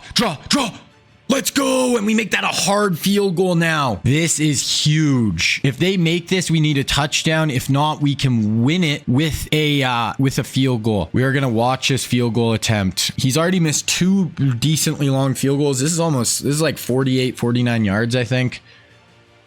I think he drilled it. Yeah, drilled it. Okay. So we need a touchdown to win it. And we start out with a 28-yard reception to Mike Evans. We have it on the 47-yard line. We have no timeouts. So we gotta go. Gash, get rid of it. Do not get sacked. Jeez, Todd Gurley beats him around the edge. Get out of bounds. Todd freaking Gurley. Looks like he might get tackled short of the sticks. Instead of turns that into a 15-yard gain and gets out of bounds to stop the clock. We have it on the 32-yard line. Gash. Over the middle. Oh, that's fine. You're probably better not even to catch that. Okay, here's Gash again. Drops back. Oh my. That was sick. A little flip, but it only turns into 2 yards. Looked like he was in a ton of trouble, able to flip that ball out. Okay, spread look, 2x2, 1 minute left. Gash. No sack! Man, Nicholas Gash, what do you expect? Here it is. Last play of our season, unless we get 16 yards. National championship on the line. Gash, no, you can't throw short of the sticks. That's it. So we lose the national championship again. That is going to put us at 13-3. L in natty. SECW. Wow. So we've made 3 natties, won 1, lost 2. Gash, he was a 4-year starter for us, and he just made a lot of boneheaded plays. I feel like you cannot take a sack there. You just can't. And we just couldn't, like, Gurley had a great day. Gash just wasn't good enough to me. Yeah, no.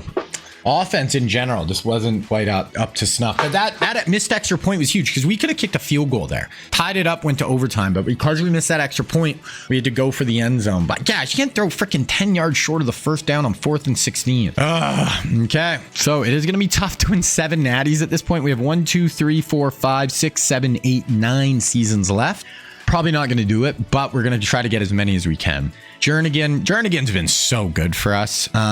Gurley, incredible. So look, final top 25. We should be the 2 seed. Yeah. Oregon, USC, Texas, Georgia, Tennessee. Heisman winner. We had nobody in the top. I'm surprised Gash. I'm sure Gash put up some crazy stats this year. All-Americans. We had Greg Robinson. Is that it? And Tua. That's it on first team. Second team, Gurley, Nate Moala, LaMarcus Joyner, freshman, Zeke at Iowa State. We got Kim Dichi and Ruben Foss. Season stats. Gash, 5,000 yards, 51 touchdowns, 13 picks, 53 sacks. That feels like a lot. That feels like a ton. 13 picks too for just how, this is a senior. This is his 5th year in college. I don't think he should be throwing that many picks. Gurley had a great year, 1,400 yards. He's only a sophomore. I really hope he doesn't try to leave early.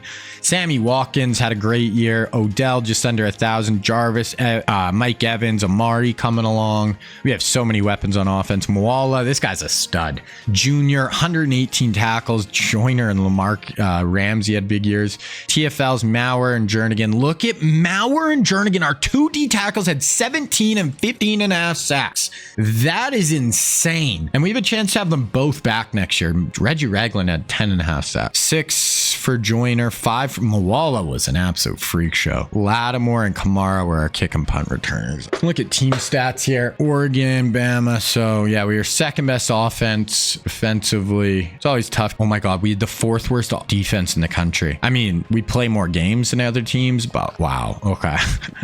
So we need to see some improvement defensively, even though our defensive personnel is insane. We do play in the SEC. We play really tough opponents. Okay, players leaving. This is going to be massive. Oh my gosh, we're going to lose. Oh my. Wow. We're losing Gurley, Odell, Sammy Watkins. We're going to try. We have no chance, it says, but we'll try. Okay. Greg, come back. Moala, come back. It looks like we'll get our tight end. Wow. We got 1 guy. So we lost. Robinson, Moala, Odell, Watkins, Gash, Gurley, Sheriff. Oh, man. So we lost a ton of dudes, especially those guys leaving early. Really freaking hurts. That's tough. I knew we were losing our quarterback, obviously, so I'm like, but we'll still have Odell, we'll have Gurley, we'll have this really good offensive infrastructure for him. We're still going to be in a good spot, but yeah, we lost a ton there. Okay, so recruiting, we have nobody we're trying to recruit, but we do obviously have the transfer portal that we're going to go through here, and we'll see what we can add. I mean, a skill position, guys, if there's a really good quarterback, these are positions that we definitely could take a look at. We have a middle linebacker, but he's not interested. Wide receiver, I mean, yeah, we'll add you. I don't know where we're going to be at in those positions. Corner, tight end, left guard. Oh, Ezekiel Elliott, not interested in us. So right guard, I want to see if there's any more. Oh, Stephon Tuitt, could add to it, but that's it for us. Braxton Miller, but he's not interested in coming to us. Vernon Hargraves, not interested in us though. Paxton Lynch, so definitely a few real life guys looking to transfer. Chris Jones. Okay, we have a decent group though that we're going to add to our recruits here. I'm just going to do them and we'll see where we're at. Okay, yeah, so just 3 of these guys I'm actually going to end up going after here. But yeah, let's look at draft results. How many first rounders did we have? Holy, we had 1, 2, 3, 4, 5, 6, 7, 8 first rounders we just lost. And we didn't win the natty with that team. So we're going after 3 guys in the transfer portal here. We do get the guard, Stephon Tuitt, and I'm going after the 1 wide receiver as well. We're in first. We're going to get him. So yeah, we get the wide out. So that's going to be 3 more 4 stars added to our class. So looking at National Signing Day here, we finished with the #1 class with a bullet, 10 5 stars, 16 4 stars, 1 3 star, which was our punter. So yeah, we've got the #1 class every year except my first year did not get the #1 class. Now let's look at the real life recruits though that we didn't get and see where they all ended up. And we actually didn't get quite as many this year, I think, of the real life guys. So starting off with quarterbacks, and Kyler Murray ends up at Nebraska. That's kind of a cool fit for Nebraska. Gets Kyler. Texas gets Lamar Jackson. We could have got him, but I knew he wasn't a gem. We let him go. Josh Allen ends up at UCLA. So big time QB for UCLA. Penn State gets Joe Burrow, and then Memphis gets Sam Darnold. So that is our QBs. Moving on to running backs, Saquon is going to go to Ohio State. So Ohio State for Saquon. Georgia Tech gets Ronald Jones, and then Troy gets Damian Harris. For wide receivers, Christian Kirk goes to TCU, and then Kentucky locks up DJ Moore. Connor Williams goes to Oklahoma State. Clelin Ferrell goes to South Carolina, and then Christian Wilkins goes to Ohio State. Roquan Smith goes to Oklahoma State. Miami gets Dante Jackson, and then Notre Dame gets Denzel Ward. Minka Fitzpatrick goes to Ohio State, and then Oklahoma State gets Derwin James. So Oklahoma State got quite a few guys. As far as just top 10 type players, we got #1, #6, 7, 9, 11, 13, 16. So we actually didn't get as many real life guys, but we had a ton of, really big prospects. Okay, position changes. We're going to move Orlando Brown to right guard. That might be kind of it. There, left end, right end, D tackle. We can move some of our linebackers around maybe. Move this guy to left outside corner. Okay, that was it for position changes. Okay, so we're at the start of the 2015 season. This is going to be the last season of this episode. Let's see if we can, I'm going to make all these recruits. We'll get into it. We'll see if we can, I'm still hurting after that natty loss. All right, boys. So we are just about to start season number 4 of this episode. And there was just a new patch for College Football 25 that just dropped, and it has some massive For My videos in it. When I go to our players, we can go over to more, and before we could only edit how tall they were, what they wore, their name. Now we can edit their ratings. We can go in, we can edit their speed, we can edit everything. So now every one of these recruits that I assign, I can actually make sure they are going to play like their real life counterpart. I've had an issue where, for example, I try not to even point it out because I don't want to make it kind of game breaking and take away from how the sim is working. And I'm not going to go back and retroactively edit the guys on my team from here on out. I might just edit one. For example, Tyreek Hill. I assigned this guy as Tyreek Hill, but you go in and he only had 91 speed. Tyreek Hill is obviously the fastest player in college football. He should play that way. So he's the only one I'm going to go back and just retroactively change. I'm not going to go back and change everyone, but from now on, all the guys that, so now Tyreek, we can jump up to 98 speed. I can't still change what they look like, but now the customization is going to be so much better. So now all the guys who sign from now on, I'm going to be able to make them play, the guys on our team, but also the guys who sign other places. So all the QBs that sign, everyone, I can make sure, if it's Patrick Mahomes, he's going to have a really good arm, good speed. If Vince Young signs with someone, he's going to have 88 speed and be able to really run the ball. So it is going to make these sims so much better. I am so freaking excited. So now we are still going to have to do recruiting the same way where I sign a player, but now we do not have to worry, is that player actually going to play like himself? The only thing I can't change, which I actually kind of like, is I can't go in and change. For example, if we sign Tyreek Hill and he comes out and only has 91 speed, we can up that. Or right here, we'll actually take away speed from Amari Cooper. We'll do that because Amari Cooper does not have 97 speed. He's more like a 92 speed player with really good route running. So we're going to edit him as well. I'm not going to do the whole team because I don't know. I think it's kind of just unfair. So we'll go 92 speed, good excel. Change of direction is more like 91, and we'll make him a really good route runner. So like 95 on 96 on L is route running. So now we can make sure Amari Cooper plays much more like he actually does. So I think, guys, this is going to be such a huge change. Okay, and sorry, the one thing we can't change, like I said, yes. So when I recruit Tyreek Hill, I still can't change what he looks like.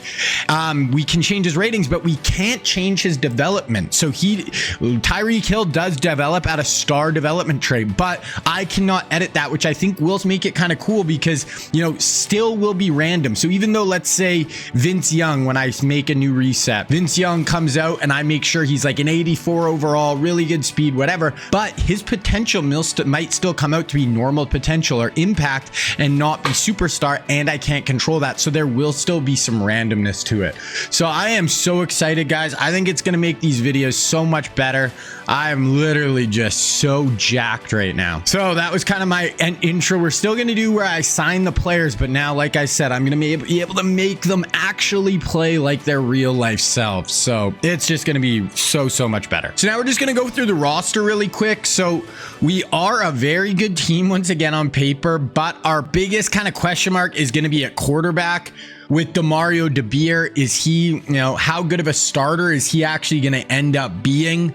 We do have Deshaun Watson as well, and Deshaun's got star development traits, so even by next year, maybe Deshaun will be ready. But this year, I think we got to go DeBeer. He's a really good runner, 93 speed. That is going to be kind of what he's bringing to the table. 82 overall, 86 overall when you look at, you know, what he looks like with upgrades. So he is a good player. Running back, we actually have 2 running backs on the team right now. So definitely something I got to recruit more, but they're both really good with Nick Chubb and Alvin Kamara. So 2 really good backs, but yeah, only 2. Receiver, Amari Cooper, Jarvis Landry. We got this Danny Wells, Mike Evans, Tyreek Hill, Calvin Ridley as our real life guys. So that is the group. Tight end, McKee, Petrowski. Then we got Mark Andrews and OJ Howard. Mark Andrews is only a redshirt freshman up to an 84. Only impact development though, so not the best. Left tackle, Xavier Pena, one of the best players in the country. Lael Collins, a backup. Waller, Lumpkin, Beckner, Luna, and then 3 young guys. Wing, Orlando Brown. And then right tackle, we got Ronnie Stanley. We have a lot of right tackles. Isaiah Wynn, just like a good group of young guys. And Odrick, this Cargyle guy, Jadavon Clowney, Stephon Tuitt. Right end, Leonard Williams, Jacoby Pena, and then 4 young guys, including Josh Sweat. We brought in a really good group of young defensive linemen, but there we go. So Josh Sweat, he's an 80 overall. That's fine, even if I updated his ratings a little bit, but he's only got a normal development trait, even though he's a 5-star. So I still can't control that. So that is still going to be random. D tackle, Mauer and Jernigan. These guys have been so good for me on the inside. Then we got Kimdichie coming. We just brought in De'Aaron Payne, who was like the #1 overall recruit in last year's class. Outside linebacker, Ekongwu and Reuben Foster. We'll probably start Foster. Reggie Ragland in the middle, Tremaine Edmonds, Granger, and Shazier. This Granger went up really high. I'll probably start Shazier for his senior year though. Cornerback, Marshawn Lattimore, Jalen Ramsey, Tre'Davious Wright, Ronald Darby, Marshawn Lattimore, Adoree Jackson. Crazy. Free safety, Gaudry, Von Brell, Jabril, Jamal Adams, and then strong safety, Clinton Dix and Landon Collins. So that is what we're looking like. Like I said, really good team. We don't have that elite quarterback this year. That might hold us back a tiny bit, but we'll have to see where we land. Gonna start DeBeer. We will start Chubb. Do I want to start this Wells? He does have 97 speed. We'll probably play Wells, and then Evans and Tyreek will be the backups. Tight end, our O-line is really good. I think linebackers were 2 of the positions. So I want to start Reuben and Shazier. Okay, yeah, and Shazier and Reggie Ragland. So we got 3 real life linebackers. There's our corners. Yeah. Okay, I'm going to go through our red shirts here really quick. I'm going to basically just be doing all our freshmen for the most part. Okay, so red shirts are made. Depth chart. We'll go look at the preseason top 25. We're coming in as the #1 seed again preseason. Coming off a 13 13-2 last year, lost in the national championship. Oregon, 89 Texas, 91 for Georgia. So they look like the second best team on paper. They might be on our actual schedule this year too. I feel like we haven't played them in the regular season in a few years. Preseason All-American Luna, Audric, Godfrey, our safety, Amari Cooper, tight end, left tackle, D tackle, Marshawn Lattimore are our preseason All-Americans. Devontae Adams at Missouri is leading the preseason Heisman ratings. Okay, man, I'm just so excited that I can actually edit these guys' ratings. You guys have no idea how just much better I feel about these videos. Okay, so we are gonna get in, and now we can edit these ratings so I can make sure these players actually play like themselves. So I'm still gonna, when I try to assign these players, I'm still gonna try to make them 4 or 5 stars because it's gonna affect their potential, like their development traits. They're gonna be higher. Now I'm really gonna try to make sure they look similar and their area they're from, because now we can change their rating so their tendency doesn't matter, change their height and weight. So, you know, all that, we are good to go. Now, starting off with QBs, and the first QB is going to be Justin Herbert. Now, Herbert played at Oregon. He's going to be a 5-star recruit, scrambler archetype. We can up his size. We can up his gradings now. And he's going to be looking at us, Georgia, Texas, Miami, and Oregon. So teams kind of all around the country for him. And we will add him to our board for sure. Next up, we have Jalen Hurts. Now, Hurts is from Texas, but played at Alabama, then transferred to Oklahoma. Here he's going to be a scrambler archetype, 4-star recruit from Texas, 6'3", 215, Texas, Oklahoma, OSU, A&M, and Bama. We're going to let him rock. We'll let him go somewhere else. And then lastly, we have Dwayne Haskins. Now, hey, Haskins is going to be a field general archetype from Ohio, and real life, he played at Ohio State. He's from Maryland, 6'3", 4-star recruit, looking at Ohio State, Penn State, Michigan, Notre Dame, Oklahoma.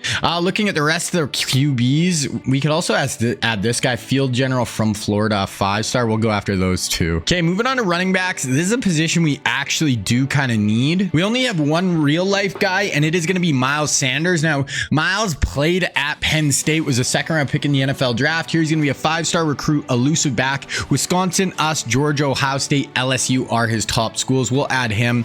We also have this guy here, who's the number 9 player in the country. We're second.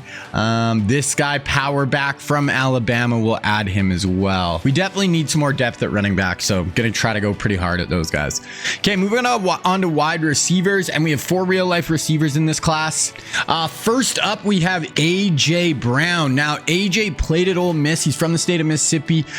He's going to be a physical archetype. Will lower his height a little bit, but he's going to be a 5-star recruit looking at Penn State, Ohio State, us, Tennessee, Boston College. Definitely add him. Next up, we have DK Metcalf. Now, Metcalf is going to be a 4-star recruit here, 37th player in the country. He was AJ Brown's teammate at Ole Miss, 2nd-round pick by the Seahawks in the NFL draft. Here he's going to be looking at South Carolina, Clemson, Tennessee, North Carolina State, and Florida. Michael Pittman Jr. Now, Pittman played at USC, 2nd-round pick by the Colts in the NFL draft. Here he's going to be a 4-star recruit, physical archetype, looking at Texas, Texas A&M, TCU, Texas Tech, and he played at USC in real life. And then last but not least, we have Chase Claypool. Now, Claypool is actually from Canada, but he played at Notre Dame, 4-star recruit, deep threat, played with the Steelers. He's looking at Michigan, Michigan State, Wisconsin, Minnesota, and Cincinnati. Now, looking at the rest of the receivers, we only have AJ Brown for real guy. We got this guy, 6th player in the whole class. We'll add him. We'll add this guy as well, Miami, Florida, deep threat. And that is it, I think, for wide receivers. Okay, moving on to tight ends. We have no real life tight ends, so we'll just kind of go through 2 5-stars, and we're 2nd and 3rd with them. So we're going to have both those guys. And we have another guy, 4-star here. So we'll add those 3. We have a lot of tight ends interested in us. Okay, we only have 1 offensive tackle here, and it is going to be Jonah Williams. Now, he's from California, but played at Alabama. Pass protector archetype here. He's going to be a 4-star recruit looking at Texas, USC, Arizona, Colorado, and Oregon. And we are not on his list, so we're not going to add him. We do have a couple 5-stars here who were first, so we'll add both them. Another 4-star who were second, we'll add him. Okay, moving on to guard, all auto gen, so we're just going to go through. We got a 5-star, we're first. Another 5-star, we're second. 4-star, we're second. We'll add those 3. Move on to centers. The first one here is going to be Landon Dickerson. Now, he's a 5-star recruit. Started at Florida State, then transferred to Alabama. Really good college player, playing for the Eagles now in the NFL. 5-star recruit. We're 7th on his board, but I will add him. We'll try to see if we can lock him down. Starting out with defensive ends, and number 1, we have Rashawn Gary. Now, Gary is a 5-star recruit here. Real life, he was one of the number 1 recruits in the class. He ended up going to Michigan, 1st round pick by the Packers in the NFL draft. Here, he's going to be a speed rusher, 5-star, looking at Ole Miss, Florida, Vandy, TCU, LSU. We're 6th on his board. Next up, we have Brian Burns. Now, Burns is going to be a 4-star recruit. In real life, he played at Florida State. He's from the state of Florida. 1st round pick by the Panthers in the NFL draft. Here, he's looking at Florida, Miami, us, Georgia, South Carolina. We're definitely going to add him. And then the third real life DN we have is going to be Nick Bosa. Now, Bosa is actually from Florida, ended up playing at Ohio State. Here, he's going to be a 4-star recruit, looking at Oklahoma, Tennessee, Maryland, Clemson, Penn State. Obviously, like top 5 by the Chargers in the NFL draft. So those are our 3 DNs. We're 7th on his board. I think I'm going to add Rashawn Gary. We're going to go after Brian Burns, and then for the rest, we got a bunch of DNs last year, so it's not a huge need for us. Now, we have 5 D tackles in this class. So really huge defensive tackles. And starting off with the first one, and it is going to be Ed Oliver. Now, Oliver played at Houston, was unreal in college, top 10 pick by the Bills. Here he's going to be a 5-star recruit, 14th player in the country. We're actually 2nd on his board, so we will add him. Next up, we have Jeffrey Simmons. Now, Jeffrey Simmons played at Mississippi State for 2nd round pick, I think, by the Titans, and he's one of the best defensive players in the whole NFL right now. Here he's going to be a 4-star recruit, run stopper archetype, looking at Miami, Florida, Florida State, Clemson, Georgia. Next up, we have Derek Brown. Now, Derek Brown is from Georgia, but played at Auburn. Got drafted by the Panthers in the NFL draft. Really good in the NFL so far. He's going to be a run stopper archetype. He's looking at Georgia, us, Ohio State, Tennessee, Michigan. We will add him. Next up, we have Quinnen Williams. Quinnen is from Alabama, went to Bama, top 5 pick by the Jets. He's going to be a run stopper archetype, 4-star recruit, looking at Georgia, us, Ohio State, Tennessee, South Carolina. We will add him as well. And then last but not least, we have Dexter Lawrence. Now, Dexter Lawrence played at Clemson, 1st round pick by the Giants in the NFL draft. Huge nose tackle, so we're going to up his weight to like 340. And he's looking at Ole Miss, Ohio State, us, SC, and Penn State. Now, looking at the rest, we already got 3 added. We also got this guy who's a 5-star, and we're 1st on his board. So that's who we'll go after for D tackles. We only have 10 spots left, so we've got to be careful. Outside linebackers, these are all auto gens. We have a couple guys here, 4-stars who are 1st. We'll add both them. Middle linebackers, we got 2 here. So first up, we have Devin White. Now, Devin White is from Louisiana, played at LSU, run stopper archetype, 5-star recruit here. His number 1 school is us, then Auburn, LSU, Vanderbilt, Tennessee. So we'll add him. And then the other one is going to be Isaiah Simmons. Simmons, pass coverage archetype. He played at Clemson, was a top 10 pick by the Cardinals in the NFL draft. He's looking at Memphis, Ole Miss, LSU, us, South Carolina. I'm not going to add him because we'll add this guy behind him, another 4-star, but we're 1st. And we only have 6 spots left, so we got to be careful. All DBs now. Okay, so cornerbacks, we have 2 real-life cornerbacks. The first one here is going to be Trevon Diggs. Now, Diggs is from Maryland, but actually played at Alabama, playing for the Cowboys in the NFL draft right now. Here he's going to be a zone archetype, 5-star recruit. We're going to be 5th on his board, Michigan, Ohio State, Illinois, Wisconsin, us, so we will add him. Then the other one is going to be Byron Murphy. Now, Murphy is from Arizona, but played at Washington. Here he's going to be a 4-star recruit, slot archetype, looking at Oklahoma, Alabama, LSU, USC, Oregon. Chauncey Gardner-Johnson. He is going to be a 4-star recruit from Florida. He played at Florida as well. Played for the Eagles, Lions in the NFL. Also New Orleans. Really good NFL player. I don't know if we're gonna add him. I think we're gonna save it for safeties though. All these guys are auto gens. We got a 5-star here who are 4th on his board. We'll add him. Then go look at Strong's. Ooh, not a great safety class in overall rank. I think we might need a kicker. So we have a kicker here who are 2nd on his board. And is there anybody else else who I didn't add that would be good? We'll add this 5-star right tackle. Okay, so that is the board. That is what we're looking like. Like I said, do not forget, now I can actually edit these players, make sure they play like their real life counterparts. Okay, so I'm just going to offer scholarships, scout all these guys, and then we're going to get into the season. Okay, we'll also actually just look at our schedule really quick here. So we got Georgia Tech, Michigan, at Boston College, FCS, A&M, Ole Miss, Texas, Mississippi State, Florida.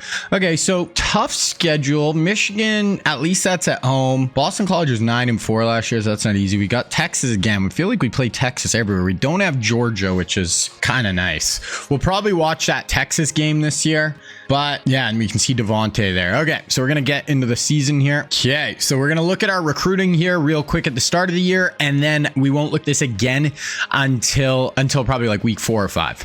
Okay, so first, starting off with Herbert, we are first on his board. Definitely going to go hard after Herbert. He could be just a great pocket passer type for us. I might even just go really hard at Herbert here. Give him 75 points off the rip and try to lock him down. This other QB, he is a 5-star number freaking 5 player in the country. I feel like we're going to be able to get Herbert, so I'm not going to go too hard at this guy. We'll just give him 25 off the rip. I'm looking at Miles Sanders. It's us in Wisconsin, look like the top. We do kind of need running backs, so we're going to send the house for him. Then the other guys, this guy's actually a 5-star. We know he's a gem. A lot of schools going after him. We're just going to go friends and family first, and then Otis here. I feel like we kind of got to, so we'll go friends and family. We need like probably 2 running backs in this class. Looking at wide receivers, and first we have AJ Brown, and we see he is not a gem. Now, AJ is really good. We're going to go friends and family, but that sucks. We know he's not a gem. And he's the only real life receiver we have. The rest are auto gens, so I'm not going to worry too much if we get them. We do, and this guy's not even a gem. We're not going to go after him. And then this guy's the tight end, I think. Okay, so really only going after 2 wide receivers. Maybe we'll add some more later, though. Looking at tight end, this guy is a 5-star, 12th player in the country. We'll send the house at him, get a big 5-star tight end in the door. Another 5-star tight end. We're actually doing better with him, though. We're just going to go friends and family. 4-star tight end. We're just going to let him rock. If we don't get him, we're going hard at the other 2. Right tackle, auto gen. Looks like a decent player, though. We'll just go 25. This guy's a 5-star. We know he's a gem, so we're going to send the house for him. Miami's got the lead, but hopefully we can get in there.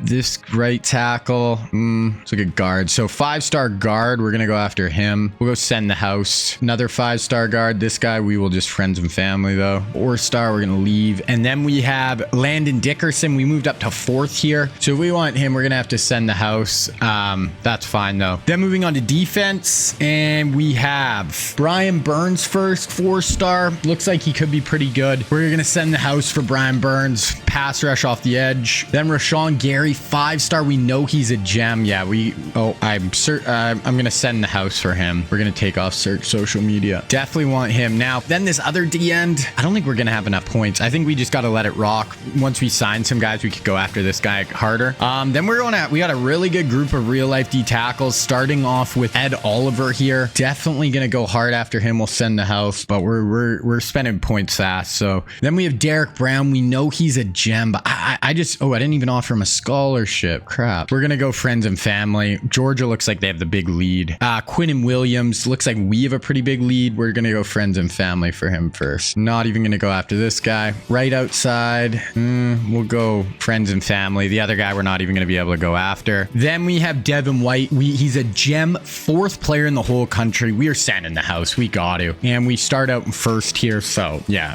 Devin White, definitely want him. Now 4-star here, Cross.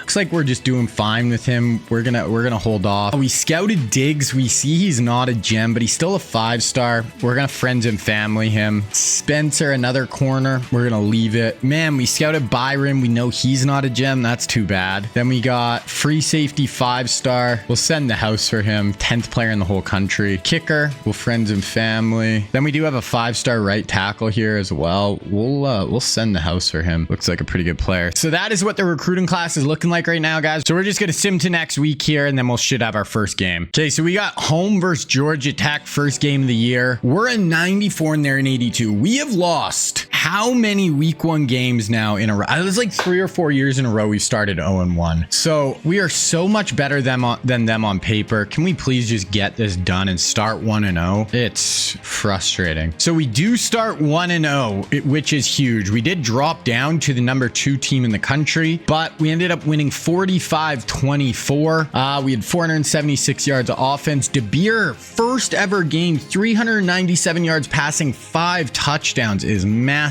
Nick Chubb, 10 for 47, so not a great day for him. Receiving, Jarvis and Wells were our big weapons. I mean, Cooper had 2 touchdowns as well. So offense looks like De Beer. Who knows? This might be our stud QB. Okay, so we got Michigan here week 2. Luckily, it's at home. They're actually an 89 overall, so they're unranked, but this is a very good team on paper. So this is not going to be an easy one to get through, but we'll see. Okay, so we're simming through Michigan. Let's try to start 2-0. I think the first game we're going to watch this year will probably be that Texas game at about the midway point.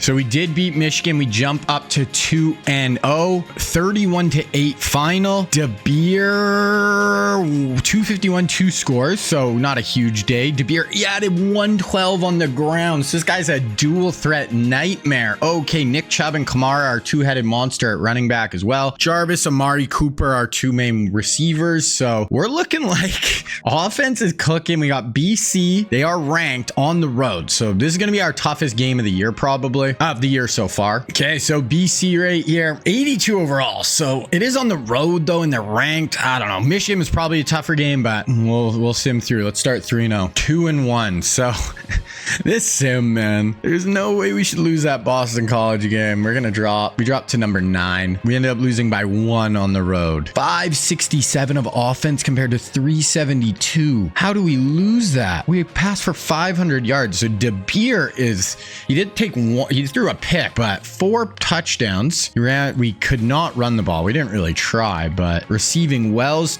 we had 3 receivers over 100. Did they have like kick return touchdowns? I don't know. I don't know how we lose that, but I mean, we got bye, FCS bye, and then A&M, Ole Miss, Texas. Yeah, we're definitely going to watch that Texas game. That's going to be at home. Okay, going to sim through our bye, then FCS bye. Okay, so we get our first commit, Brian Burns. So Brian Burns, 4-star D-end. We also get 5-star middle linebacker, Devin White. We also got a 5-star safety. So 3 pretty good defensive players to start. We definitely lost some guys though too, so we didn't get everyone we wanted. Okay, gonna sim through our bye. So 3-1. I actually didn't even check the score in that FCS game. Okay, so now our recruits are popping up. So we did get another 5-star wide receiver there. We got a 5-star guard. We ended up getting Quinnen Williams, that 4-star linebacker. So yeah, class looking like she's gonna be really good. I think we lost AJ Brown. Wasn't too worried about getting him anyway. So we're gonna be 3-1. We got A&M here. I just want to look, what was that score against the FCS? 59-13. So far, I'm pretty sure De Beer's stats have been pretty nuts. 375 touchdowns. Like this guy's, I might have to go look at this guy's stats because I feel like his start here has been pretty wild. So I think he's played 4 games. He's got 1,500 yards. He's averaging 380 yards a game, 16 touchdowns, 2 picks, and he's averaging 40 yards on the ground. Holy crap. So already looking like he's just might be a better player than our Gash guy was that we started for 4 years. Yeah, right now he's 4th, 5th in Heisman voting, or voting, but okay. So we got A&M here. They're 2-2, but they're an 87 overall. Definitely could lose this one, but we'll try to get her done. Okay, gonna sim through A&M, and then we're gonna look at basically the last bit of recruiting here after this week. A&M, take them down. Let's go. We go to 4-1, so playing well. We had that one little hiccup on the road there against BC, but 45-31 win. De Beer, another 392 and 4 touchdowns. This kid is freaking insane. We gotta hop in a game and watch him here soon. So we got Ole Miss then Texas. So Texas, 13th ranked team, but they're 5-2. So we're gonna sim through this week, then watch Texas. Now, so we ended up getting Miles Sanders. We didn't get the other running back, but looks like we might get this guy. Got this other 5-star. Might get this 4-star receiver. Got both of the tight ends we were after. Didn't get this 5-star tackle. Did get this one. So only got 3 of the offensive linemen I was going after hard. So we're gonna go after harder after this guy now. So not the best group of offensive linemen in this class, but then we get all 4 of the defensive linemen we were after, all the linebackers. We ended up getting Trevon Diggs, got another corner here, still going after Byron Murphy. Looks like we'll probably get him. Got our our kicker we were going after, and then just some filler guys down here that we'll probably get. So basically that is going to be the main portion of our class. Right now we have 12 5-stars. Holy crap. We're just too good at recruiting at this point. We just get basically everybody we want. 270 average rating. Like our 1 3-star we got is kicker. They're never above a 3-star. So that is where we're at. Okay, we got Ole Miss here. Then we are going to get into Texas and we're going to watch that one. Jadavon Clowney, player of the week, 3 sacks, 2 TFLs. But I think we might have lost. Nope. Okay, we're 5-1 versus 6-2 Texas. So huge game here, kind of to lead the SEC. Ended up beating Ole Miss 49-28. So I'm guessing DeBeer. This kid might just be the best player in the country already. 364 touchdowns. Holy crap. DeBeer. I like him so much better than freaking Gash. Gash just felt like he made so many mistakes. This guy, I mean, we haven't watched him live yet. We'll see, but so far, so good. So Bama, Texas. I'm going to sim through the first quarter here. Texas takes a 3-0 lead. We answer back 7-3. We start out with a 28-yard pass to Jarvis Landry, 2nd and 10, 2nd and 15, and boom, 63-yard pass to Danny Wells from DeBeer. This kid, 2nd and 18, 3rd and 18. So let's go watch our defense. Very long 3rd down, so we do not want anything close to a conversion here. We're the number, oh, we got an inside pass rush move. Let's go. Great inside move. I think that was Odrick maybe. Wow. That was a great, just right off the snap, shot inside, got him down. They punt, 2nd and 6, 1st and 10, 2nd and 7, 1st and 10, 1st and 10. Okay, we're just going to watch from here because we're getting too many first downs. I usually like to hop in first on a 3rd down, but here we go. 1st and 10, 2:06 left. Gonna fake the handoff to Chubb. Go deep right down the seam.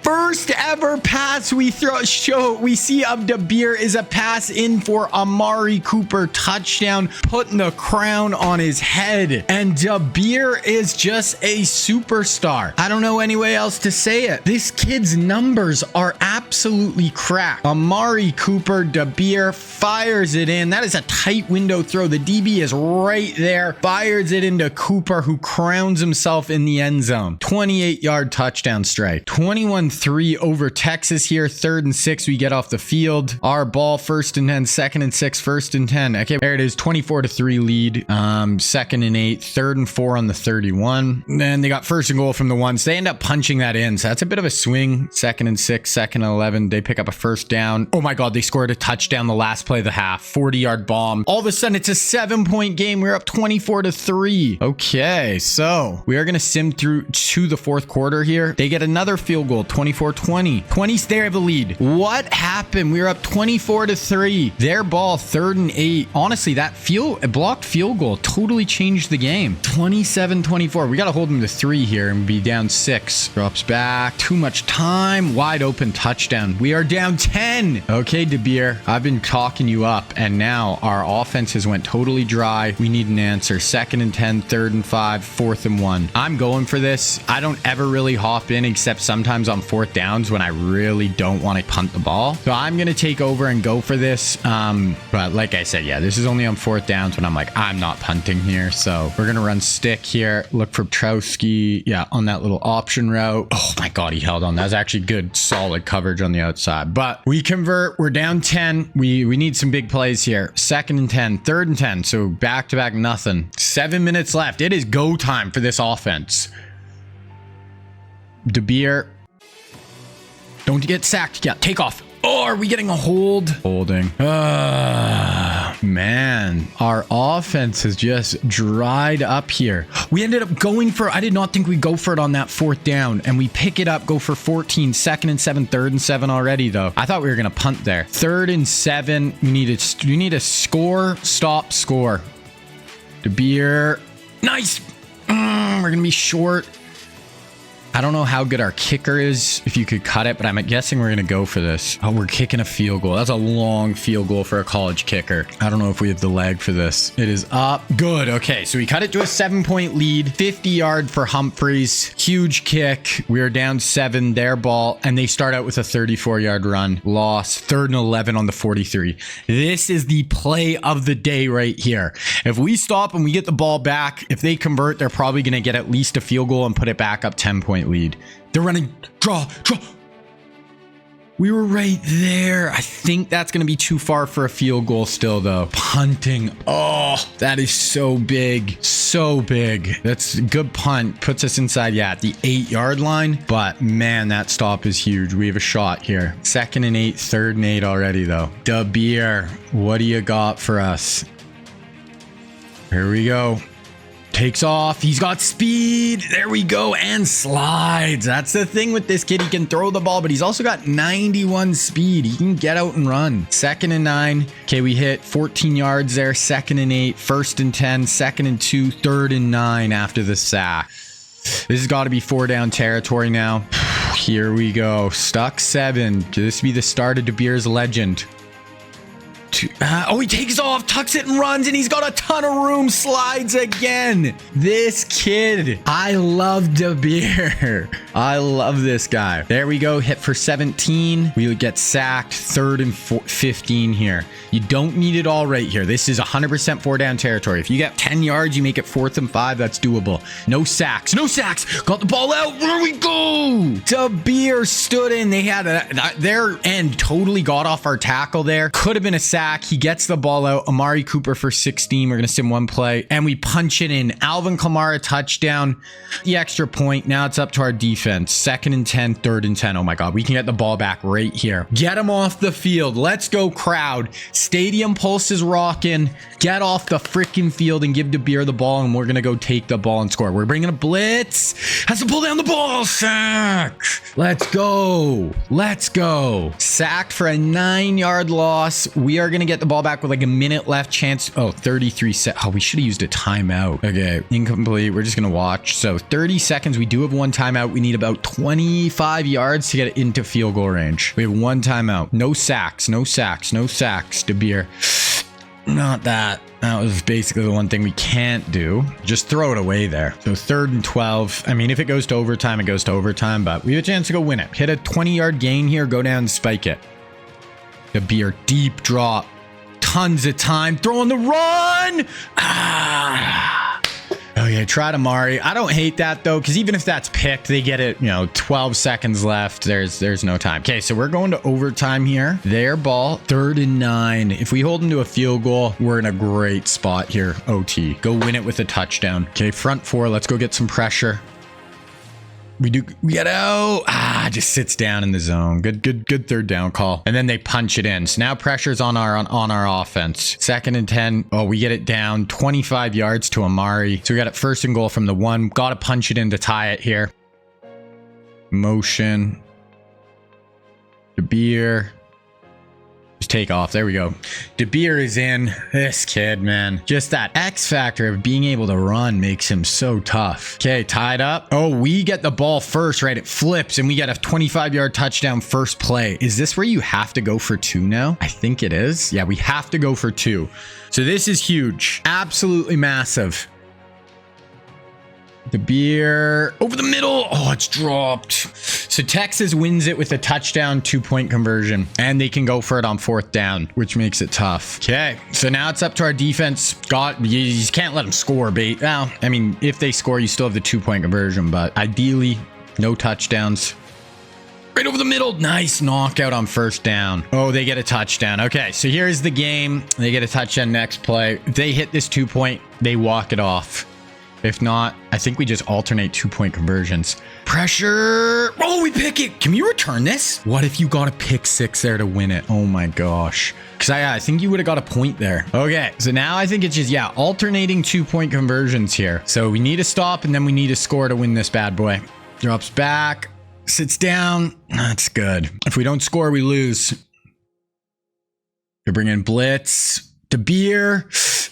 Oh, he breaks the tackle. Get in. Wow, this kid, man. Oh my gosh. So now we need a stop. Or no, now we need a score and then a stop because it alternates. De Beer, they're bringing a blitz again. Oh, man, this is a long ass overtime. So this is for the game. They score, they win again. Front 4. Broke it. Oh, he fumbled. And he's out. Oh my gosh, this overtime. So now it's their ball. We have a chance to answer. So even if they score here, it's not over. But if we get a stop, we win it on the next one. Hand it off. Oh, yes. Okay. We can win it right here, right now. Walk it off with a win. De Beer, this is why we paid you all our NIL money. Here we go for the win, De Beer. Oh my gosh. Okay. This is taking forever. So now we start. They get a chance to answer. Trips to the top. De Beer, touchdown. So now if we get a stop, we win. 51-49. Okay, so here it is. Get a stop. We win. Drops back. Guys over the middle. On the run. There it is. We end it with an interception. What a crazy game. Went to like 5 overtimes. We had a 24-3 lead. We were down 10 points in the fourth quarter, and we come back and win it. Wow. 2 picks in the back of the end zone there in OT. We ended up with 514 offense. They were 494. Very close to Beer. 4 touchdowns, 428 yards. Added 45 on the ground. Kamara couldn't really get much going. Cooper, Wells, Kamara had 44. Did those actually count as interceptions? I don't think so, no. We only had 2 sacks, 4 TFLs for Clowney, but there we go. What a game. What a crazy, crazy one. Okay, so we got 4-star running back. We get Byron Murphy as well. Clowney, player of the week, 4 TFLs. Demario Beer, offensive player of the week. And we got Mississippi State here. They're 5-2, so they're not ranked, and they're only an 80 overall. So this should be a W, but we'll see. 7-1. Danny Wells, two more touchdowns for him, player of the week. We ended up beating Mississippi State 35-14. So we got Florida, Kentucky, Arkansas, Auburn. Arkansas looks like they're having the best season out of all 4, but should be the favorites in all these. Try to go 9-1 or 11-1. We ended up winning again. De Beer, player of the week again. 325, 4 touchdowns versus Florida. We got Kentucky. So Florida, we won 48-20. So this just feels like, I don't think this is our best team on paper, but it feels like the year we're just playing the best. And Demario De Beer is leading the Heisman race. I don't think we've won a Heisman since when Greg McElroy won it. I think our very first year he ended up winning. Okay, we got Kentucky on the road. This could be a loss. They're only an 82, but you never know. No, we win. We're 9-1. We do have Arkansas here, who has a good record. So we won 31-20 versus Kentucky. Arkansas, then the Iron Bowl. But Arkansas, definitely toughest game we've had probably since Texas on paper. 88 overall, so definitely a good team on the road. This could be a loss. Definitely could be a loss. No, we win. And so just the Iron Bowl left. 56-10 against a 2-loss Arkansas team. We had 584. Look at this kid. 530 yards, 7 touchdowns, 4 incompletions. This guy might be like the best player in college football history. He's got to be in the Heisman lead. His numbers are going to be absolutely insane. I don't even know what to say to that. Okay, we got the Iron Bowl to end this. They're in 88, so they're actually not a bad team, even though they have a bad record. Let's see if we get through it. I'm just flabbergasted at how much better De Beer is than Gash. So we played Georgia, number 6 in the SEC championship game. We did end up beating Auburn. We had 1 loss on the road at BC early in the year by 1 point. We ended up winning 41-7. De Beer. Oh, okay. So De Beer didn't really. We kind of ran the ball in that game. We just didn't even try to throw. But okay, so we are gonna play Georgia here coming up. We got the Dogs, 2 versus 6. But yeah, we're gonna go try to win the SEC here. They're 91 overall, so they're right there with us here.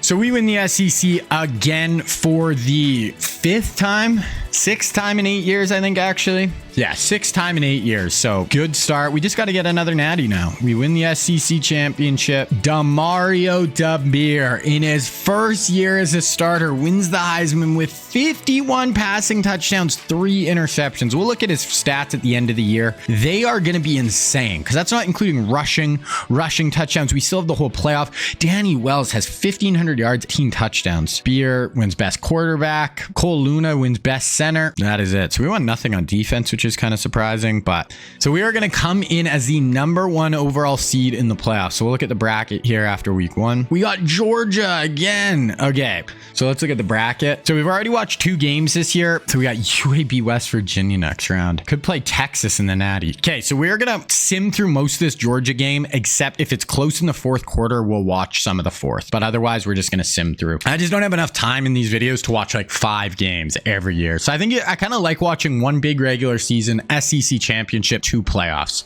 I think that's like a really good ratio, but this would be a 3rd playoff game, but we're just going to super sim the whole thing. 4th quarter, if it's late, really close, we'll hop in. Plus, we just watched Georgia. Okay, we're down 7-0, 7-7. I mean, we got to win this though too. 14-all, 21-14, 28-14 at the half. So that's nice. 35-14, 35-21, 42-21 in the 4th quarter. 40. Okay, so we're going to get this done. Oh, 45-29 victory. So we beat Georgia back-to-back games. The Tide get it done. We had 504. They had 502 on offense. DeBeer had another 4 touchdowns, no picks, 88 yards and 2 touchdowns on the ground. This kid is actually insanely good. My gosh. He could leave after this year, though. He could literally go to the draft right now because he's a redshirt sophomore. So we beat Georgia. We are going to go to the semi-final, and we play West Virginia or UAB, I think. DeBeer, player of the week, of course. Almost 500 yards of offense and 6 scores if you include rushing. We got UAB, the Blazers. So we are going to watch this one. They're 14-1, but they're a mid-major. Yeah, 81 overall. Obviously, we are going to be the heavy favorites in this one, but we'll see what happens. Okay, so we're going to sim through the 1st quarter. We go up 7-0, 14-7 now, 14-all, 21-14. So insanely high scoring first half. I don't know if UAB has a bit of answers for our defense. We got them to 3rd and 6, though. All whites for the UAB. Drops back. They got a lefty in at quarterback. We get a sack. Not a scoop and score, but we recover inside the 15-yard line. So we have a chance to go up 28-14. Timmy Jernigan recovers that fumble. Oh, we're actually going to... I want to watch this drive. This game, we might not watch a ton just because I'm assuming we're going to blow them out, but we'll see. See if we can punch this in. DeBeer. Read option, tuck it, and run. And DeBeer is in. Takes a bit of a hit there, but Demario DeBeer. Wow, 28-14. They get a nice return there. 2nd and 7, 3rd and 7. 4 down. We don't even need to blitz. We can get so much pressure with our front 4. They're just going to run drop. No dice. No frickin' dice. Okay. Our ball. 2-yard rush. 3rd and 8. Let's see if Beer can capitalize here. So we got trips to the top. Motion a guy. Ups back. Oh, nice play to Beer. Keep your eyes downfield. Oh my gosh. Look at this. Guys, how good is Demario DeBeer? He makes every freaking play. Okay, trips, 3rd and 5 again. You know DeBeer. I know he's making a play here. I just know it. Up over the top. Oh my. That was a sick catch. Diving catch from McKee. Oh my God, this offense, man. If we don't win the Natty this year, I'm going to be very disappointed. We convert on 3rd down and then a 16-yard Demario DeBeer touchdown run. We're up 35-15. 1st and 10, 2nd and 8. Okay, we got a 3rd and 9. Let's see what our defense can do. Okay, inside 4-man rush. Oh my God. 3 DBs there. Get the knockout. Give it back to DeBeer. Let's go get another freaking score. 2nd and 7. Boom. 94 yards to Danny Wells. 1st and 10, 2nd and 10. We got them 3rd and 7. They can probably get a field goal here, but I mean, we have 42 points in the first half. This offense. Pressure. Oh, look at our front, man. Our defensive line. UAB is just overmatched right now. 42-17. 3rd and 4. Don't pick it up. We're going to punt. 2nd and 10. 3rd and 6. 1st and 10. Okay. That's going to be half. So we have 42-17 lead at the half. We're going to go to the 4th quarter unless UAB does something big in the 3rd. Yeah, 49-17, 56-7. Yeah, we're just going to go to the end here. 56-7, 63. I would have liked to put a 70 burger. 63-17. I'm scared to see what DeBeer's stats are like. Just 85% completion percentage, 6 touchdowns. He might have 70, 80 touchdowns this year once we get through the whole playoffs. I don't even know. DeBeer to McKee, dive and catch over the middle. We had almost 600 yards yards offense, 434. He added 54 and 2 more scores on the ground. Mari Cooper, Wells, both had humongous days defensively. Clowney had 4 TFLs. We had 4 sacks. We had 1 pick. Tre'Davious. Holy. Okay. So I'm kind of hoping we play Texas in the Natty. We had such a good game against them earlier in the year. Like went to 5 freaking overtime. So I think that would just be a great game. Win the semis. We are off to the final. Try to get it done. This will be our 4th national championship appearance. If we go 1-3 in the Natties, I'm going to be pissed. Clowney, big day. Player of the week. Clowney, DeBeer, offensive. Yeah, obviously. We play Wisconsin. They're the number 2 team in the country. So I'm guessing they beat Texas. Let's just look at the bracket here. Yeah, they beat Texas by 3. 24-21. So, I mean, 13-2. They're a really good team. They're an 86 overall. So we have a lot better overall. But hey, matters what happens on the field. We got to get it done. It's go time. So we are going to go through the first quarter here. 7-0 lead. 7-3. So 7-3 lead for Bama. Oh God, we throw a pick. They have it on our 12, 3rd and 2 on our 9. So DeBeer, that's only his 4th pick of the year. Pistol. They're going to hand this off. No play action. Roll out. Wide open in the flats. Not, you know, picks up the first down. See if we can have kind of a goal line stand here. 2nd and goal from the 4. 3rd and goal from the 1. Can we knife him? We have so much beef up front. Can we make a play? Knife in the backfield. Get a tackle for loss here. Hold him to 3. Nope. That is going to be a Wisconsin touchdown. So DeBeer throws a pick. Wisconsin makes us pay. It is 10-3. 10-7, sorry. 2nd and 9, 3rd and 5. We don't convert and we punt. 2nd and 12. They have 3rd and 8. Okay, so our offense, after scoring 63 last week, is not looking incredible so far. We have 4 down linemen. We need something here. Pass rush. Something. Okay, that's fine. Knockout. Nice play. Okay, now offense. You're going to get the ball back. 5 minutes left. Let's go get a nice drive here. 2nd and 10. 3rd and 8. So not starting great. DeBeer. Guys, I do not want to go 1-4 in national championships. 2-2 is fine. 1-4. Come on, DeBeer. Come on, buddy. Fires it. Oh, good hit. Jarvis holds on. Great possession receiver. 2nd and 6. 3rd and 8 after a -2 yard rush for Chubb.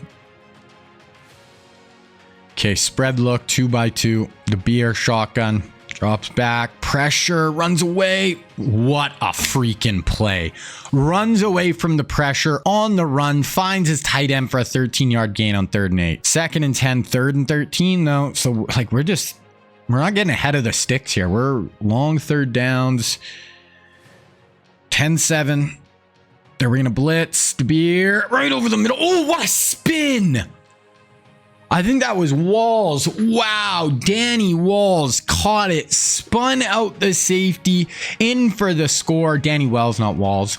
30-yard touchdown. That's what we needed. Okay, now defense. Let's get off the field. 3rd and 7. Let's go defense. It is go time, boys. Make a play. Somebody. 4-man rush. Jernigan up over the top. He's got it. Wow.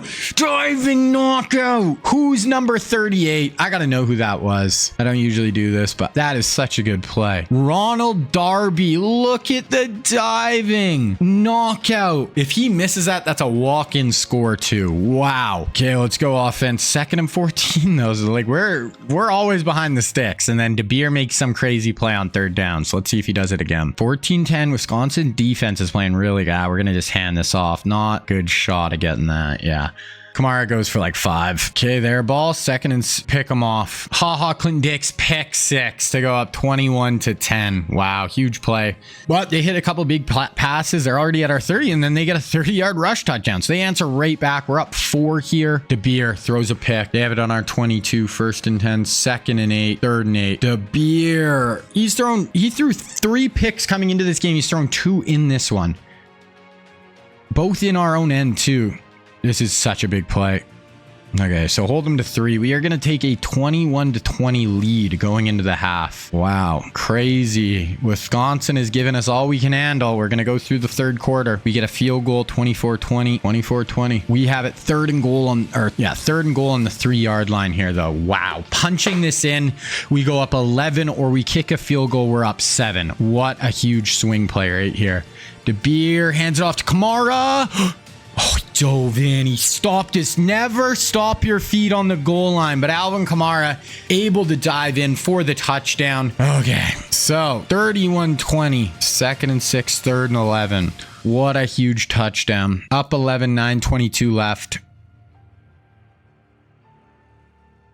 Drops back. Up over the top. Boom, he caught it. What a catch. That was Darby again, number 38 in coverage.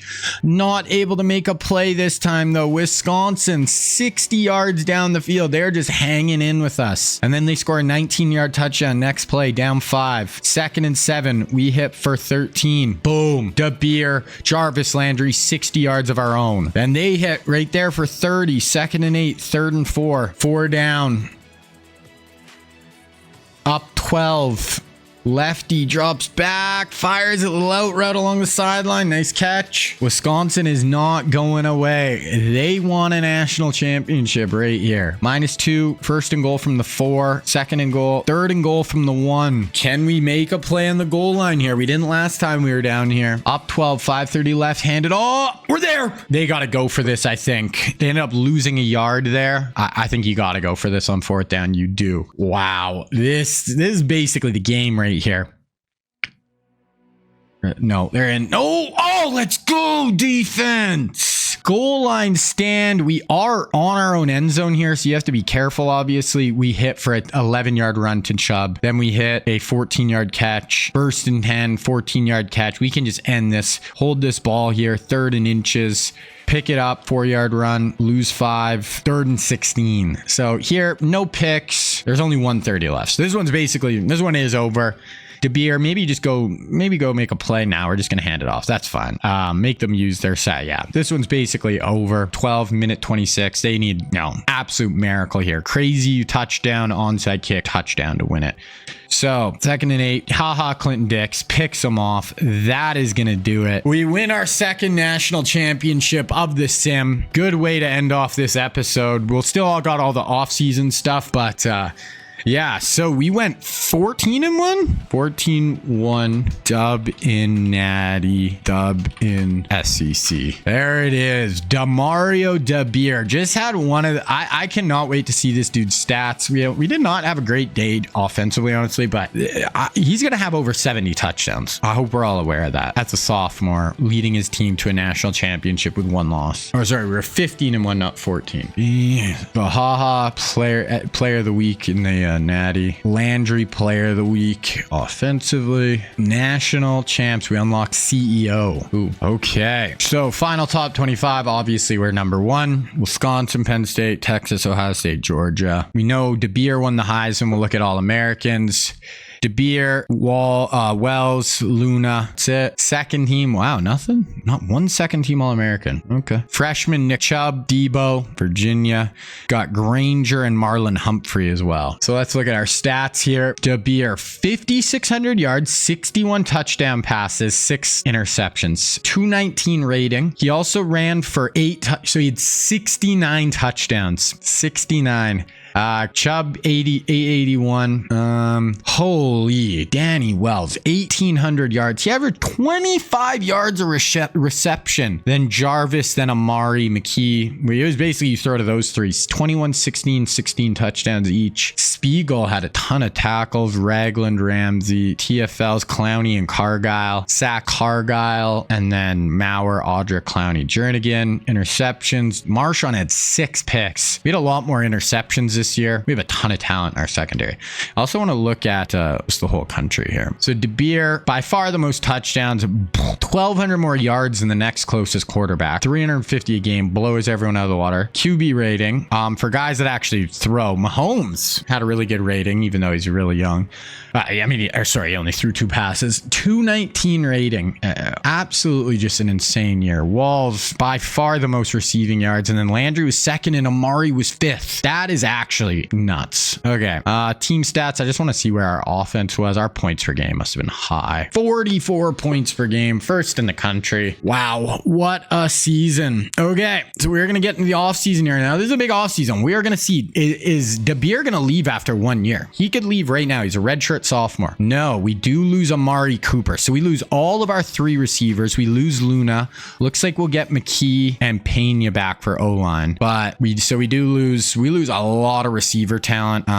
So we lose lose. Oh, McKee left. Oh, okay. I thought he decided to say, we get Pena back. Oh, I didn't even try, but no, we lose Amari. So we lose Luna, Amari, McKee, Maurer, Landry, Wells, Clowney, Shazier, Jernigan, Clinton Dix, Mike Evans, Johnny Manziel, Stephon Tuitt. So we definitely lost some boys this year. Didn't lose DeBeer though. DeBeer is back, better than ever. How many first rounders did we have? We had 2 first rounders, Cooper, Luna, McKee. Landry was a 3rd. Wells was a 3rd. Jernigan was a 7th. Jernigan was good for us. National Signing Day. We'll look at all the real life players here, see where they all ended up. So Oklahoma State ends up with Jalen Hurts, and then Notre Dame gets Dwayne Haskins. Wide receiver, AJ Brown goes to Penn State. DK Metcalf goes to South Carolina. TCU gets Michael Pittman Jr. And then Wisconsin, who we just played in the national championship, gets Chase Claypool. No tight ends. Offensive tackle, we only have 1. And he goes to Texas, Jonah Williams. Moving on to defensive ends, Rashawn Gary goes to Ole Miss. And then Nick Bosa goes to Oklahoma. Moving on to defensive tackles, University of Miami gets Jeffrey Simmons. Dexter Lawrence goes to Ole Miss. Linebackers, Isaiah Simmons goes to LSU. And then Chauncey Gardner-Johnson goes to Miami. So that is where all the real life guys went. We end up with, of course, the number 1 class. Ohio State, Florida State, Miami rounded out. We had 12 5-stars. Just as far as like top 10, 15 players, we had 1, 2, 3, 4 of the top 10, 5, 6 of the top 15. So very good class once again. So yeah, I hope you guys enjoyed this episode. There's going to be another episode coming next week where we start in this 2016 season, do 4 more years. So really excited now that I can edit these prospects as well and make sure they play like their real life counterparts. So that will be starting all in the next episode. So if you guys made it this far and you enjoyed it, definitely leave a like on the video. Definitely sub if you made it this far. You clearly liked enough to sub to the channel. Now if you guys want to check out the next episode in this series and you're watching it in the future, I will put up episode 3 right here for you to check out.